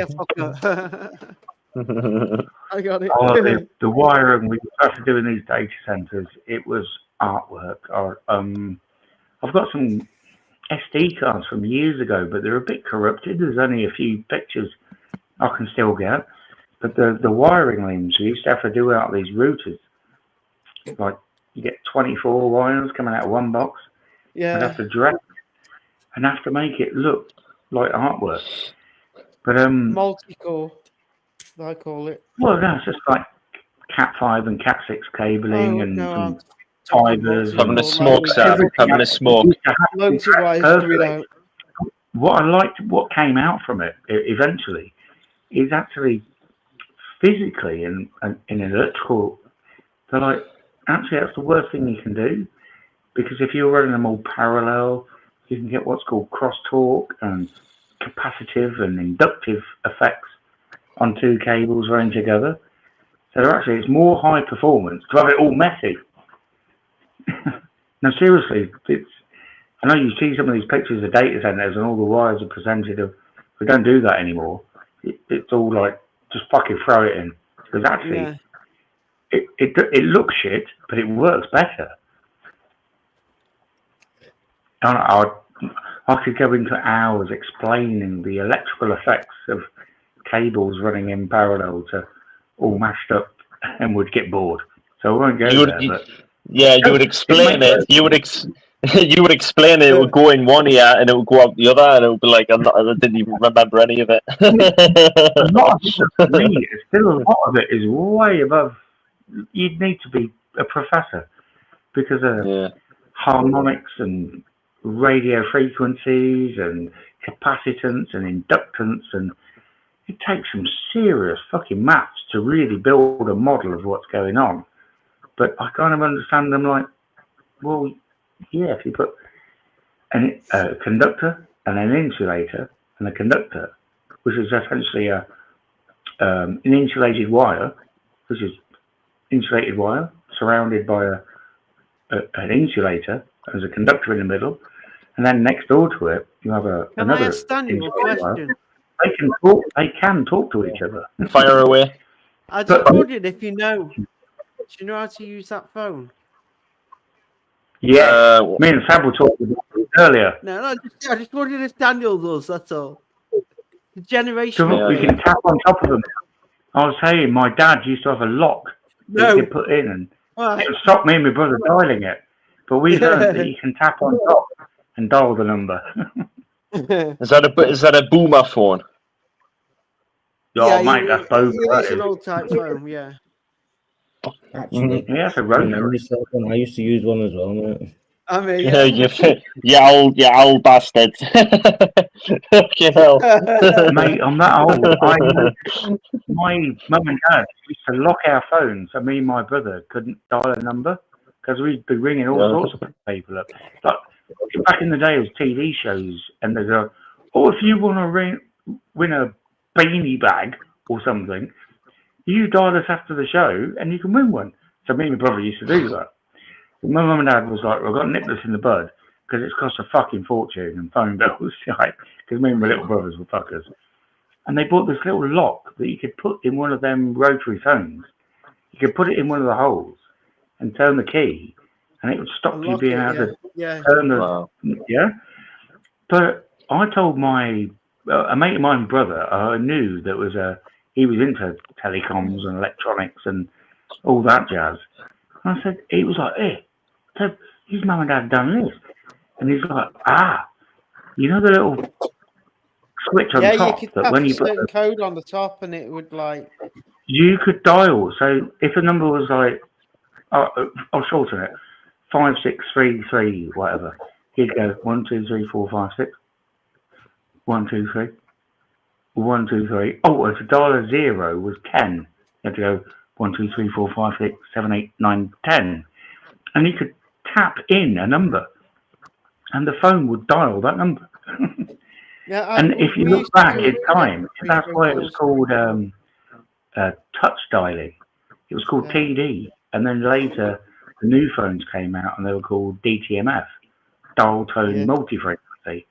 Believe it or not, years later, because I used to work with them so much, I learned that you could hum and whistle because you need this dual tone. You need two different sounds tones, at different frequencies. Tones, So you know when you hear a fax machine, it goes and then all you hear that boom. When that boom comes in, what's it? It's expecting a similar tone back. And believe it or not, I could whistle. You have to hum out your nose and whistle at the same time. Hold on, I've not done it for years. I'll try and do it now.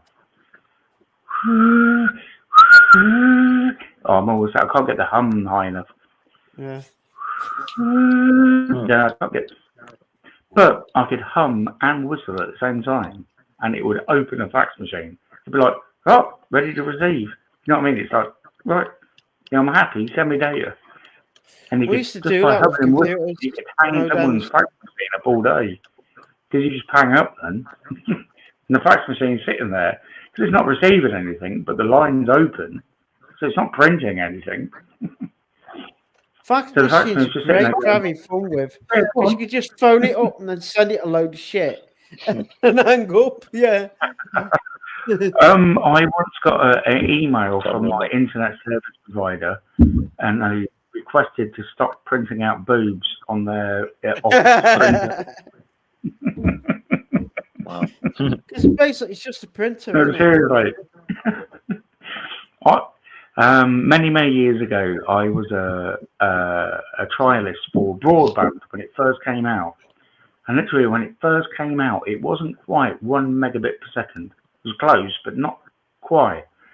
And I worked for Cable and Wireless, and they were trialing it out in Peterborough as one of the trial areas. So I got it for free. But the company that was running the sort of core the core network for it, the file sharing and all that jazz, They hadn't really zipped everything up. And now and again, you could just use, I don't really remember, Network Explorer.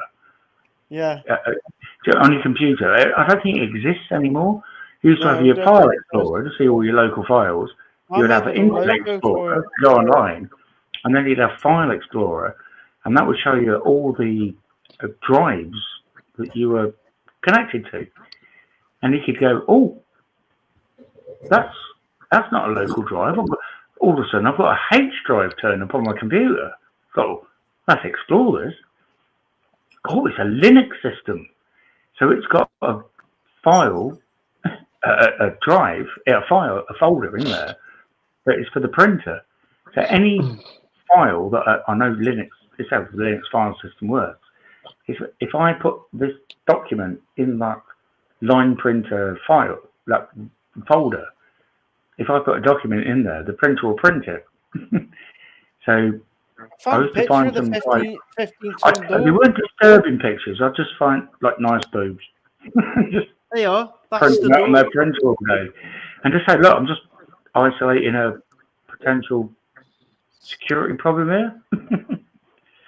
But I did have a laugh with them. Stephen, that's the £15 slab door that rolls and drops into place. Yeah, that's looking fairly NATO-ish. Yeah, a lot of that stuff is on behind the door. The shafts. Yeah, we'd go into a quite secure building, and then within it was something like that, and it would be a part of a lift shaft. You'd go down the side of it, and the roof would come on. A long time, but yeah, kind of. I went to some weird places, put it that way. All over Europe. How they open it again? I don't know. It was like a holiday.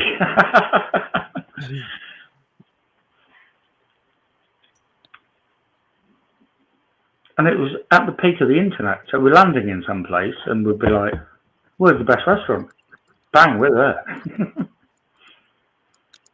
Used to do all sorts of cheeky stuff. Like sometimes we'd have to organise our own travel, but some of it was done automatically and you'd be like on regular flights. But what we found out is that if you left it to literally the last minute, like, I need to go to Luxembourg tomorrow and be here at 7 p.m. Let me have a look. All that's available is a business class flight. Yep, that'll do.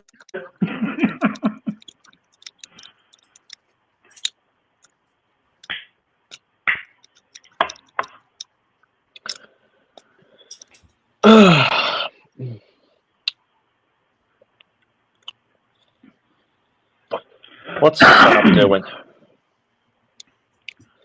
Where are you, Sab? I bet he's knackered. He may have fell asleep. Yeah. Bless him. I wouldn't surprise you. I've just seen him. He's working so fucking hard. Oh, he's right there. He's working on Summit. It ain't called Sab's workshop for nothing.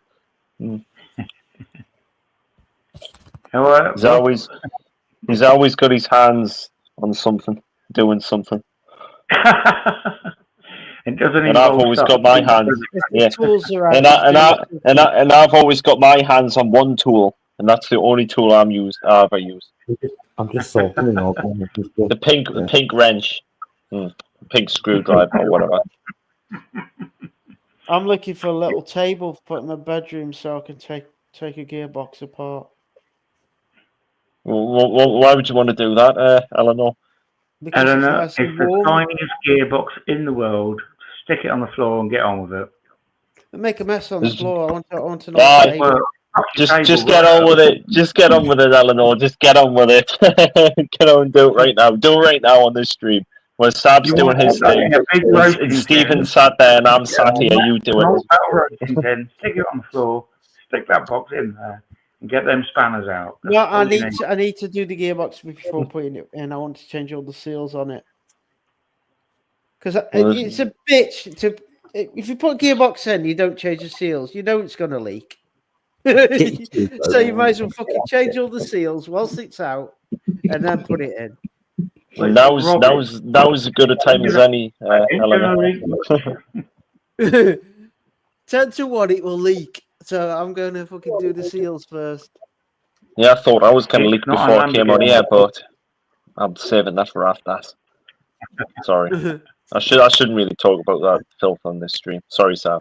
It was rude of me. Eleanor, I bet if me and a guy like Sab turned up with some tools at You your haven't done it vlogging, in a couple of hours. at 8 o'clock one morning, she'll be running that evening. Yeah, I know. So, go on. You keep saying, oh, to fix it, I need this. I need to buy No, I this don't need massive tool. nothing. I just need a table. That's all I need. We'll get a table. Pull the table out from your I've dining got room. all the bits. I just need a table. Adrian's back from his roasting tin, big old roasting tin. Put the gearbox in that, and you could sit there. You could do it at your desk and not make a mess. I bet you. Well, I probably could, yeah. No, not probably. I'll bet any money you could do it. Do you know why? I've done it. He's done it. Adrian, can I ask you a question?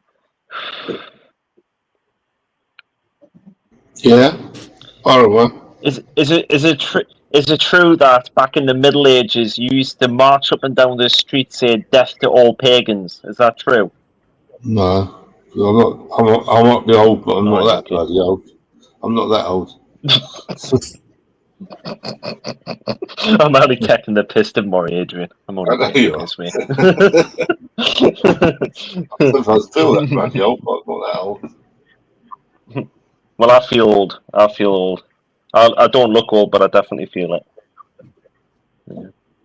I wish I wasn't. 12. You aren't Shows your age. What a rotary phone is. I'm a 12-year-old on a stream. All you old fuckers. Sorry, my banter's been quite ruthless, and I am. Do you know what Bill and Ben is, Daniel? Do you know what Bill and Ben are? Never heard of them. You're not old. You're definitely not old, mate. The flower pot man. Yeah. Bill and Ben, the flower pot man. Sounds quite interesting.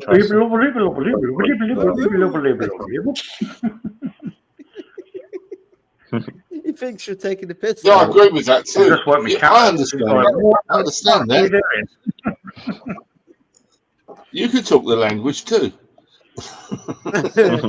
Yeah, I can do the walk as well. Isn't that how they used to go? And there was a flower that turned up that went flower or something. Weed, that was it. It was.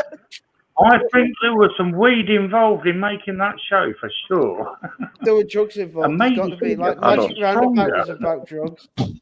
That's a different. He's a different generation to me. In fact, I don't know what generation. Adrian, you're what? Is it Boomer? And obviously, used to are what, Gen X? And I think I'm Gen Z. Probably Boomer. I think. Yeah. I think so. I don't know. Yeah. When were you? So you were born. You were born. There's two. Boomer. Almost Gen X. I've gone Boomer. I'm a Gen X. Yeah, I'm. So you're Gen. You're used to an X. I would imagine Sab's probably an X as well. I think. No. No. He's a late X. When was Sab born? Like Adrian's a late Boomer. I think Sab's a late X. He's almost a Z. I thought.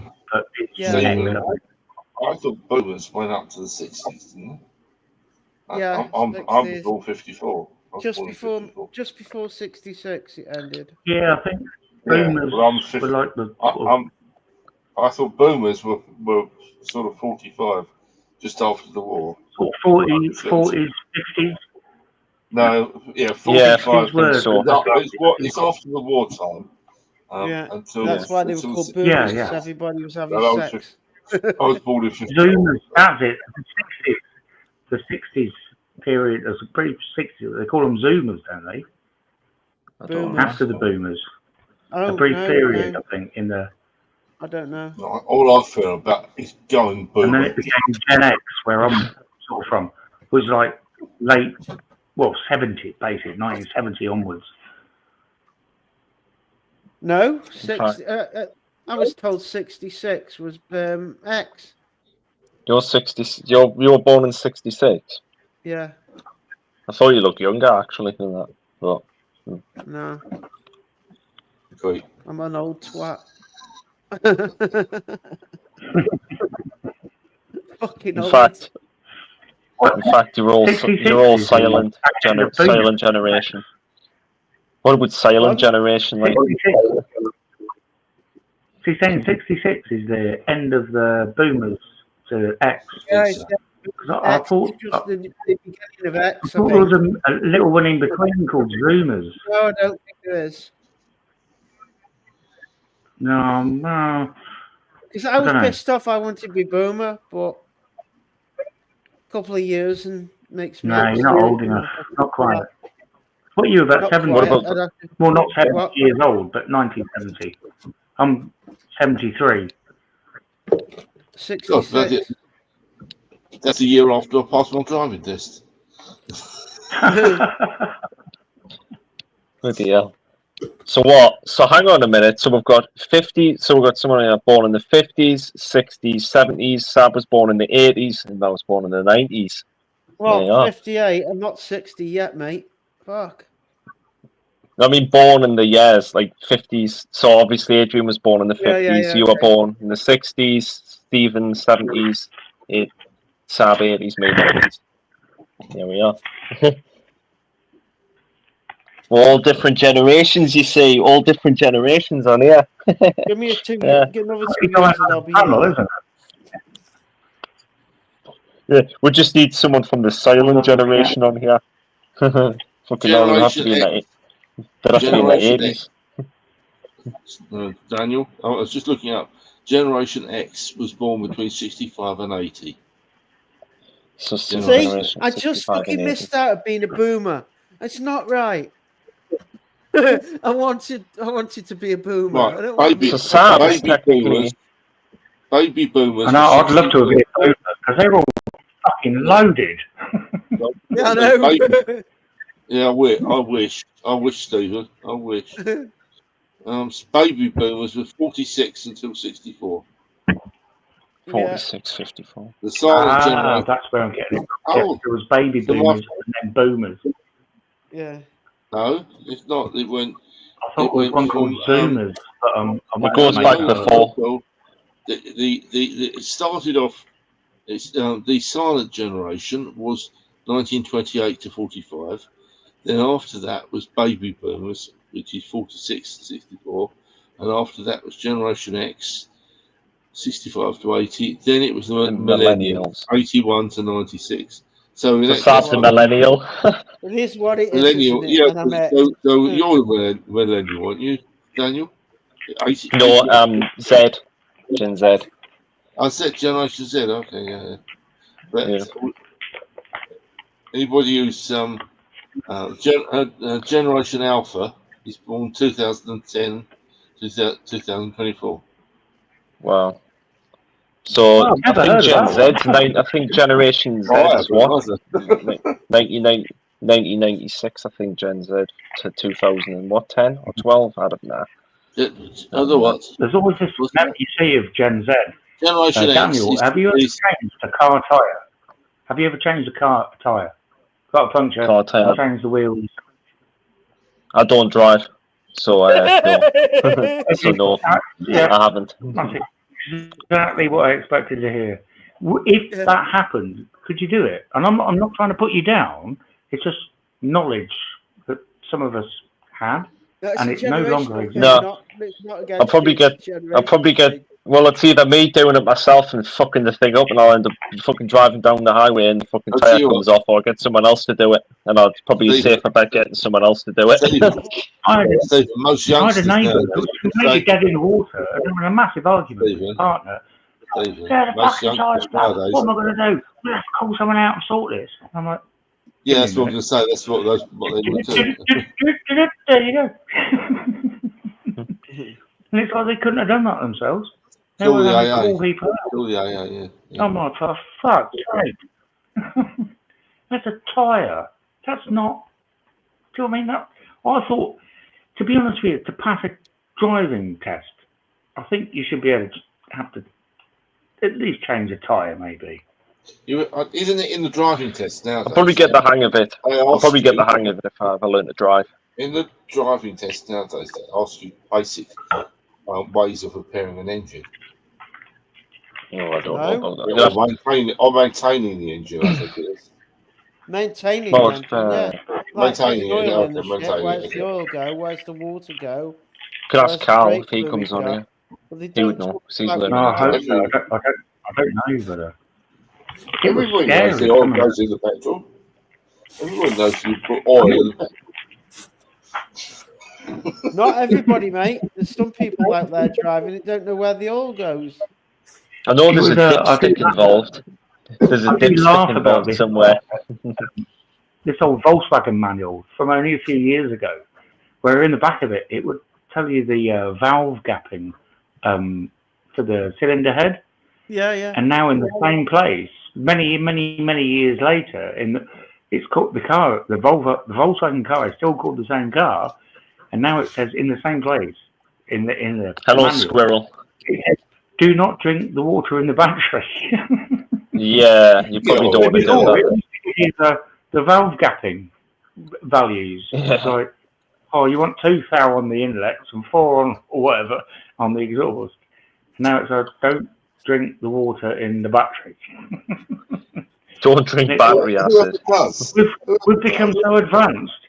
However, a lot of people have not. Do you know what I mean? There's a big gap. Relying. Yay! Eleanor, them books are fucking brilliant. I know they are. They're great, aren't they? Tell you Yeah, everything you need to know. I had such a collection of them that was given to me in a company I used to work for years ago, and some bastard stole them off me, and I'm mortified. Not because of their value, but I would read them. I've got 2 Seriously. copies because Still this seething. is my clean copy, and the other copy I use when I'm doing shit. This one never gets looked at when I'm doing stuff. I always keep a clean copy. Cool. With no oil on it, you know what I mean? I used to be like that as an electrician. I would have 2 sets of the on-site guides and regulations. I'd have one at home that was pristine, and then one to go out and get mucky and covered knackered in oil and shit. Yeah. Oh, I just fucking fell off now. Bollocks.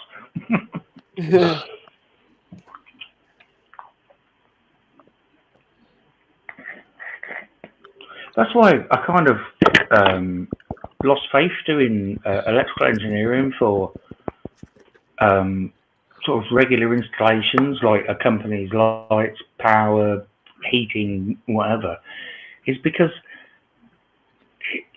all right, it was engineering, but literally everything you had to be a lawyer and a litigation man.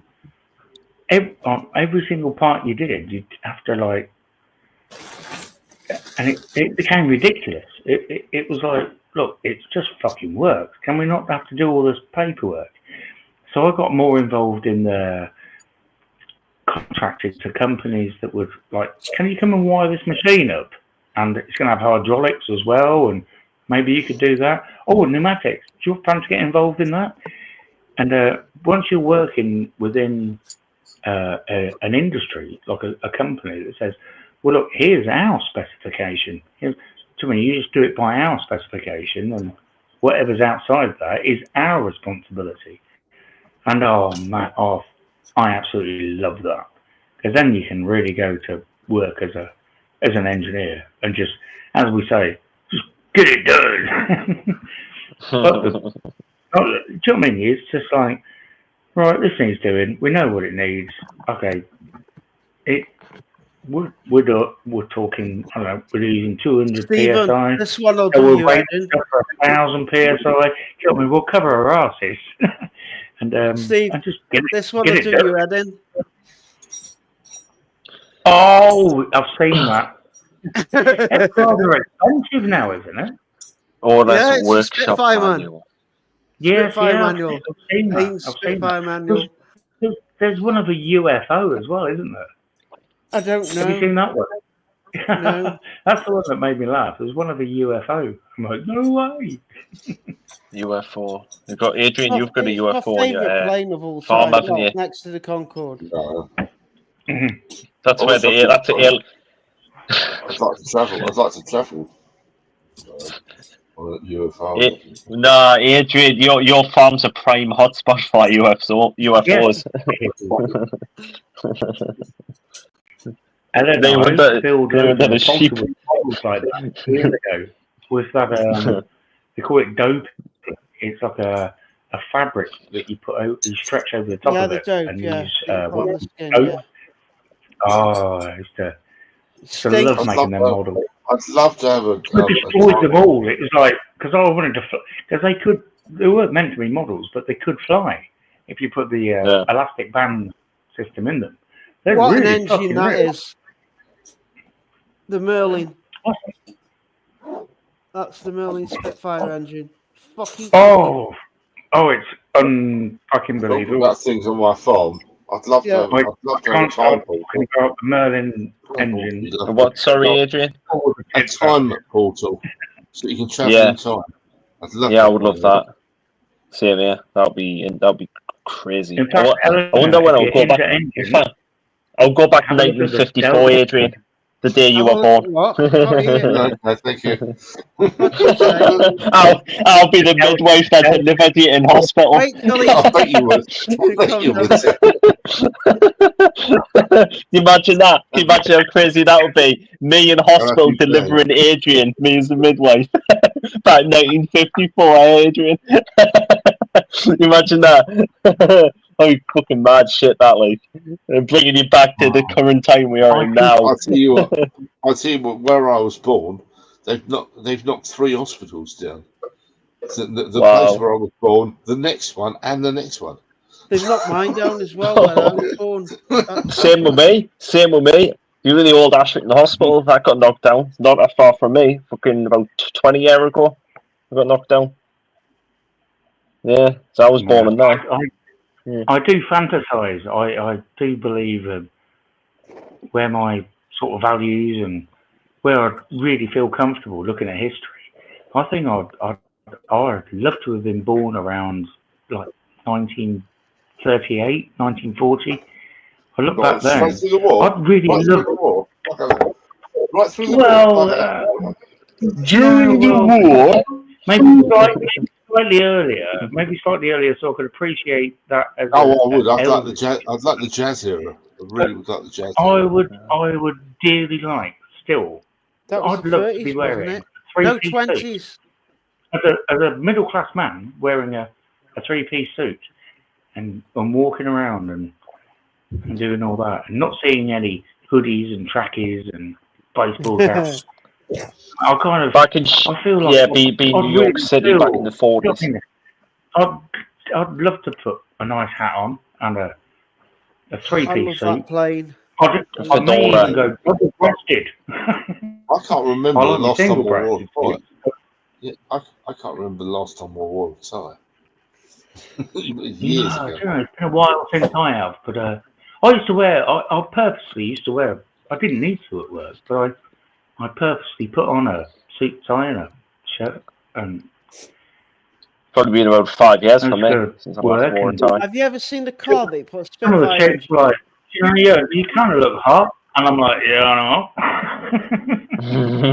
Last But, time. I used to like. It was making the effort. It's like actually, I want to look really smart. I'm not a poser. I wouldn't say, in a car. but it was just. I wanted to be. My day to day wear is a pair of shorts and a short sleeve shirt and a pair of Wellington boots. No, that's totally cool. It's totally cool. But I mean, I'd be most comfortable in something like that. I mean, one of the first jobs I had was at a place near me called Ferry Meadows, and my job was to sort out all the water sports equipment, all the windsurfers to. I don't know whether you know these little boats. They're called like lasers and wayfarers and enterprises and all these. I used to rig the sails and do all that. That was my summertime job at school. And yeah, I would literally be wearing just a pair of shorts. Very rarely even wear a top. And it'd be freezing fucking cold as well. I was just going to say, it's fascinating hearing all your different jobs you've had. I've only ever been in one job since I left school, and I've never. Oh, mate, I could write a book about. I've never been to an interview. What? Ever. No way. No. Many of the jobs I have got, I have never had an interview. It's like, I've met you, I want you to come and work for me. I was telling Sab the other night, I did go for an interview once, and literally halfway through the interview, I went, "You've got the job, so we go to the pub." I'll tell you a funny story. When I was at school, there was me and there's 3 or 4 other boys in the school. The careers teacher didn't bother to do anything for us, to try to get us into anything or anything, because they said, "Well, we know where you're going to go. But you're going to go and work for your fathers." And that was me, and there was about 3 or 4 other boys in the school, and you know, I just went to work for my father, and that's it. You know. And then with him, eventually, I was in partnership most of my life with him. Yeah, I had It's not good. I had odd ones. They took me to places. They took me. I think they overshot me, because the first time I went to one of these careers meetings, and I don't know whether I explained. I was explaining. I've told a few people, but when I was in the 4th year seniors at school, this particular computer came out, and just before the summer break, they said, "Do you want to take this home? Because you seem to get on with that really well." And I was like, "Wow!" Bowled over. Took it home for the whole summer. Came back to the school after the summer break, and they're like, "Well, show us what you can do." And I showed my IT teacher, because it was the first time any school was going to do a GCSE in computer studies. So it was kind of a big deal to them. They're really set up for it. They bought no end of them. And I came back after the summer holidays, and I'm like, "Steve, show us what you can do with it." Me being a young little lad that was just like, "Whoa, look at this. And you can do that, and you can do this. And, oh, I found a disc, and you put that in, it does it." And I went totally bonkers on it. I got back to the school, and Stephen, I was a bit of Stephen, I've got... Stephen. Yeah, Stephen, let me just tell you. Some classes, because I was disruptive. In my school, they paid me £400 a month to be the IT technician when I was in my 4th year. Stephen, if I just tell you, in my secondary school, the high-tech part of my secondary school was to have a television in the classroom. That was the high-tech bit. No computers. Well, literally only about 2 or 3 years earlier, that was the same experience for me, because computers didn't exist. At one point we had, before we had all these other computers, the school had 2 of these BBC Micros on a desk on wheels that could move to different classes, but not one teacher knew really what to do with it, so it was never used. And all of a sudden this new Acorn Archimedes computer came out, and I was like the only guy that knew how to use the BBC, and it was like, "Steve, do you want to take it home for the summer and see what you can do with this?" And I came back and was like, "Why can you take this out?" And the school employed me. They paid me £400 a month to go to school in the 4th year, the 5th year, and then I needed to retake some GCSEs because I didn't give a fuck. So I stayed on for the 6th year, and took me £400 back in the 80s. That was a lot of money. It was, some of the teachers went absolutely insane, and were like, "We wanted him expelled, and now you're paying him." It was a funny situation. Because I have very, very late diagnosed Asperger's, only in my 40s, and so I wasn't violent. I wasn't. Well, my wife thinks I've got Asperger's, and I've been sarcastic. diagnosed. It's probably only in my late 60s. Late 60s. Asperger's. I went to a special school. You don't get kicked out of special schools. Yeah, that's true. Yeah, my young son Teddy is 8 years old. He's heavily affected by on the spectrum. He has to go to I call it special school, but it is he needs. They call them academies now. Yes, my old school was called a community academy, and that's how I got employed. Because he's an employed student. No, check this out. They could employ a student. This is how they twisted it. Is because we have to take adults on as pupils, which we did. Like in my English or maths lessons, there could be an adult who's also studying a GCSE, and that's how the school managed to bend the law and take me on as an employee. Because it was like, no, it's got to work both ways. A few people brought knives into special school that I used to go to. The lad brought a knife in. Fucking never seen him again after that. Oh, he got chucked out. Special schools don't mess about with shit like that. Yeah. It was a good job he didn't fucking use the thing. Bloody hell. He just brought it in and he was acting suspicious and they searched him and they found knife. That was it. Tiny little light. Look at it. It's Don't tiny. tell There me it is, to get bending my in half. toys out. It's tiny. I've had this in my pocket for about 20 years on my keychain. So That's, yeah. 20 odd years old, I've had that. And I went to the shop the other day and got my wallet out and dropped my keys on the floor and picked them up and put my keys on the. All that would take is just a jab. And mate, He says you can't walk around with that. I'm like, what? He goes, you can't walk around with that. You will get arrested. Is it longer than 3 inches? Is it longer than 3 inches? No, it's tiny. Look at it. Apparently, someone was saying it's over an inch. Eagle. Look, there's my finger. I've been carrying that around for 20 years. I wouldn't show knives on StreamYard. Don't show knives on StreamYard. You get done for it. No. All you need to do. That's what I'm saying. Don't tempt me. I'll get my toys out. Just get someone in their neck right there. Look, right there. Go for the carotid artery right there. That sort of talk can get you into trouble.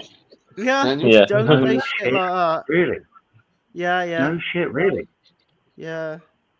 Oh, I'll have the police coming to my door shortly, like fucking banging on the door. You're fucking saying stuff in the live stream. Oh, you know. I had police sitting in my bedroom once, and I had a fucking. Eleanor, I have to pay extra for that, for fuck's sake. No, well, they're sitting there and they're talking to me. And he looks in the window and he goes, "What's that in the window?" I goes, "Oh, it's a Sykes." He goes, "The real Sykes?" I goes, "Yeah, I think so." He goes, "May I have a look?" And he picked it up, dagger, picked it up, and he looked at it and went, "Yeah." He goes, "I used to have one of them in the army." And he looked at me, and I looked at him, and he looked me up and he looked me down, and I was like, I thought, shit, he's going to take that off me. No, he just stuck it back in the window. Adrian, I bet Adrian's got an armory Don't in his take it farm. because he will get arrested. A big cache of guns, Adrian? Fucking every bazookas, machine guns, revolvers, the whole 9 yards. I see Adrian as a no messing about bloke. He's got no air shotgun. Rifle. One air pistol, one air rifle, one shotgun. Fucking hell! You want to fuck with you, Adrian? Like bloody hell! You come uninvited on your farm, Adrian's staring at you with a fucking double barrel shotgun. Fucking bang! You can't even point a weapon at somebody. You can get. You don't even have to pull the trigger. You can't point. My one's been stuck. Somebody, you get done. My shotgun's been stuck in a gun safe for years. But God forbid one day that has to come out, the gun say. You can't talk things like that. It's just stupid talk. Unless you want your collar felt. Excuse me? No, seriously. It's not, I'm Say Adrian. shit I'm like just. that. Really, you can't. Oh, you can't say that. Oh, I don't care. Who cares? You can't say that. You can't say that. Well, I don't care. I don't care. It doesn't bother me. I can say what I want. Yeah. I'm not being funny, but it's if they want to come and if they want to like fucking come here and fucking bang on my door and fucking say, "Oh, why you been saying stuff about guns and what have you on the live streams?" and so be it. Doesn't bother me. Oh man, if you just cool, but technically, it doesn't bother me. I don't care. No, it's not. It's just, well, only to vermin. Well, it will kill you, but it's a shotgun is. No, I'm just talking vermin, like rats and rabbits and that sort of thing. That's the only thing. I mean, people should not even fucking talk about Sarah. Like, you know what I mean? It's like whatever I say, it's just a load of shit anyway. So who cares? It's a load of bullshit. Don't take me seriously. Even when I say I'll kill you, doesn't mean to say I'm going to do it. You know? You can't say that either, Daniel. It's ridiculous. No, come on. Yeah, but they should. Yeah, but come on. I'm not really. Come on. People should use their heads. I'm not really going to kill anyone. Come on. Who the fuck would I kill anyways? You know what I mean? I've got nobody that's even popping up in my mind. I've got some that you might like. I've got 5 people I would like to do him, but it's not going to happen. Something that I like. Oh, this is going to be interesting. I wonder what he's going to show that's here. As far as I'll go with that one. Well, yeah. Because I'd definitely get a knock on the door if I told you the list. I mean, I've no filter, but you know. Yeah, my filters have some issues. I thought, oh no, it'd be a good idea to say this, and it's like, No. I've learned. I mean, yeah, but no more. I mean, you're probably getting the more shit if you badmouth Islam than if you do talk about guns. You know, but yeah, that's another thing. Oh, that's it. Islamophobia. Yeah. Yeah. Fucking. No, they're fine. Just don't mention the third one, not the Christian. Oh yeah. You mentioned the other ones, and apparently you're fucked. Yeah. What, Jay? Also talk about nothing against them. You know what I mean? I'm like, well, I like them actually. Why are you trying to get me live stream taken down? Come on. If you mention them other ones, and it's you're on about the ones with the curls. Yeah, they've got curly hair. Like yeah, they got curly hair. Like that. Oh, right. Yeah. Curly hair. Yeah. They wear funny hats and they got curly bits of hair sticking out. Great nose. Yeah. You really like money. Great big black hats. Yeah. Great big black hat. Big curly. Whatever you do, don't mention that. Good night, all. Good night, all. You're on a bit. See you later, Adrian. See you later. Good night. Yeah. Bye, mate. Yeah, Adrian. Bye, Seb. Bye, Ellen. Thank you for being here. Yeah, you're on about them Asians, aren't you? Right, Adrian's off on a. They're in the Middle East, but I wouldn't call them Asians, if you know what I mean. They're Asians then. Mongolians? No, they're in the Middle East. They're in this land that was gifted to them. I'm like, tell you what, you lot live there, and everything will be fine. Yeah, but that was our fault. We gave them that land. What is this? So we're talking about turban warfare or something. Second World War, we gave them that land, and that's all our fault. We did. We was like, tell you what, because we did. Don't blame them for it. We gave them the land. Both of them. It was like, right, you lot, you and you. The Jews. You help us fight off the Russians over here. We'll report you. And they only expect one of them to actually pull it off. You know what it'll And then be. both You know what it'll be, Sam, giving you. They'll get called anti-Semites. We'll get called anti-Semites the next day, like you would badmouth the Jews. You bunch of anti-Semites. I'm not an anti-Semite. No, I'm not anti. I'm a bit anti-British, actually, because we've got... No, I'm a pro-Semite. I'm pro-Semite. I'm not anti-Semite. I am a pro-Semite. Yeah, so there you are, everyone. I have nothing but good things to say about our Jewish people. Yeah. So no need to... No, I think need to, like...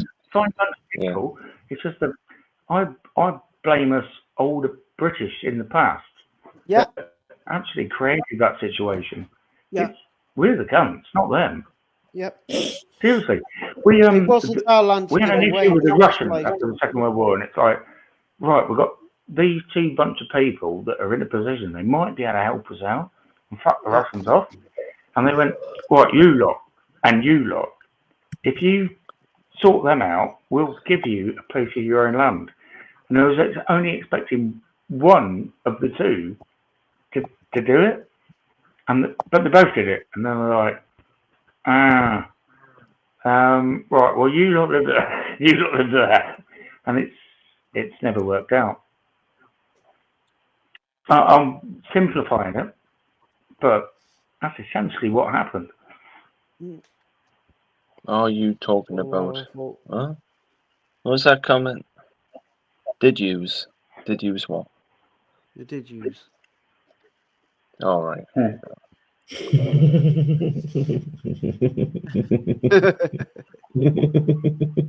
Jews. The Jews. The Jews. Oh, the Jews.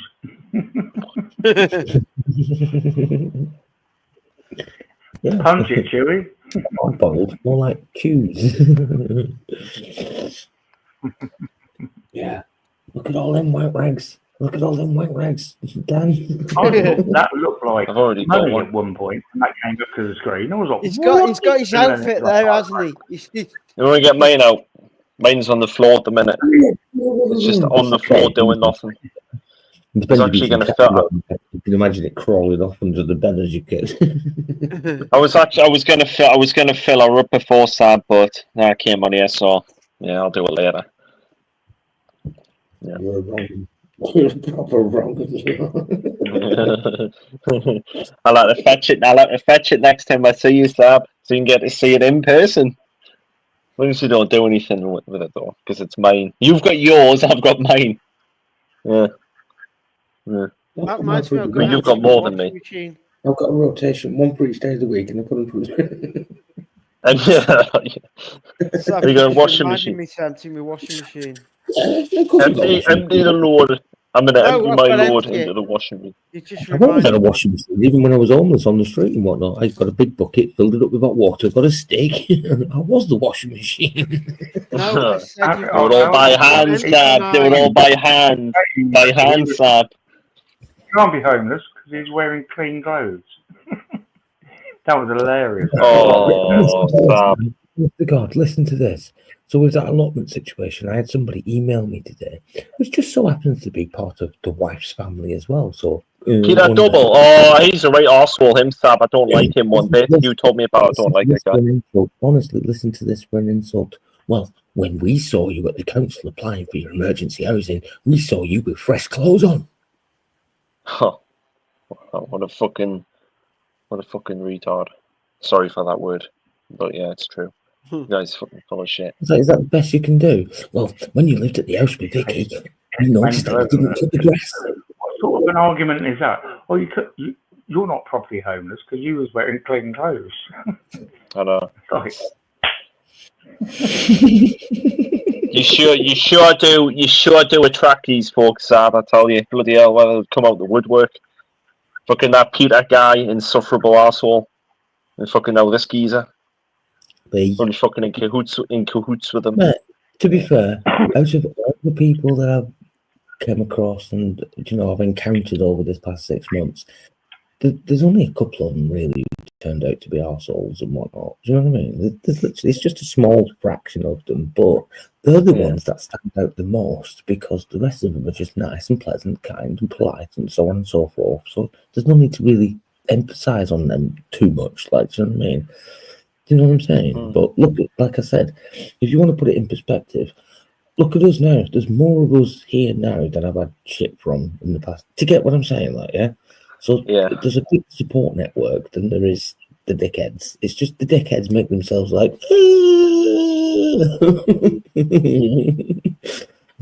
they just stand out more. That's all it is. Like, so it's just one of them. They're just frogs in a pond, mate, and they're all croaking. That's all it is. Croaking frogs.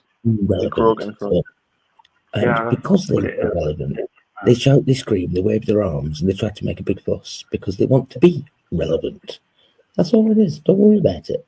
They're insignificant in the grand scheme of things. Yeah, it's true.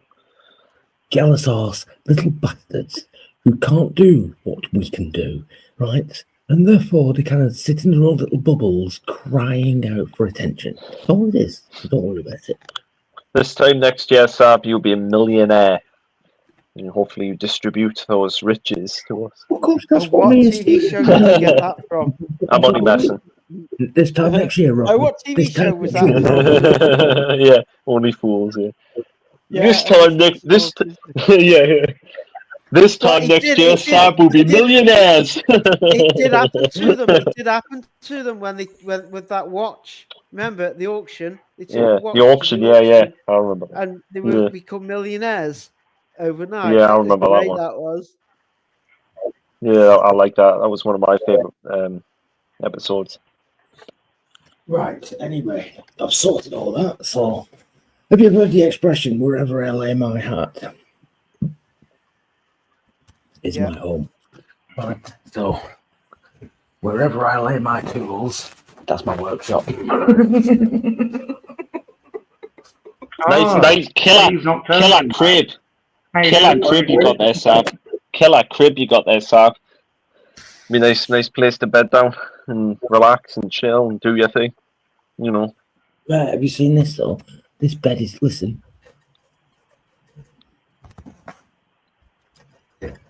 That's just. Yeah. Sounds like you on an evening then. I like the Sab. I like the trailer bed. I like the trailer bed, Sab. That was literally taking the mattress off the bed and put it on the floor. Wow. I just can't sleep in it, bro. The trailer bed, Sab, was the best. That looked real cozy. That. Man, I'm not even joking. That was probably one of the most comfortable beds that I've had since I've been tossing about and whatnot.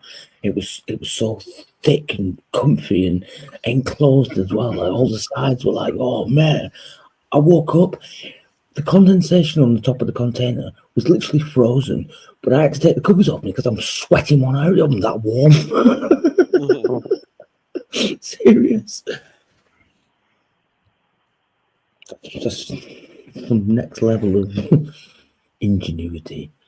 You see how thick it was though? I had like 6 layers of carpet underlay, new carpet underlay, just offcuts, but it was like wide enough to be like as you know. Well, Sab, that's it. You use the environment to your advantage, Sab, always. Exactly that, man. Exactly. Very resourceful man is you, Sab. Very resourceful. Well, you do what you have to, don't you? You do what you got to do to survive. Isn't that right, Sab? Oh, but anyway, I'm getting tired, so we'll give it another 10 minutes. It's like I've got to be up early. I've got to go for the station to the bed, fucking 20 miles away, but I have to go there as well to prove, obviously, I'm doing stuff. And it's a good landlord, apparently, so he doesn't have many properties over this way, but he does have the occasional one, if that makes sense. Even if it's in Bexhill Town Centre here, which is 2 miles away. That's on my doorstep as well, really, like, so yeah, that's handy. But I have to go there tomorrow. Yeah, and I got to go to a couple of other places just so I can have a nice lay-in though. Really, I can get up at about 10 o'clock. You know, one of them. This morning will be the first time I've laid in. That's why I'm up so late as well, because I know I can be up when I want to be, so to speak. going to turn my alarms off because my alarms have been on for 4 or 5 months now at 6 o'clock. And I do get up to my alarm as well. But, fucking hell, yeah, I'm going to have a nice lay-in tomorrow, and then I'm going to have a nice shower, and then I'm going to put some decent clothes on. Not work clothes, like, you know what I mean? Not work clothes, but like decent clothes, some nice clothes. I've done all my washing and that as well. It's all the look thing. So, yeah, nice clothes on, scrub up, have a shave, and go off and find myself a nice place to live.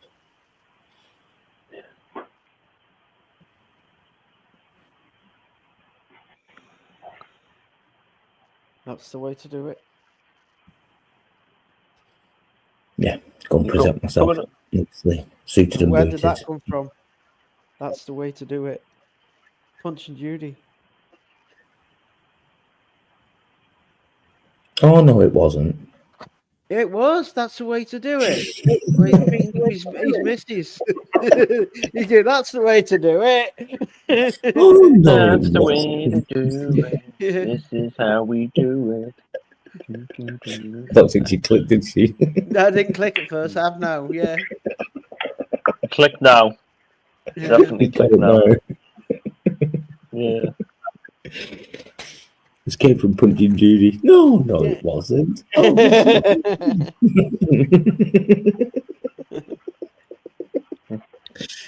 How are you doing, Puss? Come on, settle down. What's that?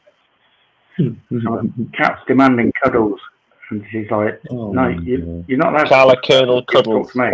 Colonel Cuddles. Colonel Cuddles. Yeah, she's getting moody, I think, because I'm talking to you guys, and she's like, "No." Yeah, she wants the Don't attention. talk to me. Bless her.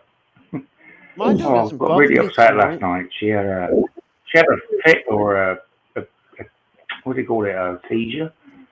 And Oh, yeah. had about 3 or 4 now. Did you see? Just Did you see Matt's live stream yesterday? It broke my fucking heart. It got me in tears. It's like, oh, bless you. She seems cool today.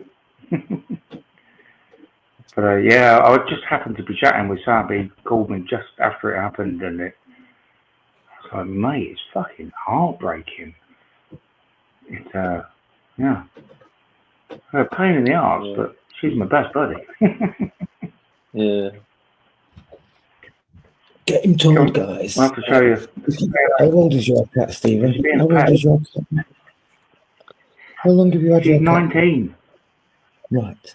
No telling you. Look at them 19. If you've had a pet, if you've had a cat or a dog for almost 20 years, is it just a cat? Is it just a dog? Or is it part of the family? No. I mean, civilizations worship cats. They're amazing little critters. Not just a cat, mate. That's your best friend. So don't be kidding yourself when you get emotional when you try to tell yourself, "Oh, but it's just a cat." It's not, mate. I was a bit of a twat last night. It's like, oh, It's fucking not. crying. Stop it. You have every right and every intention to be upset when you're so close to somebody, something that's been there for you. It's been your best friend. It's been your confidant. It's watched you poo. It's what's me do all sorts of things, man. Me and the girlfriend were like, fuck off, cat, we're busy. Oh, don't get me started with The cat, that. what are you doing? Fuck off. Listen to this. I was living with Oh, I a couple. feel sick. Staying with a couple once. I've just come back from Stoke-on-Trent. Right, yeah, so this is like, what, Oh, 10, I 11, feel 12, sick. yeah, 11 years ago. And they were proper scruffy little, but I didn't have any, I just having a room off them for a couple of free nights while I was getting my place. Anyway, next morning, they were having they opened up with a very strange conversation. And they were like, oh, never guess what happened to us last night. Oh, yeah, go on then. Well, we were having sex, and then she butts in, like the girl of the two, and she's like, yeah, it was dead funny actually. And then he kind of interrupts again, right? And he's like, fucking having sex, and she's on top. The dog starts licking her ass. Look, he's licking my balls at the same time. Oh god. But it felt really good, so we didn't stop it. I'm like, oh my lord. Now, my cat never did that. I'm disappointed. Apparently, they got really I'd good have paid times. extra for that. Cat, did you hear that?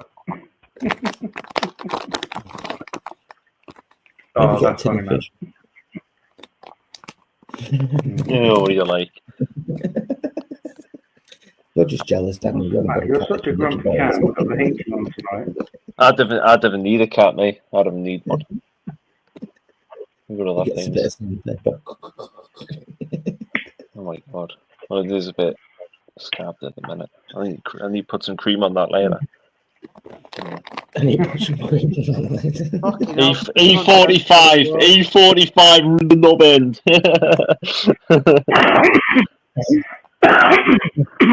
Oh, that was funny. Sorry. Guess who's 44 in 9 days' time? Yeah. You young bugger. 45. 45, Sam. 44. 44.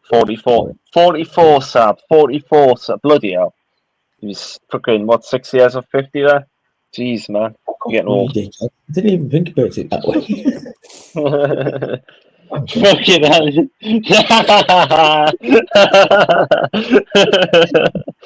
hell. Metaphorically as well, literally. Well, I'm 3 years or 30, so yeah, I'm fine one to talk, aren't I? Bloody hell.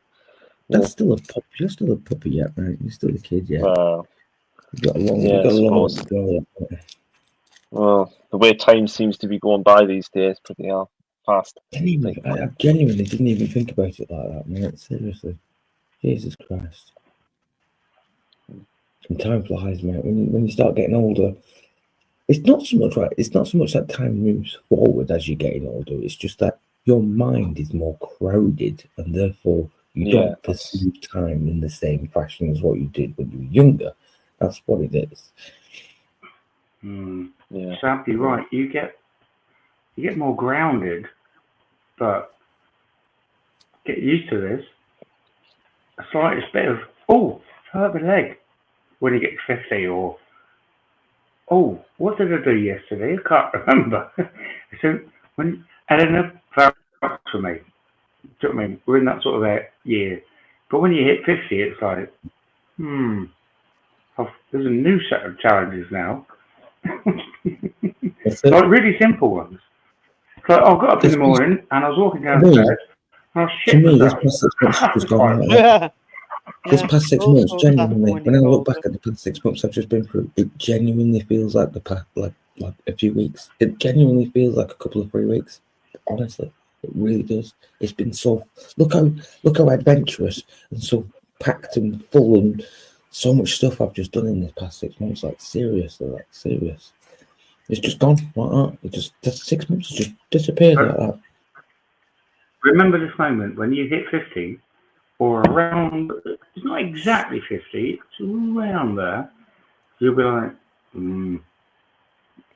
things have changed quickly here. Oh, you get you twist your ankle. Crisis shit, don't you? That twisting an ankle, you've been like, 2 or 3 days later, everything fine. You hit 50, it's like, no, I'm feeling that 2 years later. And it's shit, and it changes your life. And it's like, fuck, I can't mend like a young man anymore. It's like, if I hurt myself, it's like that hurts for a long time. Where before it'd be like, I'll be right in a couple of days. Now it's like, it hurt me back. Now it's that hurty back. It's going to be a couple of weeks, a couple of months, years. Yeah, death's edging, and death's coming slowly really as well. It's really difficult to get your head around it when it starts happening. It's like, well, I'm getting old. That's what's happening, and that's what happens. and it sucks. It really sucks when it starts happening because it just happened at the wrong time in my life. I still have a lot of energy, But I don't know though. I mean, speak for yourself. I'm alright. I still feel young though. I don't feel like I'm in my 30s. I don't feel like I hope I can still. But I hope I can still masturbate when I'm 50. That'll be all good for me. And they say pretty much the same. It's like, is it just me? It feels like this. And they're like, no, mate. Yeah. If I even have a paper cut now, it's like a big issue. If you know what I mean. But we're just joking. But they're saying, if you pick something up at work that's a bit too heavy, and you're like, oh, gosh, really twanging the shoulder. Like years ago, 20 minutes later, you'd be fine. Yeah, it's all about the you lift. get You've to a got to certain bend age. knees. I was taught all that. We would literally, my boss said, if I ever see, you've all been trained how to lift things. You've been through this training course. And he was like, if I ever see any of you lift anything, not like in that training course, that you actually signed and said, yes, I fully understand that, he says you're fired. And the reason why is because we had, in that particular company, there was a lifetime sick pay. Because it was dangerous. You could get injured, but if it was just like you being a dick and not picking up something wrong, it was like, no, if you're seen lifting something incorrectly, you're out of here. But if you do actually genuinely hurt yourself, because we're putting microwave dishes on fucking the roofs of it was crazy work in the 90s. And nowadays there'd be like 40 people doing it, where back in the day there was just me and two mates who were like, it's like today. I had workmen outside doing a water main, yeah. And the two lads dug it out with spades, like it would have been done back in the day. And then when it comes to filling it back in again, they turned up with a truck with a grabber on the top of it to fucking pick the old soil up and put it in the back, and then drop some new sand in the hole. And I was like, "What the fuck?" When we were younger, we'd have to do it with a spade out the fucking back of a truck. You know what I mean? And the wheelbarrow. Yeah, look, barrels and spades, and get on with it. Get the fuck on with it. But they just you standing can't do it around that way watching now. this guy with a fucking big crane thing with a bucket on the end of it. Jesus. I've done all sorts of stuff. Right? I talk about all the jobs I used to do. It was because everything I did, we had to do such a variety of tasks. And it was so, how do you say, you could move on to another kind of job or company. Well, pretty much do the same. Like Adrian was saying earlier on, it was like, oh, it's really interesting how many different jobs you've had, and or different careers or different professions. And I'd call it, no, I haven't. I've had the same profession. I'm an electrical engineer by trade. I do a lot of mechanical engineering, but I'm one of them guys that is just interested in everything. And I've had companies that employ me at like, literally, during the interview, it's just like, interview process over, so we go for some beers, you've got the job. And it's just, I don't know, I think I'm a bit of a boomer and ex-crossover, and it's them sort of people are like, no, we've just got to get it done. It's like, yeah, okay, this is the gear I've got, this is what I've got to do. You know, we can get that done. I was lucky. I got a granddad who was a sapper in the Second World War, and he was when he come out. He bought me first thing he bought me was a Meccano kit, and then he bought me a steam engine. I had one of those. Yeah. Basically, what he was teaching me is how things work. The Meccano kit was engineering. Yeah. And the steam engine was, well, obviously, you know, power source. So he was teaching me his way of, like, doing stuff. My dad was amazed because we used to buy, Lego was what I should have had at this age. And I was like, I'm a bit bored with that. And I was like, can we have that Technic Lego? And my dad was all, no, that's really complicated. And it's because he didn't understand it. But I'd seen the little books of Technic Lego and how it went together, and I was like, No, but I could make that. He's like, Nathan. And then one day, I got a bit upset. I was only a young old boy, about 7 years old. I'm like, oh, tell me that one. I don't want the house, the tree out front. I'm like, that's a gearbox. I want to do that. And it was him that shied away from it because he didn't know how to do it. Sab, I'm going to get to sleep now on see you later. Take it easy, mate. See you all later. Nice to see Bye. you all, mate. See you later. Yeah. Nice, Daniel. Good to see you, Dave. So I showed my dad as a young boy, instead of him showing me how to read the instruction manual to make a gearbox, my dad was like, fucking hell, he did it. He showed me how to make it. And, ooh, that's a nice pair of tits. Sorry, did I say that? That's Squirrel. what I'm looking at now.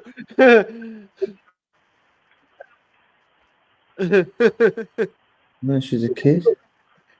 Oh, I don't know. I'm sure you've seen it. They all look fucking like kids. Exactly. I don't know. Have you seen them AI fights between Zelensky and Trump in the White House? Yes, I have. Oh, have you, so? Yeah. Because, you know, Zelensky and Trump had that meeting in the White House, and there was a bit of friction. Well, some fuckers of AI there. So they actually have a scrap and a big punch-up. But the latest one is, Zelensky's a little toddler sitting in the chair, like really tiny. Yeah, like a little kid. Throwing him around like a kid and smacking his ass. Fucking threw him at the fucking White House. Hilarious. Have you heard though? AI is Zelensky now is backing down. After that, Zelensky is now backing down, and he's going back to accept the peace deal. I don't know of. I've had a bit of an odd day. I've not caught up with the news fully. But when I saw this AI of Zelensky and Trump fighting last night, absolutely, I was in bits. I'm like, if people can do AI like that, you'd expect them to do it. I didn't realise how well it could be done. Because the first one I saw was like, shit, and it was like, nah, it's AI. But at first, you can't tell whether they're real or not. That looks real. Yeah, some of them look But then when real. you have Zelensky as a little toddler sitting in the chair, doing this little tiny kid, and Trump's picking him up and slapping him up and throwing him around the room, and oh man, that's clever. It's really fucking clever. What's he looking at? अमरीकी और यूक्रेनी सदर के दरमियान तल जुमलों का तबादला ताहाल social media पर सार्फिन की तवज्जो का मरकज बना हुआ है। एआई ने तो दोनों रहनुमाओं की तकरार हाथापाई तक पहुंचाई, सोशल मीडिया पर वायरल हो। अमरीकी और यूक्रेनी सदर के दरमियान तल जुमलों का तबादला ताहाल सोशल मीडिया पर सार्फिन की तवज्जो का मरकज बना हुआ है। एआई ने तो दोनों रहनुमाओं की तकरार हाथापाई तक पहुंचा दी, वीडियो सोशल मीडिया पर वायरल हो। Donkey punch. I can't. But the one when they've got Zelensky is a little tiny toddler, and Donald Trump's shaking him like this and smacking his ass. Guys, that's so fucking funny. Because obviously it's not real, but it looks so real.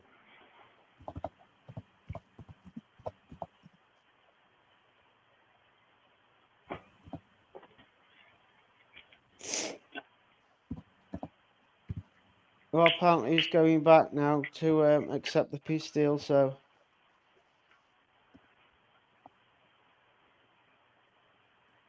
he's realised he can't win, so... Well, not winning on his terms. Unfortunately, he's going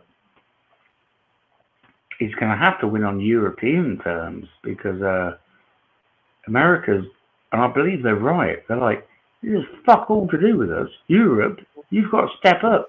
Because all Europe's like, just chilling in Spain, it's nice and sunny, and we're in Italy and everything cool. And It's like Germany, America are like, wait, dudes, you're NATO. You're closest. I kind of understand it. Do you know what I mean? It's not America backing out. It's getting NATO, the agreements. They're like, no, you lot. You're part of us as well. America is saying we're NATO. You lot are not being as NATO as we. And you're closer. I don't know how you guys view it, but that does kind of sound right to me. It's like, here's Italy and Spain and France have always been involved. England have always been involved. Germany. I want Lithuania, Albania, and they're all on the front lines. But it's like, wait, you lot, the rest of you lot in NATO. Oi, come on. I want America to pull out of NATO so NATO collapses. I can't stand it. It would be a good idea for NATO to disappear. I think that should be maybe a new union, just to protect peace. Because NATO is basically an offensive force. It's like a... Yeah. It's not what it was set up to be. No, it's expanded far too far. And now they're just creating war. That's what there is. So if you're in this, you keep paying into NATO, going, oh, well, Italy's like, well, if we get bombed, then they've got to look after us. And they're like, Italy's like, yeah, we're having a right laugh here because we don't have to have well, fuck the army, what do it pay for us? But it's no, if you're in NATO, it means like, no, you're part of this coalition. You have to put in to expect what you get out.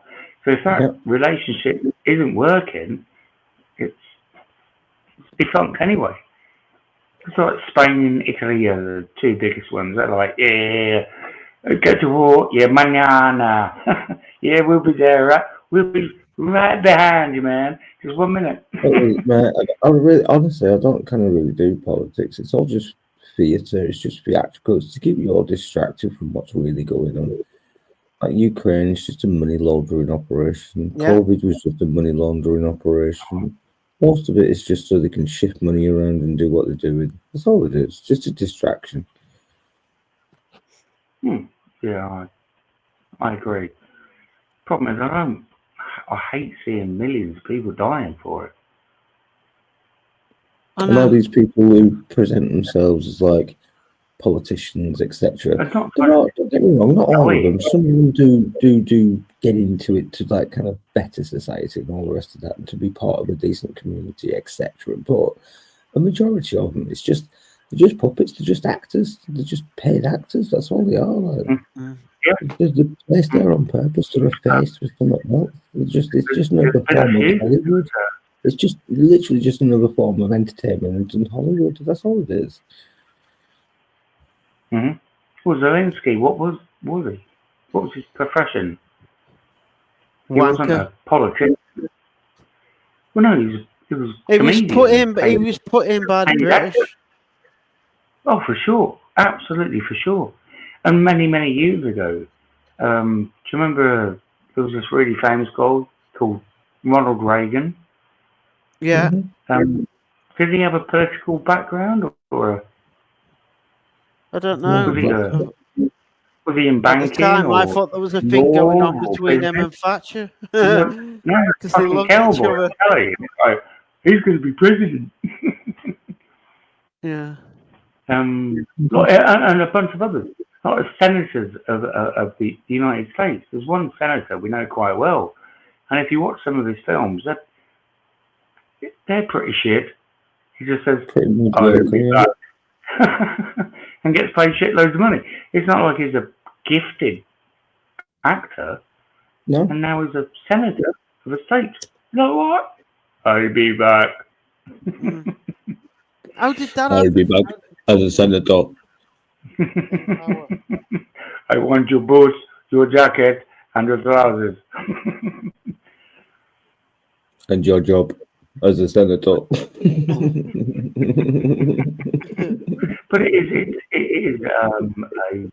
a circus. It's the people at the top. Although, but the only time I believe there may be a difference, and there's one guy that really sticks out in the world, and causes a lot of controversy.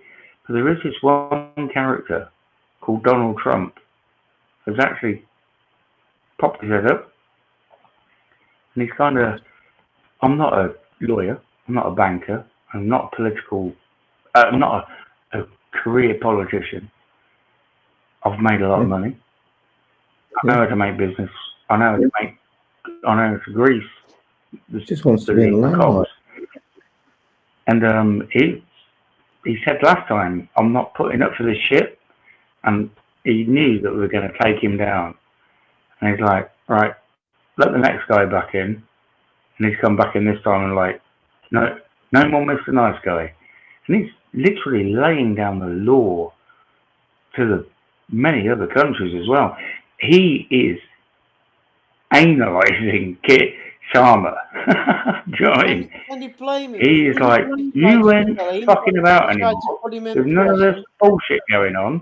You're doing, It's like, it's ending all the corruption. And I believe they will kill him. I'm sure he will be assassinated. But he's and if going you want to go down the conspiracy route on that, if you want to go down the conspiracy route, you can put it in this term. Who are the most renowned or most famous or most remembered presidents? It's those ones that have been. Kennedy. Nixon. And who's to say they actually did die, but didn't just like kind of give up their role as a face and then just, you know what I mean? And it was all just an elaborate show for them to just disappear off elsewhere to some sort of islands or some other part of the world where you're not going to see them ever again. Yeah. No, I don't think Kennedy is. He was. Yeah, I'm not saying all of them. I'm just saying, like, you know what I mean? Yeah, there's a bunch of them that are like, you've done a good job. You ain't gonna have to worry about earning money anymore. You go and chill out. We'll give you a nice face. We got you back now. You've done a good job. We'll give you a nice facelift, and then we'll make you disappear. Don't worry about it, and you'll be remembered for a long time as well. So don't worry about that. Yeah. I think that's happened a few times.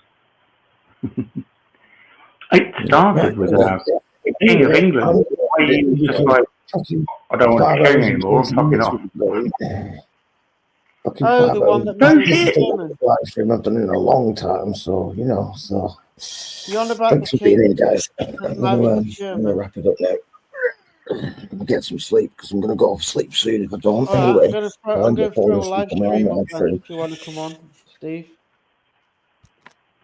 I may well do. I need to do a few little jobs. I need to have I'll be waiting. I need to visit the gentleman's room for a while, if you know what I mean.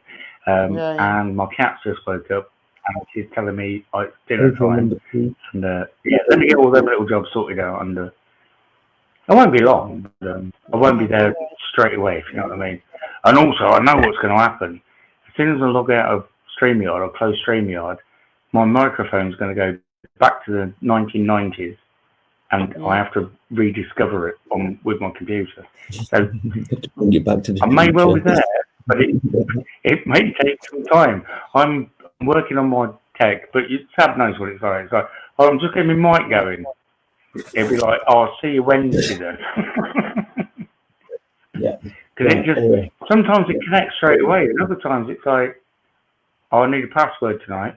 And it's like, no, there isn't a password, for fuck's sake.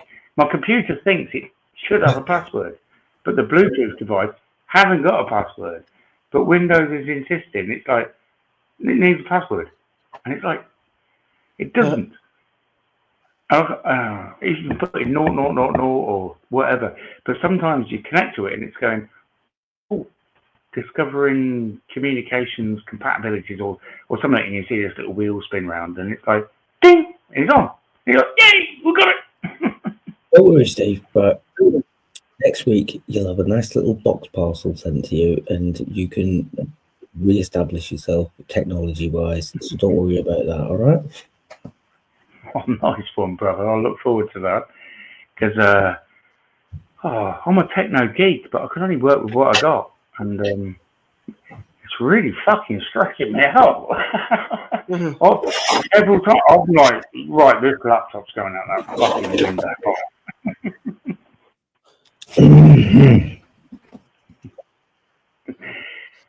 Right.